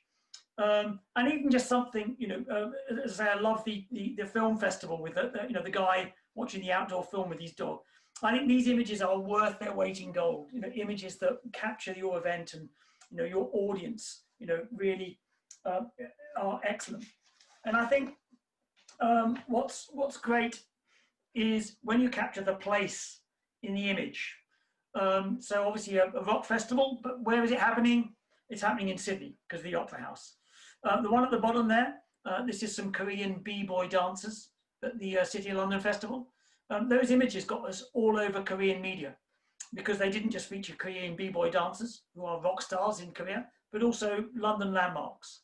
So again, you know, one of the things, again, when I do my 2-day course, you know, one of the exercises I get you working on is, you know, how do you capture the place in the image? Even something as simple as the Harang dance camp. That's a tiny little town in Sweden, and they have this amazing dance festival. You know, they get a great image of, you know, some of the participants just in front of a logo. And again, you know, the Tromsø Film Festival, what a fabulous image of this, you know, this stunning kind of harbour at festival time, you know, with a children's movie happening down in the square. So again, you know, if I had more time with you, I'd be saying, right, what's the image that captures your event and the place? You know, if your event doesn't happen in front of a landmark, you know, like Harang, you kind of have to think of and create the image. And I think, you know, just take every opportunity you can to create interesting images for your festival and event. Okay, little show of hands for those of you I can see, and a little bit of honesty here. Who has ever launched an event with an image that looks a little bit like the one on the far left, the people holding the festival leaflet? I have. Any other people? I saw a couple of hands go up. You know, I think if we're honest about it, that just isn't, unfortunately, an interesting image. Whereas I think the one from the, you know, from the Perth Fringe there, what a great image. You know, and you can see how the media loved it because they gave half a page to it. You know, that's always a sign that they like your images, when they find a lot of space for it. Or when we launched the Fringe Festival, and we just dreamt up this idea of the exploding cake, and, you know, the girls reading the, you know, the Fringe program. So again, you know, if I have more time with you, you know, that's one of the exercises I often get you to do is, right, you know, give me an image that you're going to, you know, present for me next time you launch an event. You know, please don't let it be the 3 people holding the leaflets. You know, what's the image that's going to launch your next event? You know, because if you can think about it, you know, so much the better. Okay, I don't know if there's any. So there's a chance for. I hope you'll be thinking of some questions for the for the final section, which is kind of, you know, just a short session, but very much over to you. But I don't know if there's any questions on anything around marketing and media. Quite a lot of content in that. I have one. Yeah, Diana. Yeah. I'm assuming that most of the people here today are in very small organizations. You talked about, you know, punching above your weight. My organization with Anna Harrio, it certainly does. I'd like to know, we're always talking about marketing and how to do it better. I would like to know what ballpark percentage of your operating budget goes to your marketing plan and production, or should? Yeah, you know, yeah, and it's varied so much in the organisations I've worked for. So the lowest I ever did was kind of a kind of classical music festival where it largely went to the artists, and our audience was pretty loyal, and it was down in the 15%. 15% in the marketing budget. Whereas I think at the Fringe, when I finished there, I think because obviously we didn't directly pay the performers because you know, so we were more doing the global marketing, and marketing was such a big thing. It was I think the highest we ever had was about 37% of our budget was spent on marketing. So I'm afraid it's one of those impossible questions to answer. You know, and I think you're right to do just what you're doing, which is to ask around, you know, ask a lot of you know, a lot of people. But it's more substantial, I think, than most people give it credit for. So really, if even in between those two things would be a quarter of your budget goes to marketing. Yeah, I suppose. I mean, I maybe I have in my career been relatively marketing heavy. If you know what I mean. just you know, yeah, you know. But I'm proud of the fact. Yeah. You know, and so now I'm just thinking in London, our marketing budget was around about the 20% mark. Yep. You know, 20%. But it's because, you know, and obviously, you know, it just has such a big impact on everything else that we do. You know, I mean, I think if you've got good, you know, high profile and presence, I mean, it helps with your kind of grant applications. Exactly. You know, it helps enormously with your sponsorship, you know, and of course with your ticket sales. So, I mean, I tend to find, you know, I'm always, it's very rare that I have a marketing budget down, put it that way, quite orientated, you know, towards it. But yep. But no, it's a good, you know, I can't think there's ever been a festival that I've worked at where I haven't worried about that very question. Am I spending enough? Am I spending too much? I think the other thing, I mean, again, the interesting thing, which I've not had time to talk about today, is in some ways the shift in marketing budget. And I'm sure, I mean, even in small organizations now, I'm actually beginning to spend quite serious sums of money on social media, marketing on social media, you know, Facebook, Twitter, and LinkedIn for my courses. Part of what I love about social media is that you can monitor the effectiveness of your marketing spend in a way that you can't in certain other things. So I mean, I think there is definitely, you know, the sadness is in a lot of festivals I work with, people still expect printed brochures, you know, so we still have to print stuff. We still have to have a great website that we have to invest in. You know, we're spending money on social media. We're still spending some money on you know, some print advertising and you know, radio advertising. It's, you know, it's just become more challenging. Yeah, that was my next question was, do you do print media and like programs and handbills? I know Fringe festivals always have handbills. You're inundated with handbills. But, yeah, well, I mean, I learned a valuable lesson at the Dublin Brass Festival when we thought the time had come to really start backing out of printed programs, and we drastically reduced the amount of printed programs. By the Tuesday of our festival, we were sending people to all four corners of the county to try to rescue some brochures because we completely run out in Dublin. That we'd massively, you know, underestimated the amount we needed to print. So, and at the end of the day, unfortunately, it's the audience that tell you. So, you know, so for some events, certainly new events and things, they've never printed a brochure in their life. Never printed, you know, it's all been online or digital. But for some events, you know, I'm afraid somehow our audiences still want that bit of print. Thank you. Great. So we got a break. Do you mind, just because we're on to the last section in a minute, which is sponsorship and fundraising, is it, even though we've run over a little bit, I hope it's okay if we still start pretty much on time at 2:15 or 2:15 if you're in Newfoundland. Is that okay? Just keep it quite short. Yeah, I hope we got everyone back. There's a few less cameras on, but and can you still see is my presentation still up? Yep. Yep, it is. So, okay, so time to talk about money. Save the best till last. So just a couple of things first of all about sponsorship. Here's the front of the Fringe sponsorship guide that we used to send out to possible sponsors. I think there are one or two things around this. I think the big question we always have to answer for any sponsor, and it's our job to answer it, not theirs, is why should my company be supporting an event like yours? And I think those words, building your brand at the world's biggest arts festival, are part of the clue. I think the more you know about a sponsor before you go to meet them, the better the chance of answering that question. what kind of markets are they in? What kind of marketing do they engage in? Have they sponsored events before? You know, what's the connection between their audience and yours? These, you know, in a way, the more you kind of understand them, the better the chance of success. I think the other thing is, you know, all those photos are there for a reason. It's all about people. Sponsors are either sponsoring your event because they want to communicate their product to your audience, or it's, I suppose, what I might call quality by association. In a way, by associating with an event like yours, and you know, either your reputation or your community kind of sort of significance, what they're doing is kind of bigging themselves up with their own you know, audience. So it's kind of remembering that it's not necessarily about your event per se. It's more about either your audience or their audience that matters. So lots of images of your audience, or you know, a sense of who theirs is. It's always about, to me, about finding, you know, what is the connection between our brand and theirs.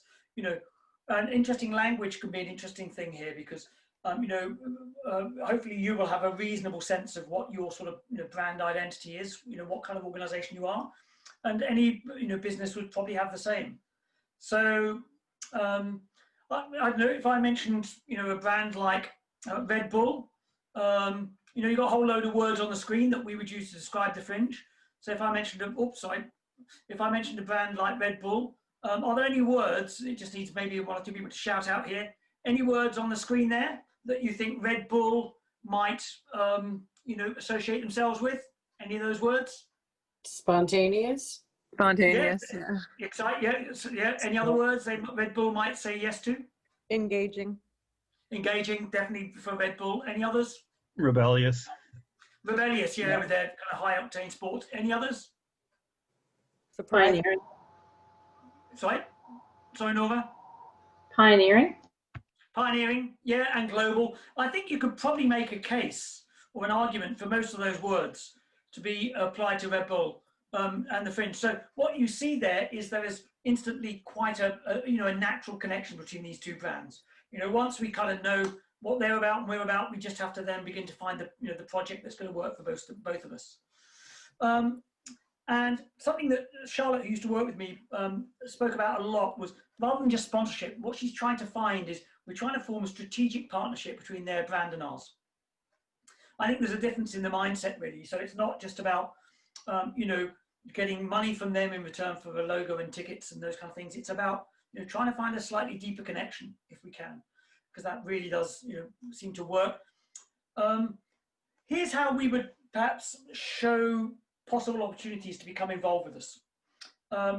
So I'm sure a lot of you have done things like this, you know, possible projects that a sponsor can support. So this was the e-ticket tent, a kind of cross between a internet cafe and a box office. Now, I think the mistake I've often made with this kind of document is just making a very long list of possible benefits, most of which they might not like. I think what Charlotte taught me was to focus on just a few strategic benefits to start the conversation. Any document that you send out like this, or even first meeting, it's, you know, I've never yet sent out a document like this and got a check in the post. You know, it's basically an invitation for a conversation. And what I like about Charlotte's approach was she didn't just put the benefits to the sponsor, but the benefits to us of doing this project. First of all, this would seem to stimulate discussion. And also, secondly, it does seem to kind of get over this idea that what we're looking for here is a strategic partnership between your business and ours. And bizarrely, we would often spend more time discussing the benefits to us rather than them, you know, because our sponsors would often like to become engaged in that kind of discussion. So again, you know, I think, you know, don't just make a big long list of, you know, let's say benefits. They might not need to stick to the you know, the key talking points to start your discussion off. I think one thing that is very good with sponsorship is endorsement. You know, who says that you're good at what you do?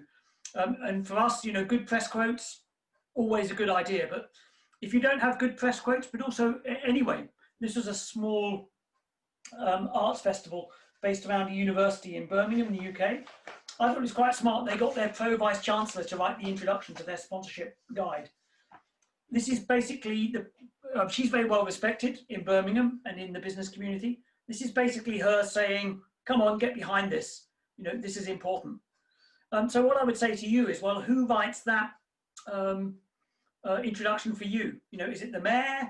Is it a senior business leader? Is it a celebrity? You know, who's the person who could write that introduction and have some status with the kind of people that you're showing it to? So, you know, some kind of endorsement, I think, is a good thing.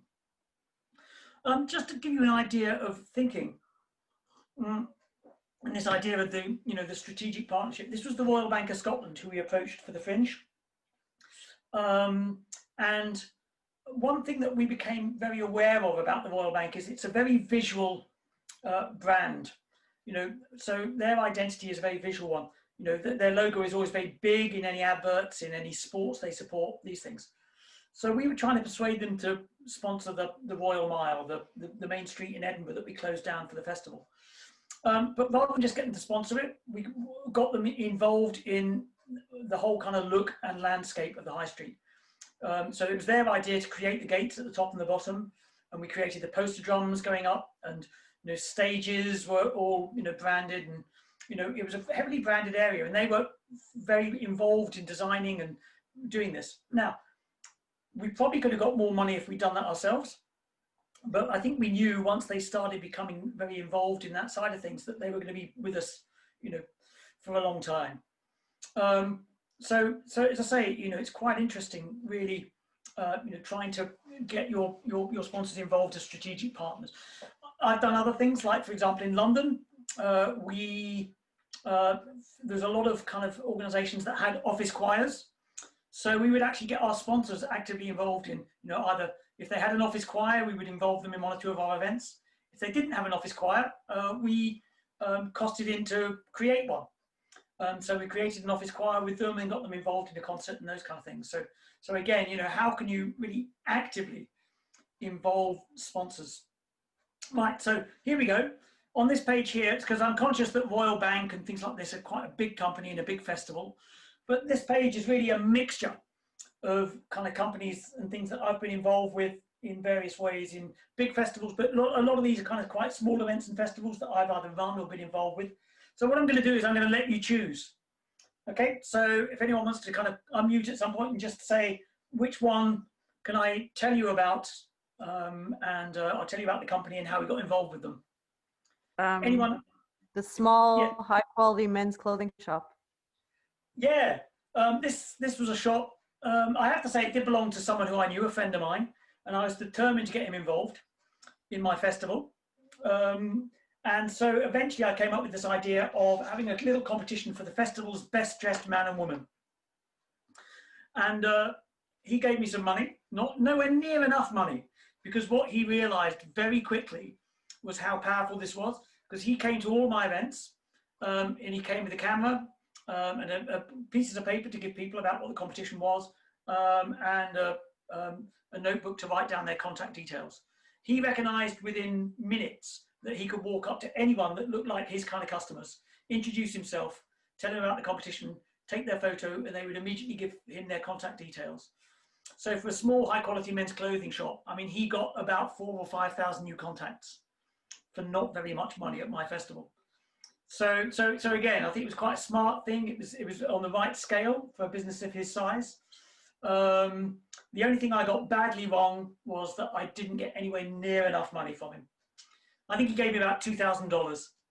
Should have been 5 times that for the, you know, the profile. Because also it's one of these things, the local media really love this competition. You know how the local media sometimes go for something and you don't quite know why, and they did. So there we go. Okay, anyone got another one that I can tell them about?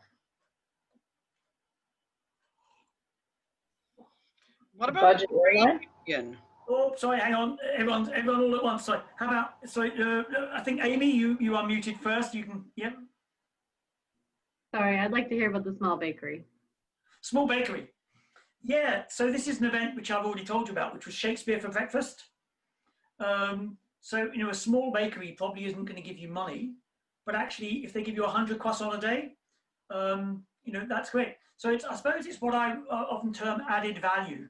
You know, has someone got something they can give you that would add value to your ticket price? So maybe food or drink or you know, competition prizes, or, you know, so again, and I think any of you who've ever done any sponsorship negotiation will know in-kind sponsorship is 10 times easier than cash. So, you know, the more, especially if you're quite new to sponsorship, or, you know, whatever, or you've got, obviously, often we have a very limited amount of time you can commit to it. In kind, you know, the more in kind you find, the easier your life will be. Okay, so I think one or two others had suggestions.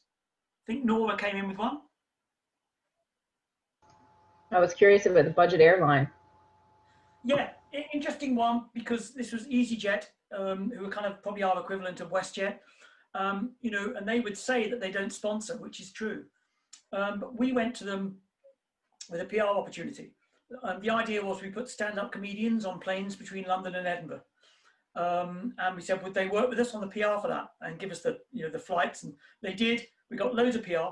But what was really interesting is once they started working with us, they don't do sponsorship, but they bought a lot of advertising. Huge. We had to start making things up for them to advertise, like ticket wallets. You know, so again, sometimes it's not the obvious route into a company. You know, sometimes it's just finding, especially if you're quite new into sponsorship, you know, working for quite, I think the more you associate your organization with kind of really, you know, smart, well-respected brands like EasyJet, you know, it tends to bring in, it tends to be a bit of a flag waver and tends to start getting other companies interested in working with you, I find. Okay, maybe one or two more. Anyone else? The Green Energy Company? Yeah, quite a straightforward one, because this was a car-free day that they had in Leeds. So, you know, in a way, you know, if you're going to have a car-free day, fairly obvious target. You know what I mean? You know, oh yeah, Green Energy Company, because, you know, we're going to have the kind of audience that will interest them. But what I liked most of all is the kind of, the event they most tied up with was they had a cycle-in movie. So it's like a drive-in movie, but you had to come on your bike rather than in a car. And they also got these, like these exercise bikes, which create power to help power the film movie. And so the Green Energy Company could showcase, you know, about, you know, how they use different forms of energy creation. So again, it was a relatively obvious one, but I thought they did it in quite a kind of creative way, which was good. Okay, and maybe one last one for you. The lighting company? Yeah, now this is an interesting one, because the Industrial Lighting Company, because it's the kind of company who are, it's a big local company in a small town near in the northeast of England. You know, and they're quite keen to support, and they're quite keen to be seen as being active in the community. But there's, you know, it's, apart from giving you a little bit of cash for a few tickets, it's not entirely obvious. And I think they wanted to be a bit more involved. And what we did, well, it started with a chance conversation, actually, because I was talking to them about the Singapore Grand Prix, because I've been in Singapore while they were setting up, and it's a nighttime Grand Prix, and they have all this lighting. And anyway, you know, I said, well, you know, is that the kind of thing you do? And we spent a long time talking about, you know, about how they got such natural light. Anyway, eventually I just said, look, why don't we do, you know, a nighttime event?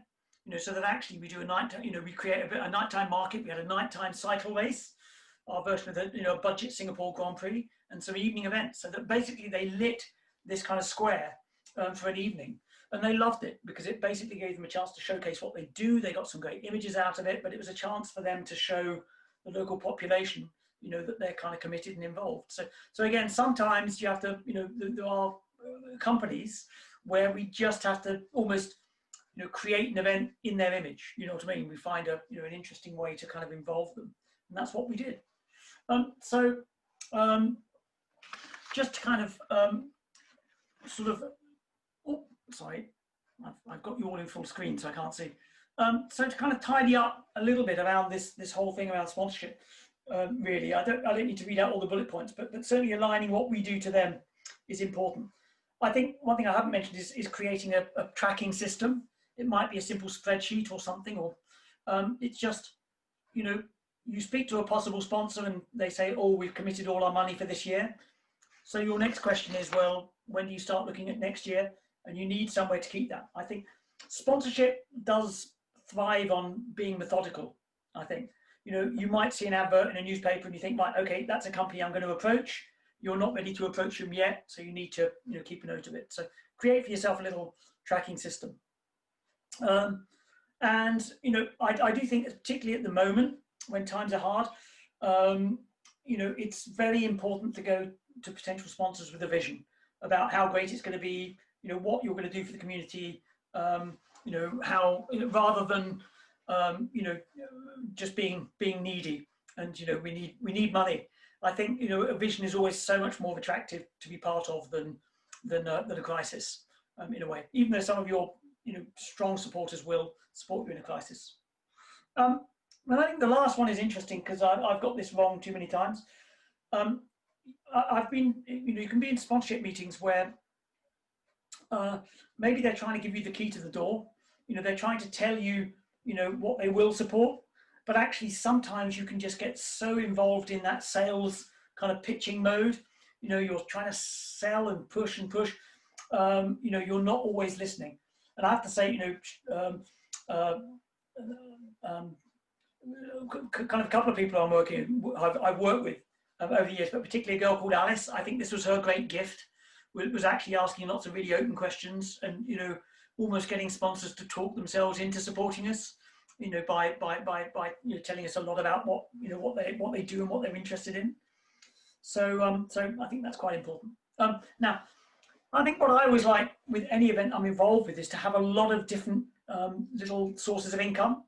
Even if some of them aren't huge, I just think the more, you know, occasionally I've worked at events where we've had maybe a bad year at the box office or a bad year for grants, you know, and sometimes it's having these additional, occasionally smaller income streams that can really dig you out the hole. I mean, I always, you know, feel that perhaps more events and festivals could get involved in a bit of merchandising than actually do currently. And we had a great guy come to talk to us at the Fringe about merchandising. He worked principally with galleries and museums. And he said to us, he said, look, even very small galleries and museums have a shop, because when people come to your events, they're ready to buy. And he said, and the other thing is, if you look at most of what people buy in the gallery and museum shops, it's not about the exhibitions. It's kind of lifestyle. It's kind of nice stuff for people to buy. So, you know, follow their lead.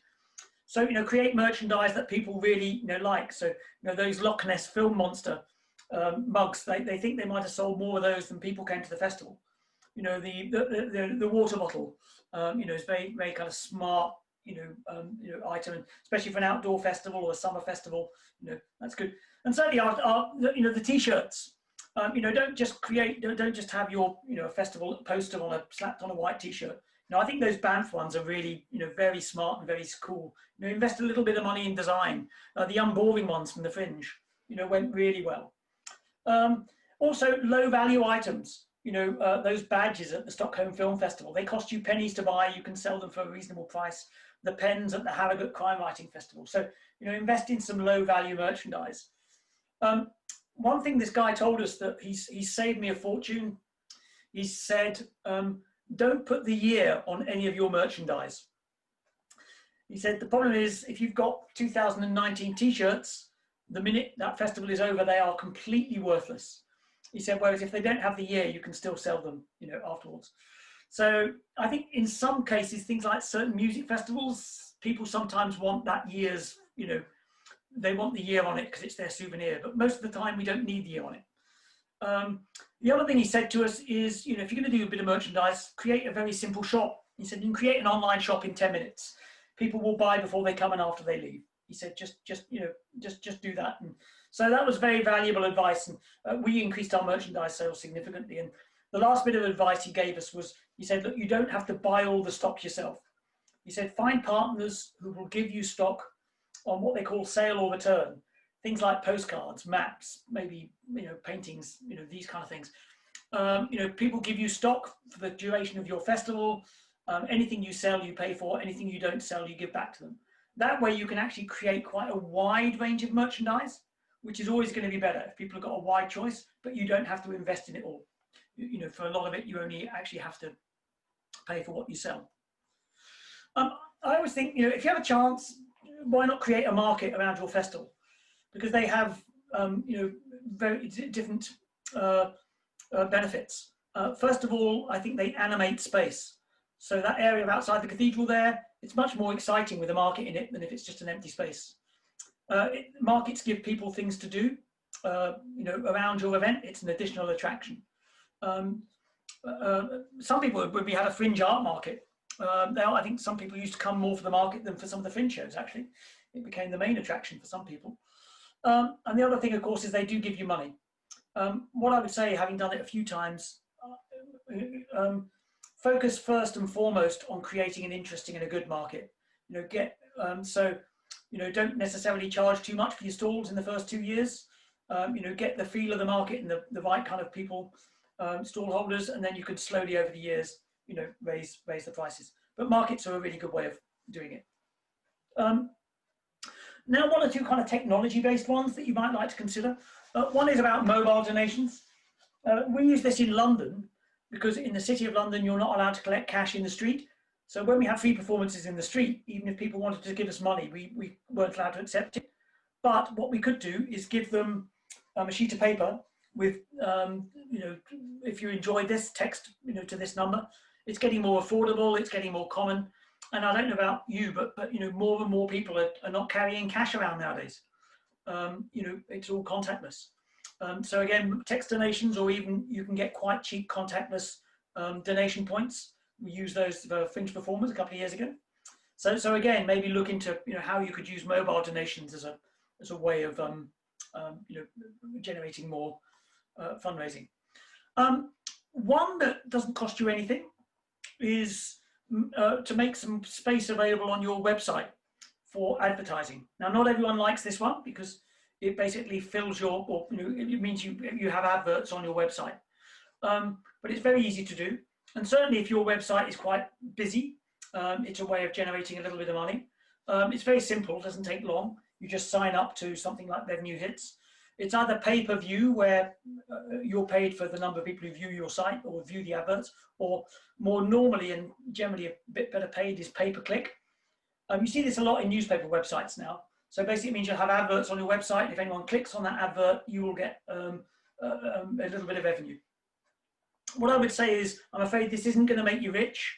It doesn't tend to generate very significant sums, but if you're running a small event, or if you're running an event where even just a few $100s would make a big difference, well, actually pay-per-click advertising doesn't actually cost you a penny.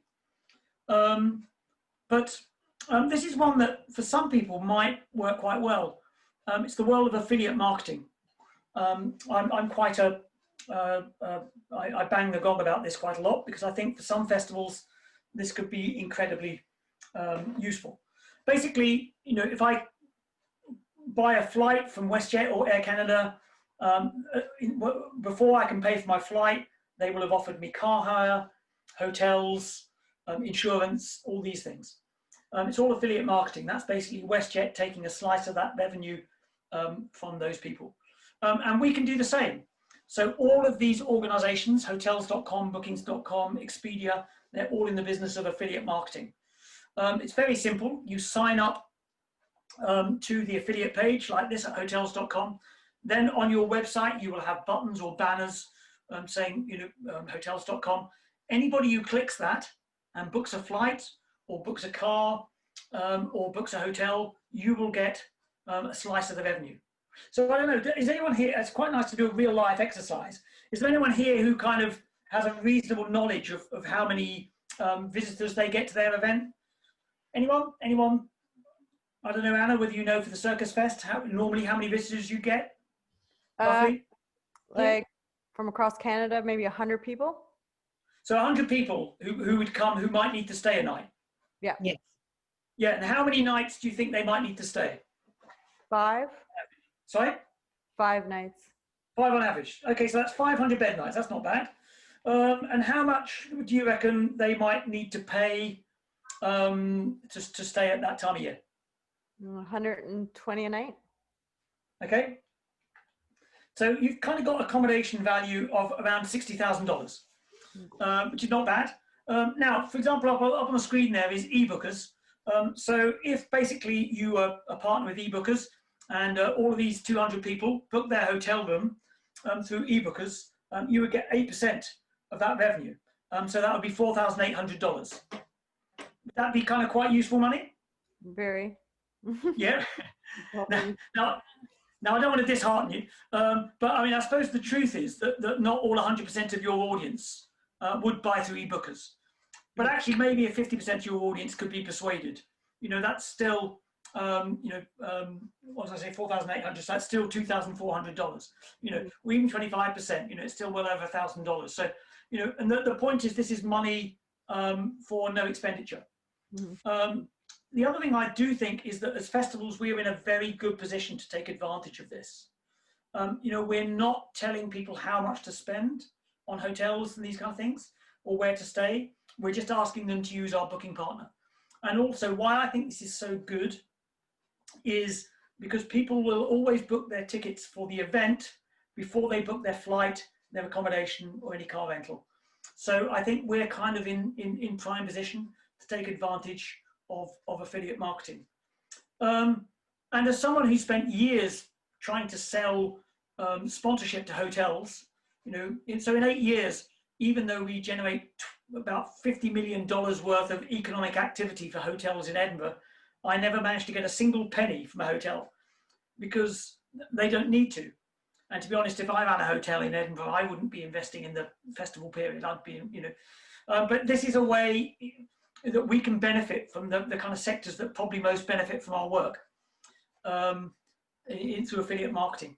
So as I say, you know, it's very easy. You just, you know, find the partner which seems to have, I always think, either, you know, the best commission rates, but also the best quantity of, if you like, hotels and things in your area. Sign up, and then it's about trying to persuade your audience to use your partner. And there we go, there's some money. And that's, yeah, Anna, if you use that and it's successful, 5% to me, if that's okay. Yeah, you know, I always make that joke, and never once has a penny come back my way. There we go. But what I would say is this is not just about hotels and travel.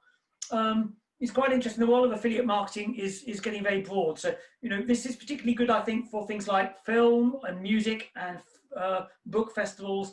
Anyone who has products which connections to products which might be on something like Amazon.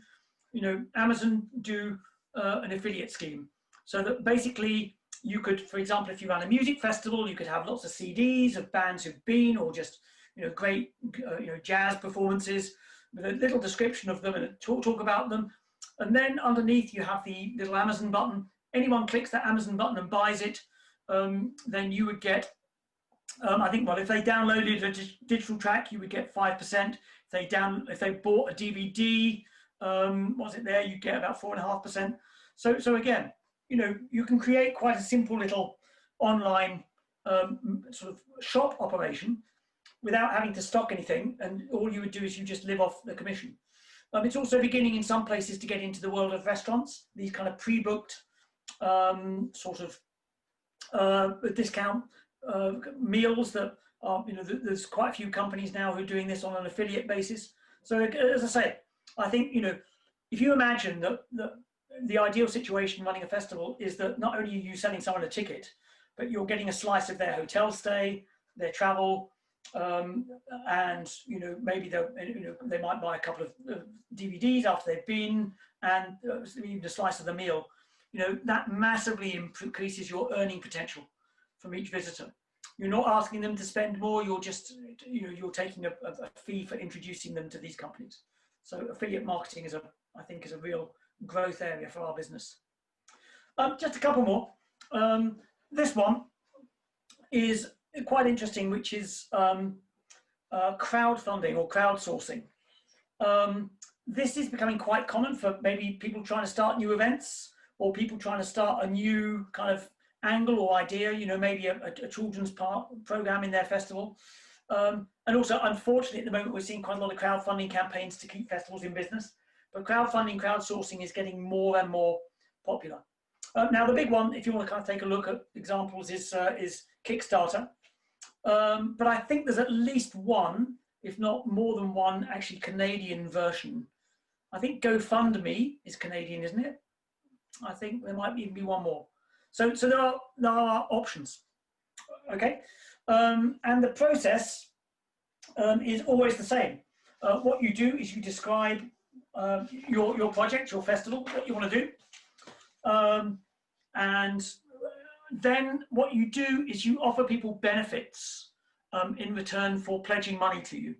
So with this particular festival, when they started it, for $10, you got access to a special Facebook page, which is not much, but you know, that's for people who just want to support you. For $25, you got an invitation to an artist event. For $50, you got a festival T-shirt, and for $100, you got an invitation to an exclusive you know, artist picnic. The interesting thing about all of those is the only one, in a way, that costs people any money is the T-shirt. All the other things, it's either about status or you know, privilege or some kind of access. So what I want to do, it's a very quick one. I want to send you off into your breakout rooms again. And what I want you to do is, I'm going to do a Kickstarter campaign for my old friend, the Cocktail Festival. Okay? It's so going to happen, this festival. And what I want you to do, not all of those, is I want you to think of what little benefits we could give people in return for, I won't do all of them, so in return for $10, $50, and $100. Okay? And as I say, if we try and focus on stuff that isn't going to cost us too much money, so what can we give people for $10, $50, $100 in return for supporting us for a cocktail festival? Okay, see you in a minute. 3 million rooms. Let's talk. I'm with you, Dina. Right, here we go. So, sorry, who have we got then? Maybe, again, I'll just get, so one room will miss out. So how about room 2? Who's in room 2, Jonathan? Sorry. Amy, Cindy, Micah, and Mitchell. Right, give me something for $10, room 2. $10, you get a custom emailed recipe. Right, there we go. Yep, and that's fine. Yeah.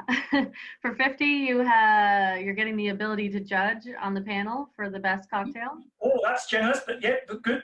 Yeah, that's good.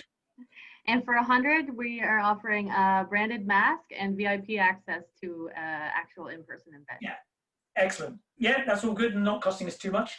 Okay, how about room 2? Who's that? Go to room 1, Jennifer, Linda, Nora, and Wilma. Okay, for $10, our goal was not to have any cost associated at all or minimal.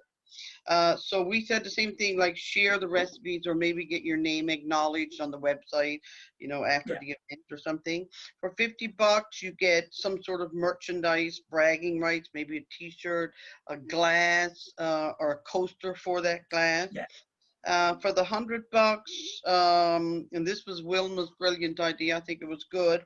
How about a taste of the cocktail, like an exclusive with, you know, a musician or some performer at that event? You get to get, you know, celebrity photo, some bragging rights there.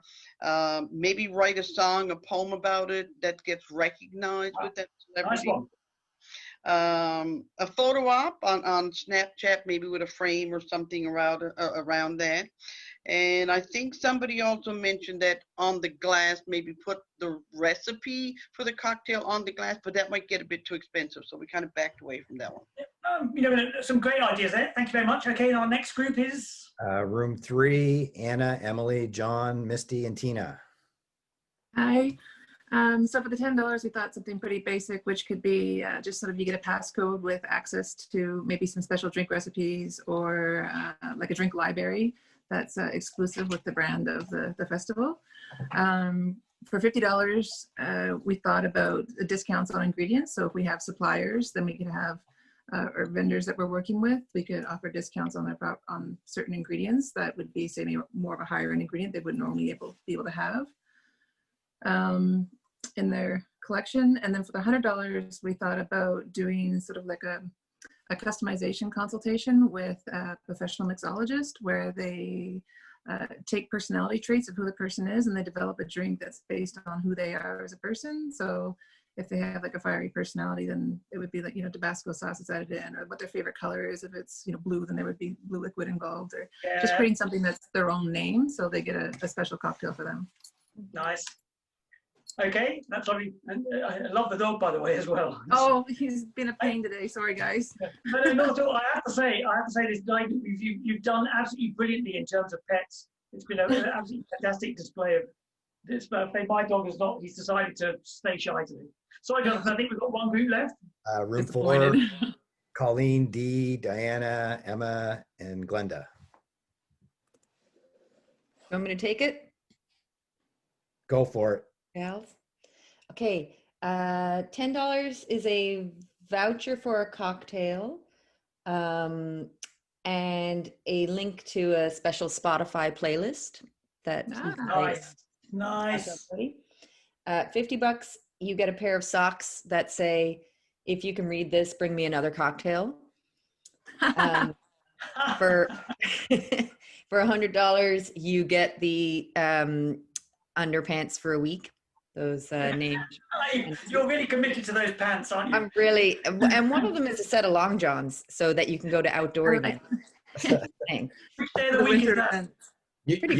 You should have them signed by Tom Cruise or something like that. Sure. There's lots of possibilities there. You could recreate that movie Cocktail scene or something.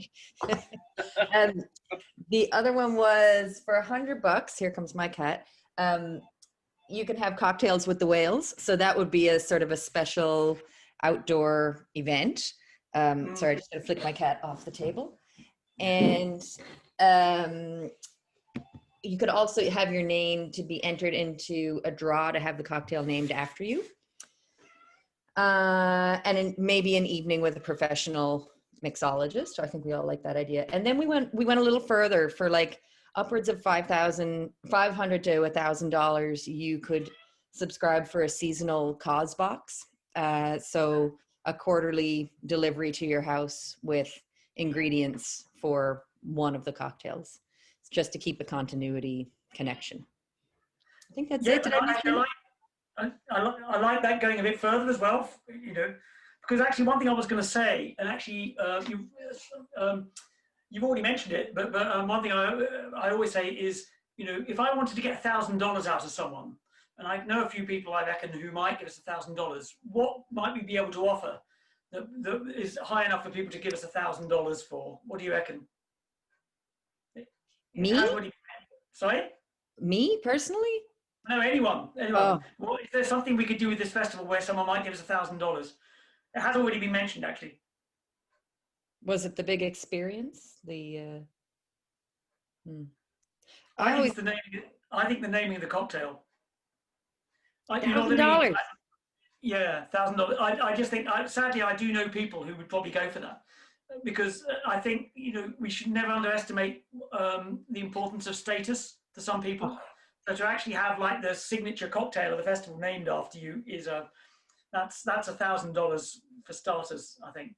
So again, that's really excellent. Some really great idea. That was, yeah, someone's put it one. Yeah, that will sell for sure, the naming status. Yeah.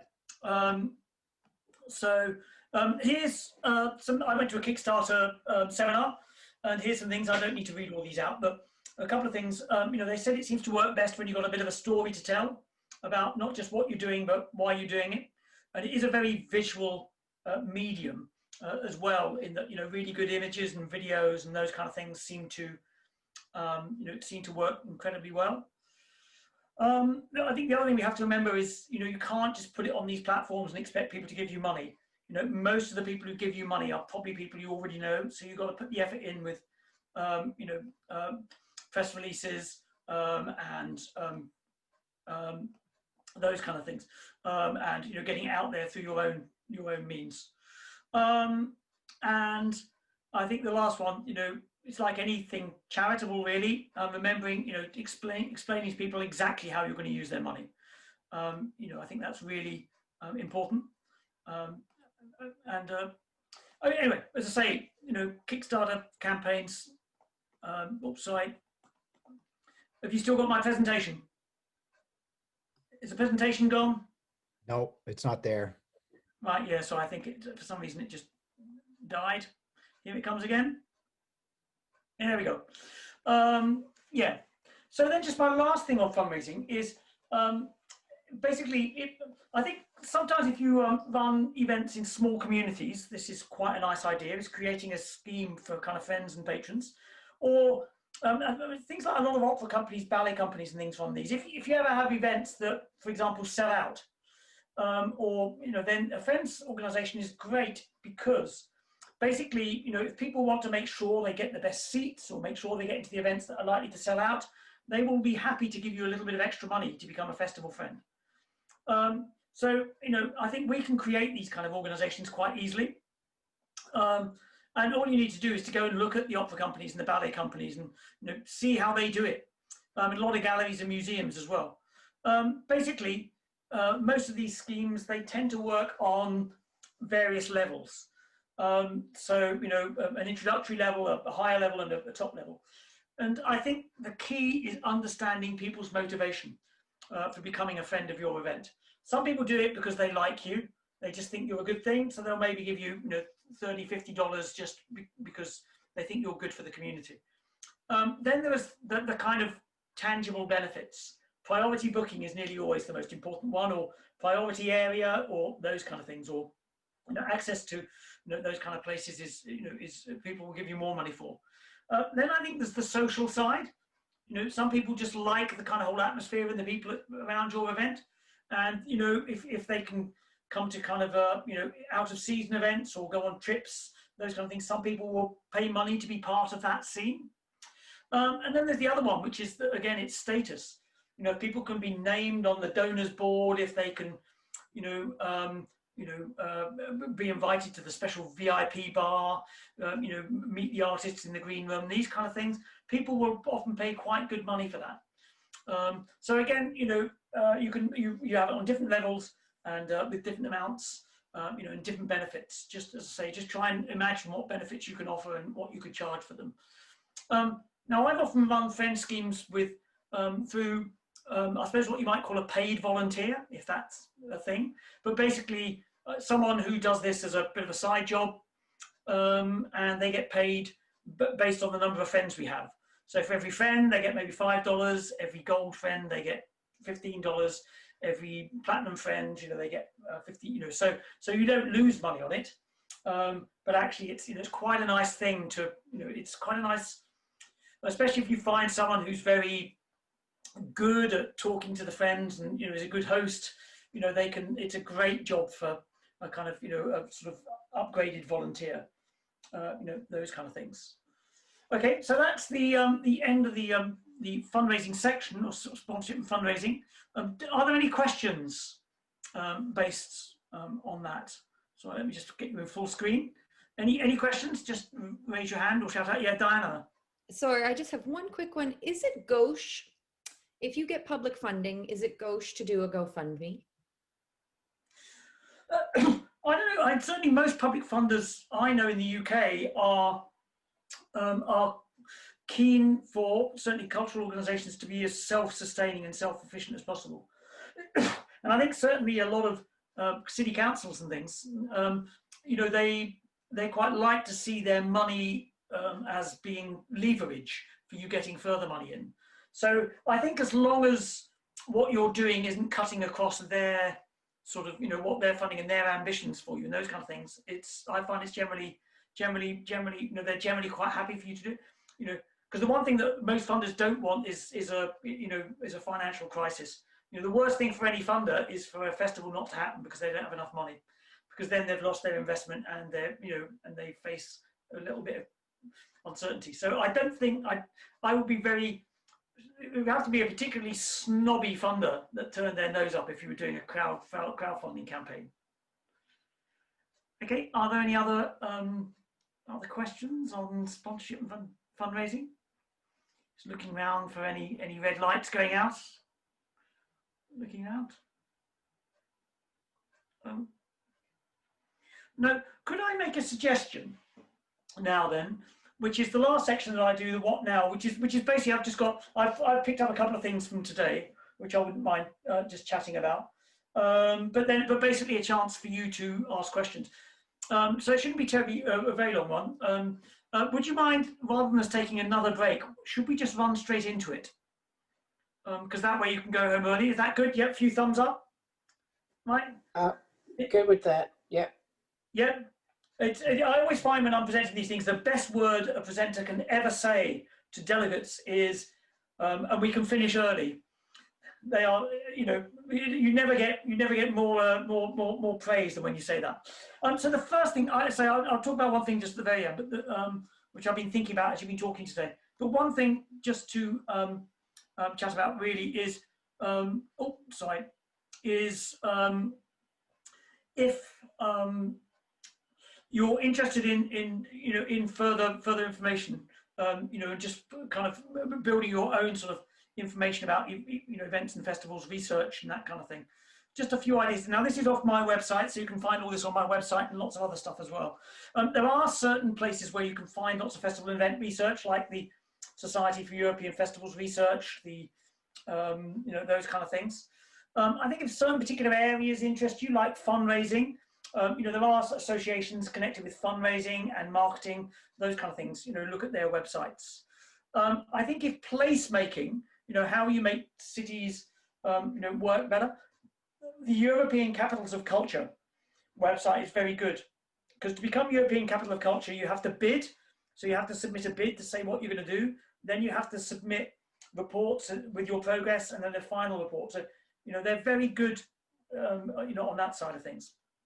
The other thing I would look at is there is now a whole world of universities offering event management, festival management, cultural management degrees. So where you have universities, you have academics. Where you have academics, you have research papers.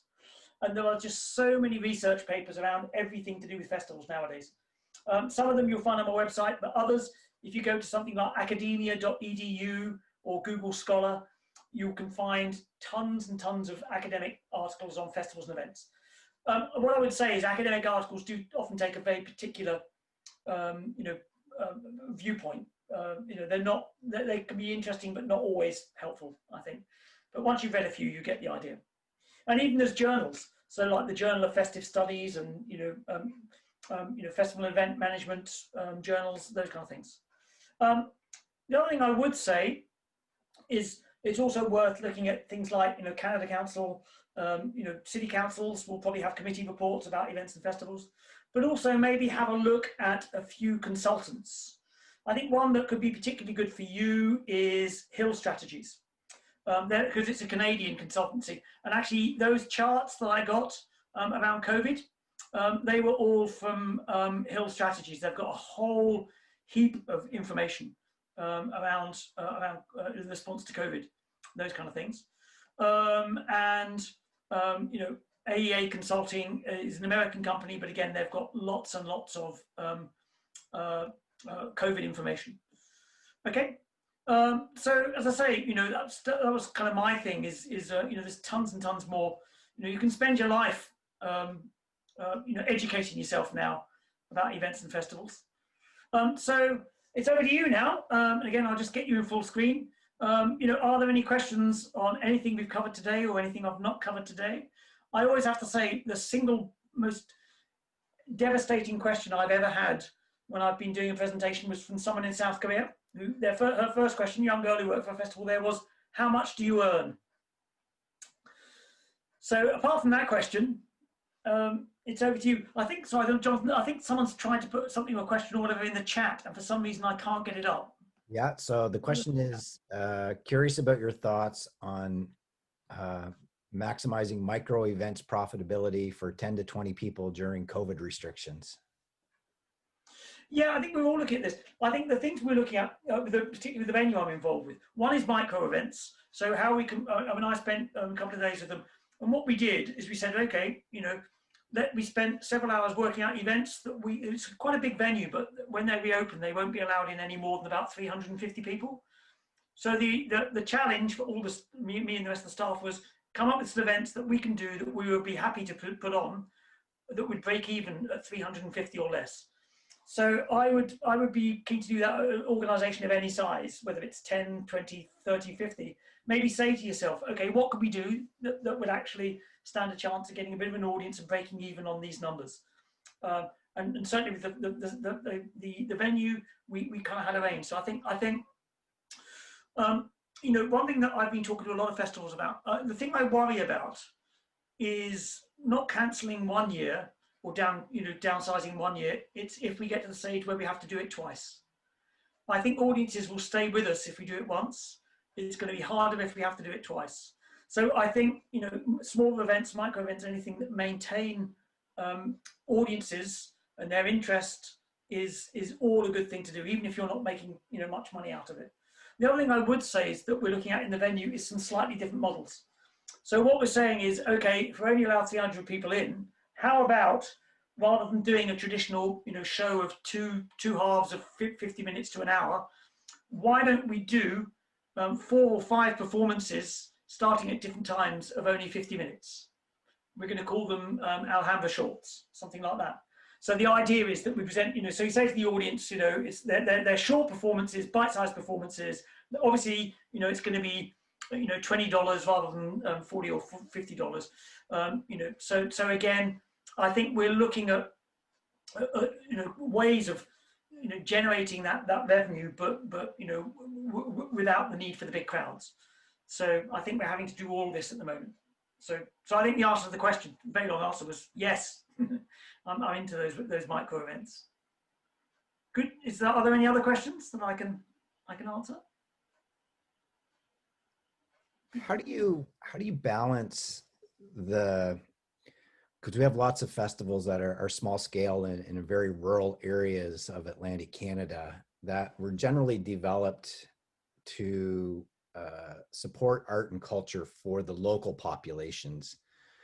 You know, and a lot of them were by donation or free, but are struggling and trying to balance expanding to get people to come in to the communities without overwhelming the festival and taking it away from what it was meant to be at the very beginning of its roots. Yeah, you know, that's such an interesting question at the moment, because one of the interesting issues related to that we're having in you know, certain parts of Europe is over tourism. So at the moment, there's been quite a backlash in Edinburgh. Some quite powerful groups basically saying that, you know, we've had enough. The festival is too big. It's too dominant. You're having this in Venice. An interesting one, though, on a small scale, is the Isle of Skye in Scotland, which again is basically beginning to say there's too many, especially you know, during this period when people aren't able to travel abroad. The Highlands of Scotland have been absolutely mobbed. So I think so. You know, it's one of those where you just have to develop your sense of what your community can take. I mean, the description I love of festivals is, you know, a festival is a party that a town throws for itself, but everyone else is invited. I mean, I love that sense that the festival is for the town, you know, and you create it for the town, but actually we do welcome other people. But you're right that we have to have sensitivity to the limits. One of the problems you sometimes find as professionals grow and professionalize, and I think this happened during a period with Alba, the first festival I worked at, that they kind of, when it started, it was all about volunteers from the town, you know, and, you know, the local butcher, you know, helping out, and, you know, and they kind of lost that as they became more professional and lost that sense of, you know, that connection. So I think, you know, retaining that connection with the town, you know, through volunteers, but also just, you know, engagement, will help you sort of, you know, keep that radar active about, you know, about outsiders and insiders and things. And what I would say though is certainly one of the things that a lot more festivals are talking about is, you know, a lot more is about how do we showcase homegrown talent, because actually, you know, certainly in COVID, post-COVID, travel might still be difficult, you know, and audiences might be a bit they might not like the idea quite so much of, you know, people, performers and audiences traveling vast distances into their community. So in a way, I mean, I think, you know, perhaps treating a bit of a, you know, in the next year or so, a bit of a local focus, you know, particularly, well, how can we take local artists and, you know, get them working with and engaging and professionalizing what they do by working with some top professionals. So I think, you know, again, I think we have an excuse to really, you know, reestablish that kind of, you know, focus on, you know, on local and those kind of things. But you know, I think the truth is it's you know, it's all about your sense of kind of you know, feel, you know, and, you know, keep. I suppose, you know, it's not just jumping, you know, if 1 or 2 people are complaining about the tourists, but, you know, then having that instinct that, you know, when quite a lot of people are beginning to feel uncomfortable, you know, you're able to kind of maybe adjust a little bit and change. But certainly, I mean, even if your event is, you know, nationally important and those kind of things, you know, I think when I look at those festivals I spoke about in that first section, you know, in Hay and in Alba and Banff, I was very lucky. Sorry, I'm talking too much, but Nathan Med, who's the chief executive of the Banff Centre, he did one of my courses a while ago in Vancouver. So I did a little interview, a Zoom interview with him. I'm doing interviews with people who run small festivals at the moment to put on my website.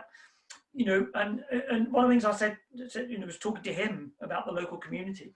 You know, and he said one of the great joys at the moment is, you know, the strength of feeling, you know, you kind of know who your friends are when the times are bad, you know, and he says the strength of feeling from the local community towards the Banff Centre is just fantastically strong, you know, currently. You know, and so again, so even an organisation where their principal focus is, you know, providing space for, you know, talent to kind of grow and develop, you know, that sense of connection with the local community is still incredibly strong. So as I say, it's kind of something that you know, however big and grand we get, we just have to make sure we keep coming back to it. Because as I say, I just love that, you know, the festival is a party for a town to which everyone else is invited. I just love that sense. So I hope that's the answer. Answer. It's a long one. Any further questions? Yeah, Diana. I'm a participant. I have to say I've really gotten a lot out of today, and I really appreciate. I mean, I've certainly heard about the Edinburgh Fringe Festival my entire working life, and I've done festivals in the Arctic. I've done the festivals down here, inside, outside, in a tent. Like, so it's really gratifying to listen to someone who's had so many successful years working. To know that we're actually doing a lot right. And I do appreciate too that we're part of a community, and in fact that's one of our selling points for our festival, is that people are taken care of so well by the hotels, by the volunteers, by the artists. And one thing I just wanted to ask about is something, because Anna Harrio programs our festival brilliantly. And she does so much of this stuff already, just sort of naturally, because she likes to have everybody around and have a nice party.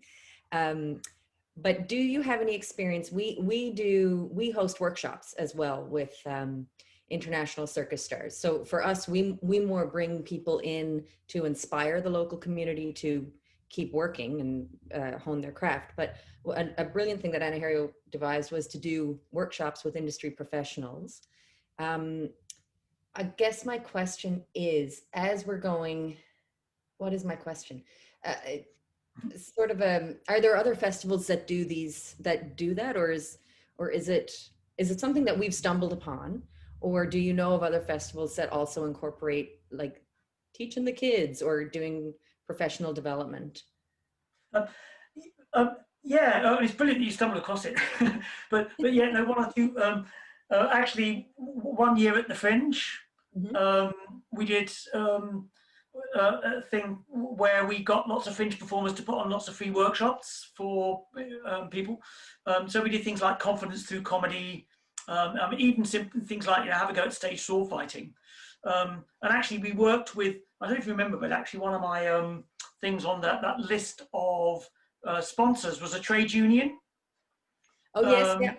Yeah, and they actually sponsored this because we offered it to their members first and foremost, you know, so because they were very much into professional development and personal development.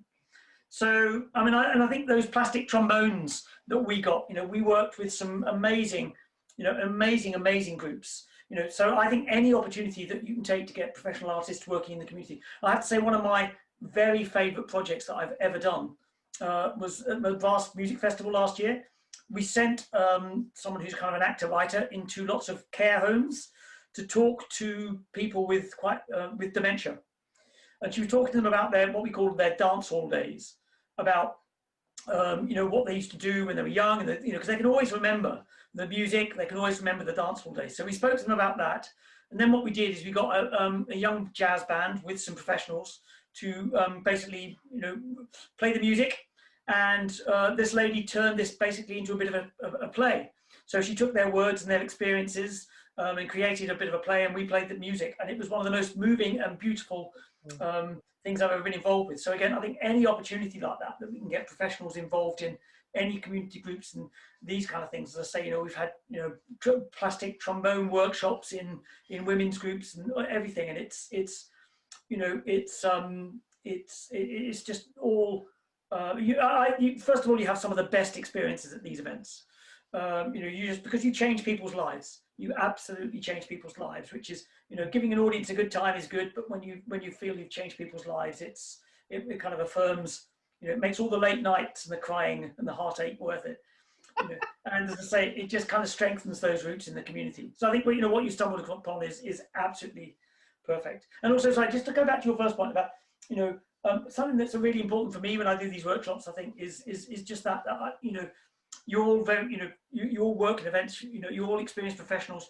I don't think a lot of, hopefully not most of a lot of what I'm saying is not rocket science or brand new, but hopefully, having that luxury of being able to spend a day talking about it and thinking about it, in some ways it's joining up the dots. It's joining the dots. It's exactly what you say. It's going away with that confidence that, we know exactly what we're doing. We're doing it right. So yeah, thank you. No, thank you. Yeah. Are there any other questions? He's looking around for the little red dot to go out anywhere. Any other questions? I got just one quick question, Yes, Paul. Is there any, I'm just looking at my computer doing a quick, trying to access your website. Is it being blocked for any particular reason, I think, or is it just my security on my computer, I wonder? Yeah. No, it shouldn't be. Okay, Oh, check so that it's out. just, I probably got a high security on my computer. All right. Oh, sorry. Those hackers from Newfoundland, Paul. Yeah, I do. They've been on it already. Yeah.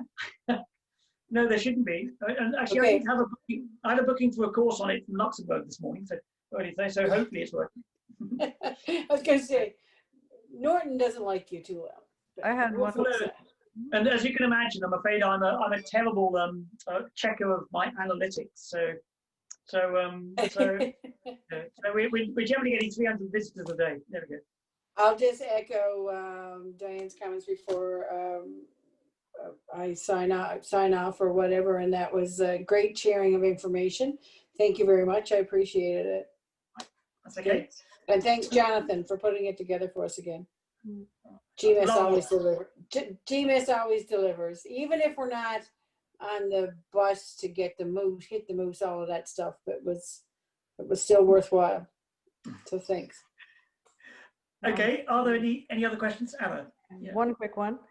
How do you find approaching sponsors and funders right now in COVID times? Do you feel kind of very apologetic to ask people, or is it more collaborations, less money? Like, I know we talk about collaborations are great, but I think what we've stumbled across is it's difficult to go to small businesses here and ask for money. I feel, I'm not sure. Yeah, actually, I'm not involved in anything at the moment. Approaching sponsors, but actually in 2008 I was. So after the big financial crisis, it was difficult. And I think you're absolutely right. I mean, first of all, it requires a slightly different level of sensitivity. So, if it's possible or likely that a business is about to lay off a lot of staff, it's probably not a good thing to go and talk. You know what I mean? So it does mean it probably cuts the number of companies you can talk to. What I would say though is two things. One is that even in the deepest recession and financial crisis or crisis, businesses still have to market themselves and promote themselves. So, TV companies are still selling them ads. They're still buying advertising stuff. So I think it's absolutely fine to approach. We don't have to just stop because of it. The second thing, like I was saying earlier, I think, for a lot of businesses, cash is going to be in short supply. And I think this is where we might have an advantage. Because in a way, if we can find almost like non-cash alternatives or low cash alternatives so that they can still market themselves and their products, but without the same outlay that they might spend in traditional advertising mediums, we might have an advantage. But I think you're right. Certainly, there are certain businesses that it would be slightly insensitive to approach at the moment. So I would hold back. But other businesses, certainly it's very interesting. I don't know if you noticed, certainly in the UK, advertising by the banks, their advertising is all about we're with you all the way. We're in the communities, we're holding your hand. If they want to amplify that message, then I would say supporting events is a really good way of doing it. So, even it's very interesting. I mean, I remember again when I was talking to my friend Sif in Reykjavik, she said, we're coming out of the wreckage of 2008. It's amazing. If you look at the number of really big new companies that tend to emerge from, so Airbnb, Uber, all these kind of companies are the ones that started in a recession. So even in the worst of times, there's opportunities. Mm-hmm. I just want to throw in there because I think there's been some really cool examples of how some of the festivals, especially around the food and the culinary, have used this to actually support the small businesses. So sort of going back to what you were talking about, Paul, of thinking about it from their perspective. They're all hurting for clients. We can't bring 300-400 people into one venue.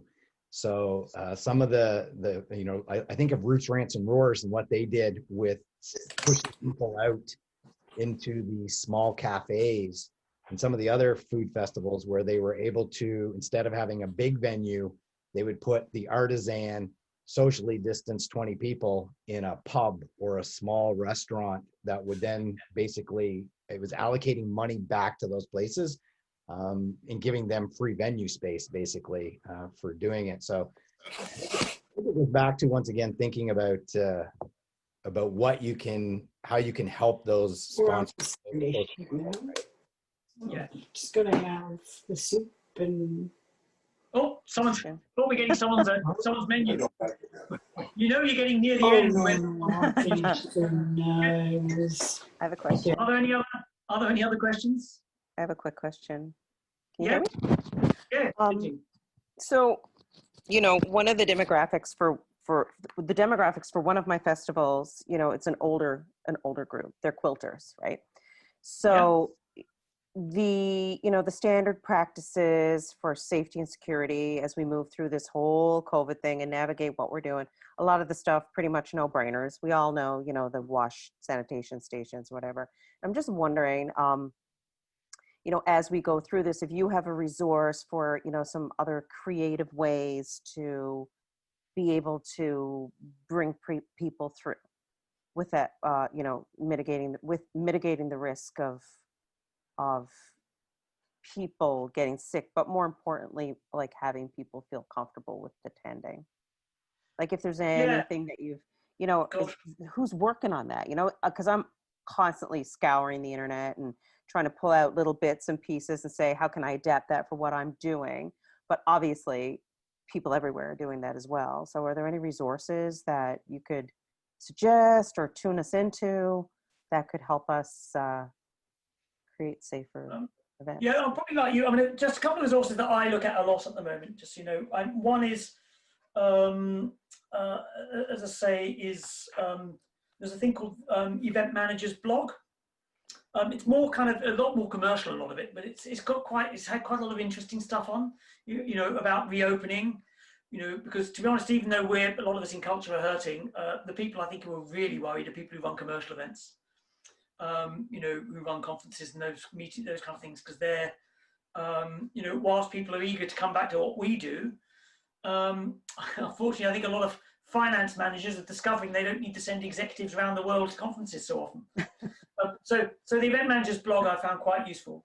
And then one or two other ones, those, so some of those names I put up are those consulting companies. So Hill Strategies have got some interesting stuff in Canada. AEA Consulting in the States have got some interesting COVID resources. And Baker Richards, they've got quite a lot of stuff about restarting your events, getting up and running again and those kind of things. So,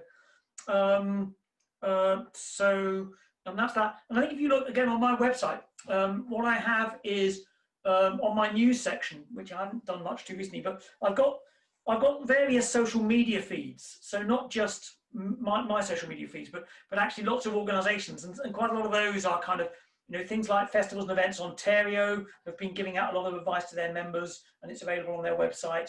The International Festival and Event Association, So there's tons of stuff out there. But one I wouldn't mind, because that's interesting. It's certainly with older crowds, you say, it's like we were saying earlier about making them feel safe. But I don't know about you, but I kind of feel that in a way we might have a bit of a role at the end of this. Firstly to help them out of their isolation. People have been really cooped up in their houses, and I think we do have a bit of a responsibility to help them come out into a safe environment and meet other people and those kind of things. And I suppose the other thing that I haven't mentioned is, I think one thing where events can be really useful is helping people make sense of what we've been through. I remember, for example, after 9/11, when I was working at the Fringe, we had loads of theatre companies and dance companies doing shows related to the events of 9/11. And it was very clear that in some ways they were trying to, help rationalize, what the hell happened to audiences. And I think we might, some of us might need to think about that for our events in a way going forward, is actually how do we, as we help our communities recover by putting on events and just bringing people back together, but also maybe we have to try and find some ways of making sense of, of what we've been through and those kind of things. So it sounds a bit grand, but I think it's kind of true. It's interesting because I saw a little while ago for a film set a job posting for, someone to mitigate the risk for COVID. So it's a whole thing, and an assistant, so that's probably going to roll into festivals and events as well, like safety, security, COVID protocol. Yeah. Absolutely. No, I think, again, for the other area I have been looking at occasionally is around venues. Things like venue managers associations. Again, there's a lot of good COVID advice for buildings, for venues, museums. So any group that represents an industry, let's say like museums associations, festivals and events Ontario, they almost always have a kind of a COVID advice section. It's kind of one of the best things that they can do at the moment. Okay, do we have any other questions? He's looking now. I'm watching the.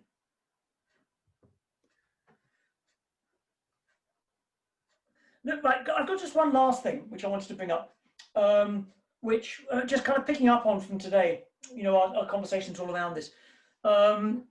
I think one thing that's kind of obvious to me is I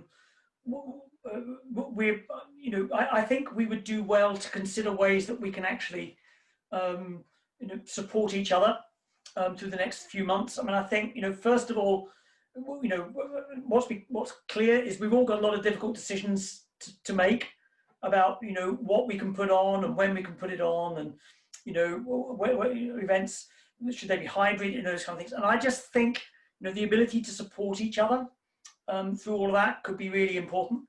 And also, I think the other thing that we're probably going to have to do, as I said, in events and culture, we've not done as good a job in shouting about our needs to government.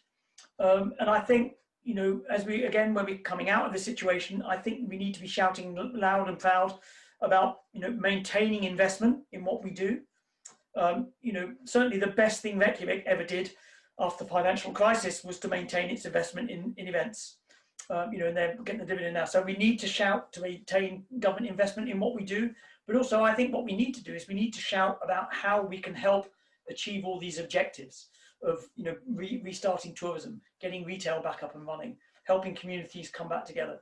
So as I say, it's not for me to tell you how to do it or whatever, but certainly, I've certainly had the feeling that you work very well together, as a group, and that certainly here might be the beginning of an opportunity to find ways of small ways and bigger ways to kind of work together. And actually, on that, I'll probably just hand back to Jonathan really, because I think you probably got more to say about that than me.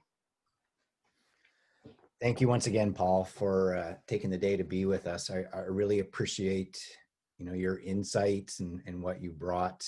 And as you said, there was lots of information that was reaffirming to many of us, that we are doing things and doing things well. Yeah, we have lots of questions, lots of uncertainties. That's just the times we're living in, I think, more than anything. But more than anything, just having this opportunity to come together and have this type of conversation, I think is really important, which leads me into a couple of things that I just want to close this off on. So I'll be sending out a doodle poll at the probably sometime this evening, and if you can have a look at it, if you're interested, Paul is willing to do a one-on-one session with each of you to sort of tie up any kind of ideas or concepts that you might want to bounce off of him. So we've got about 25 minutes set aside for each of you next week. And it's just a short amount of time, but maybe there is something that will come out of that that is a larger conversation that I can help you with via Paul or someone else that we can track down to support your festival or your event. Or if there's a collective group of you, that there's a thematic piece that's coming out of this, you know. So if it's about creating COVID best practice approaches to festivals and events, maybe we collectively come together on that and source out those types of expertise that can help us, that can be a template that could be you know, applied around the Atlantic region. So that doodle poll will come out. If you can have a look, if you are interested, once again, that will be a one-on-one. I know some of you are 2 or 3 people from the same festival. So have a look at that time if you so choose and fill it in. And there's a link through to the Zoom site as well. Correct, Paul? Yes, no, yes. Yeah, okay. Will we? Yeah, if there isn't already. Yeah.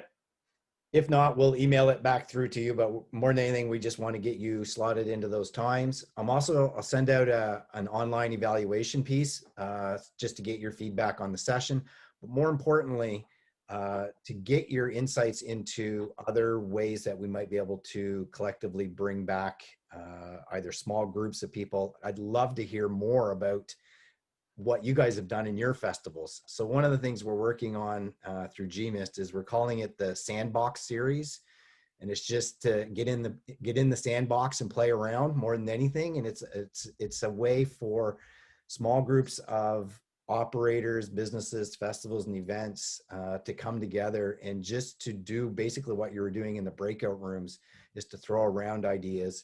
Usually it's led by you know, an individual that will give you a 10 or 15 minute sort of presentation overview on maybe it's their festival or events, maybe it's their COVID best practices, that will then spark a creative conversation around what we can do on that thematic thing. So I'm going to ask you to provide me with a bit of feedback, and you know, if there's people that you recommend or ideas you have, love to hear them, because that series will start in November and it'll go through into the midwinter. So there'll be a series of them that you'll see come out through the GMIST website. I guess I just want to close off. Thank you, everyone. I know it's you know, these are learning times for all of us, you know, and to move everything that we've done face to face to online. Nobody wants to stare at a computer screen all day, but you guys have such lovely faces and you were so engaging that, you know, it made it enjoyable. So I want to thank you for that. Any last words, Paul? No, just to echo that, just to say thank you so much. I've really enjoyed it today. It's been great. Thank you for throwing yourself into the crazy exercises. And yeah, look forward to seeing some of you hopefully online next week. And you know, I just can't, you know, I hopefully meet you in person. Can't wait to get back and start running over a few moose again. Thanks, everyone. Thank you. Thank you. Bye. Bye. Bye.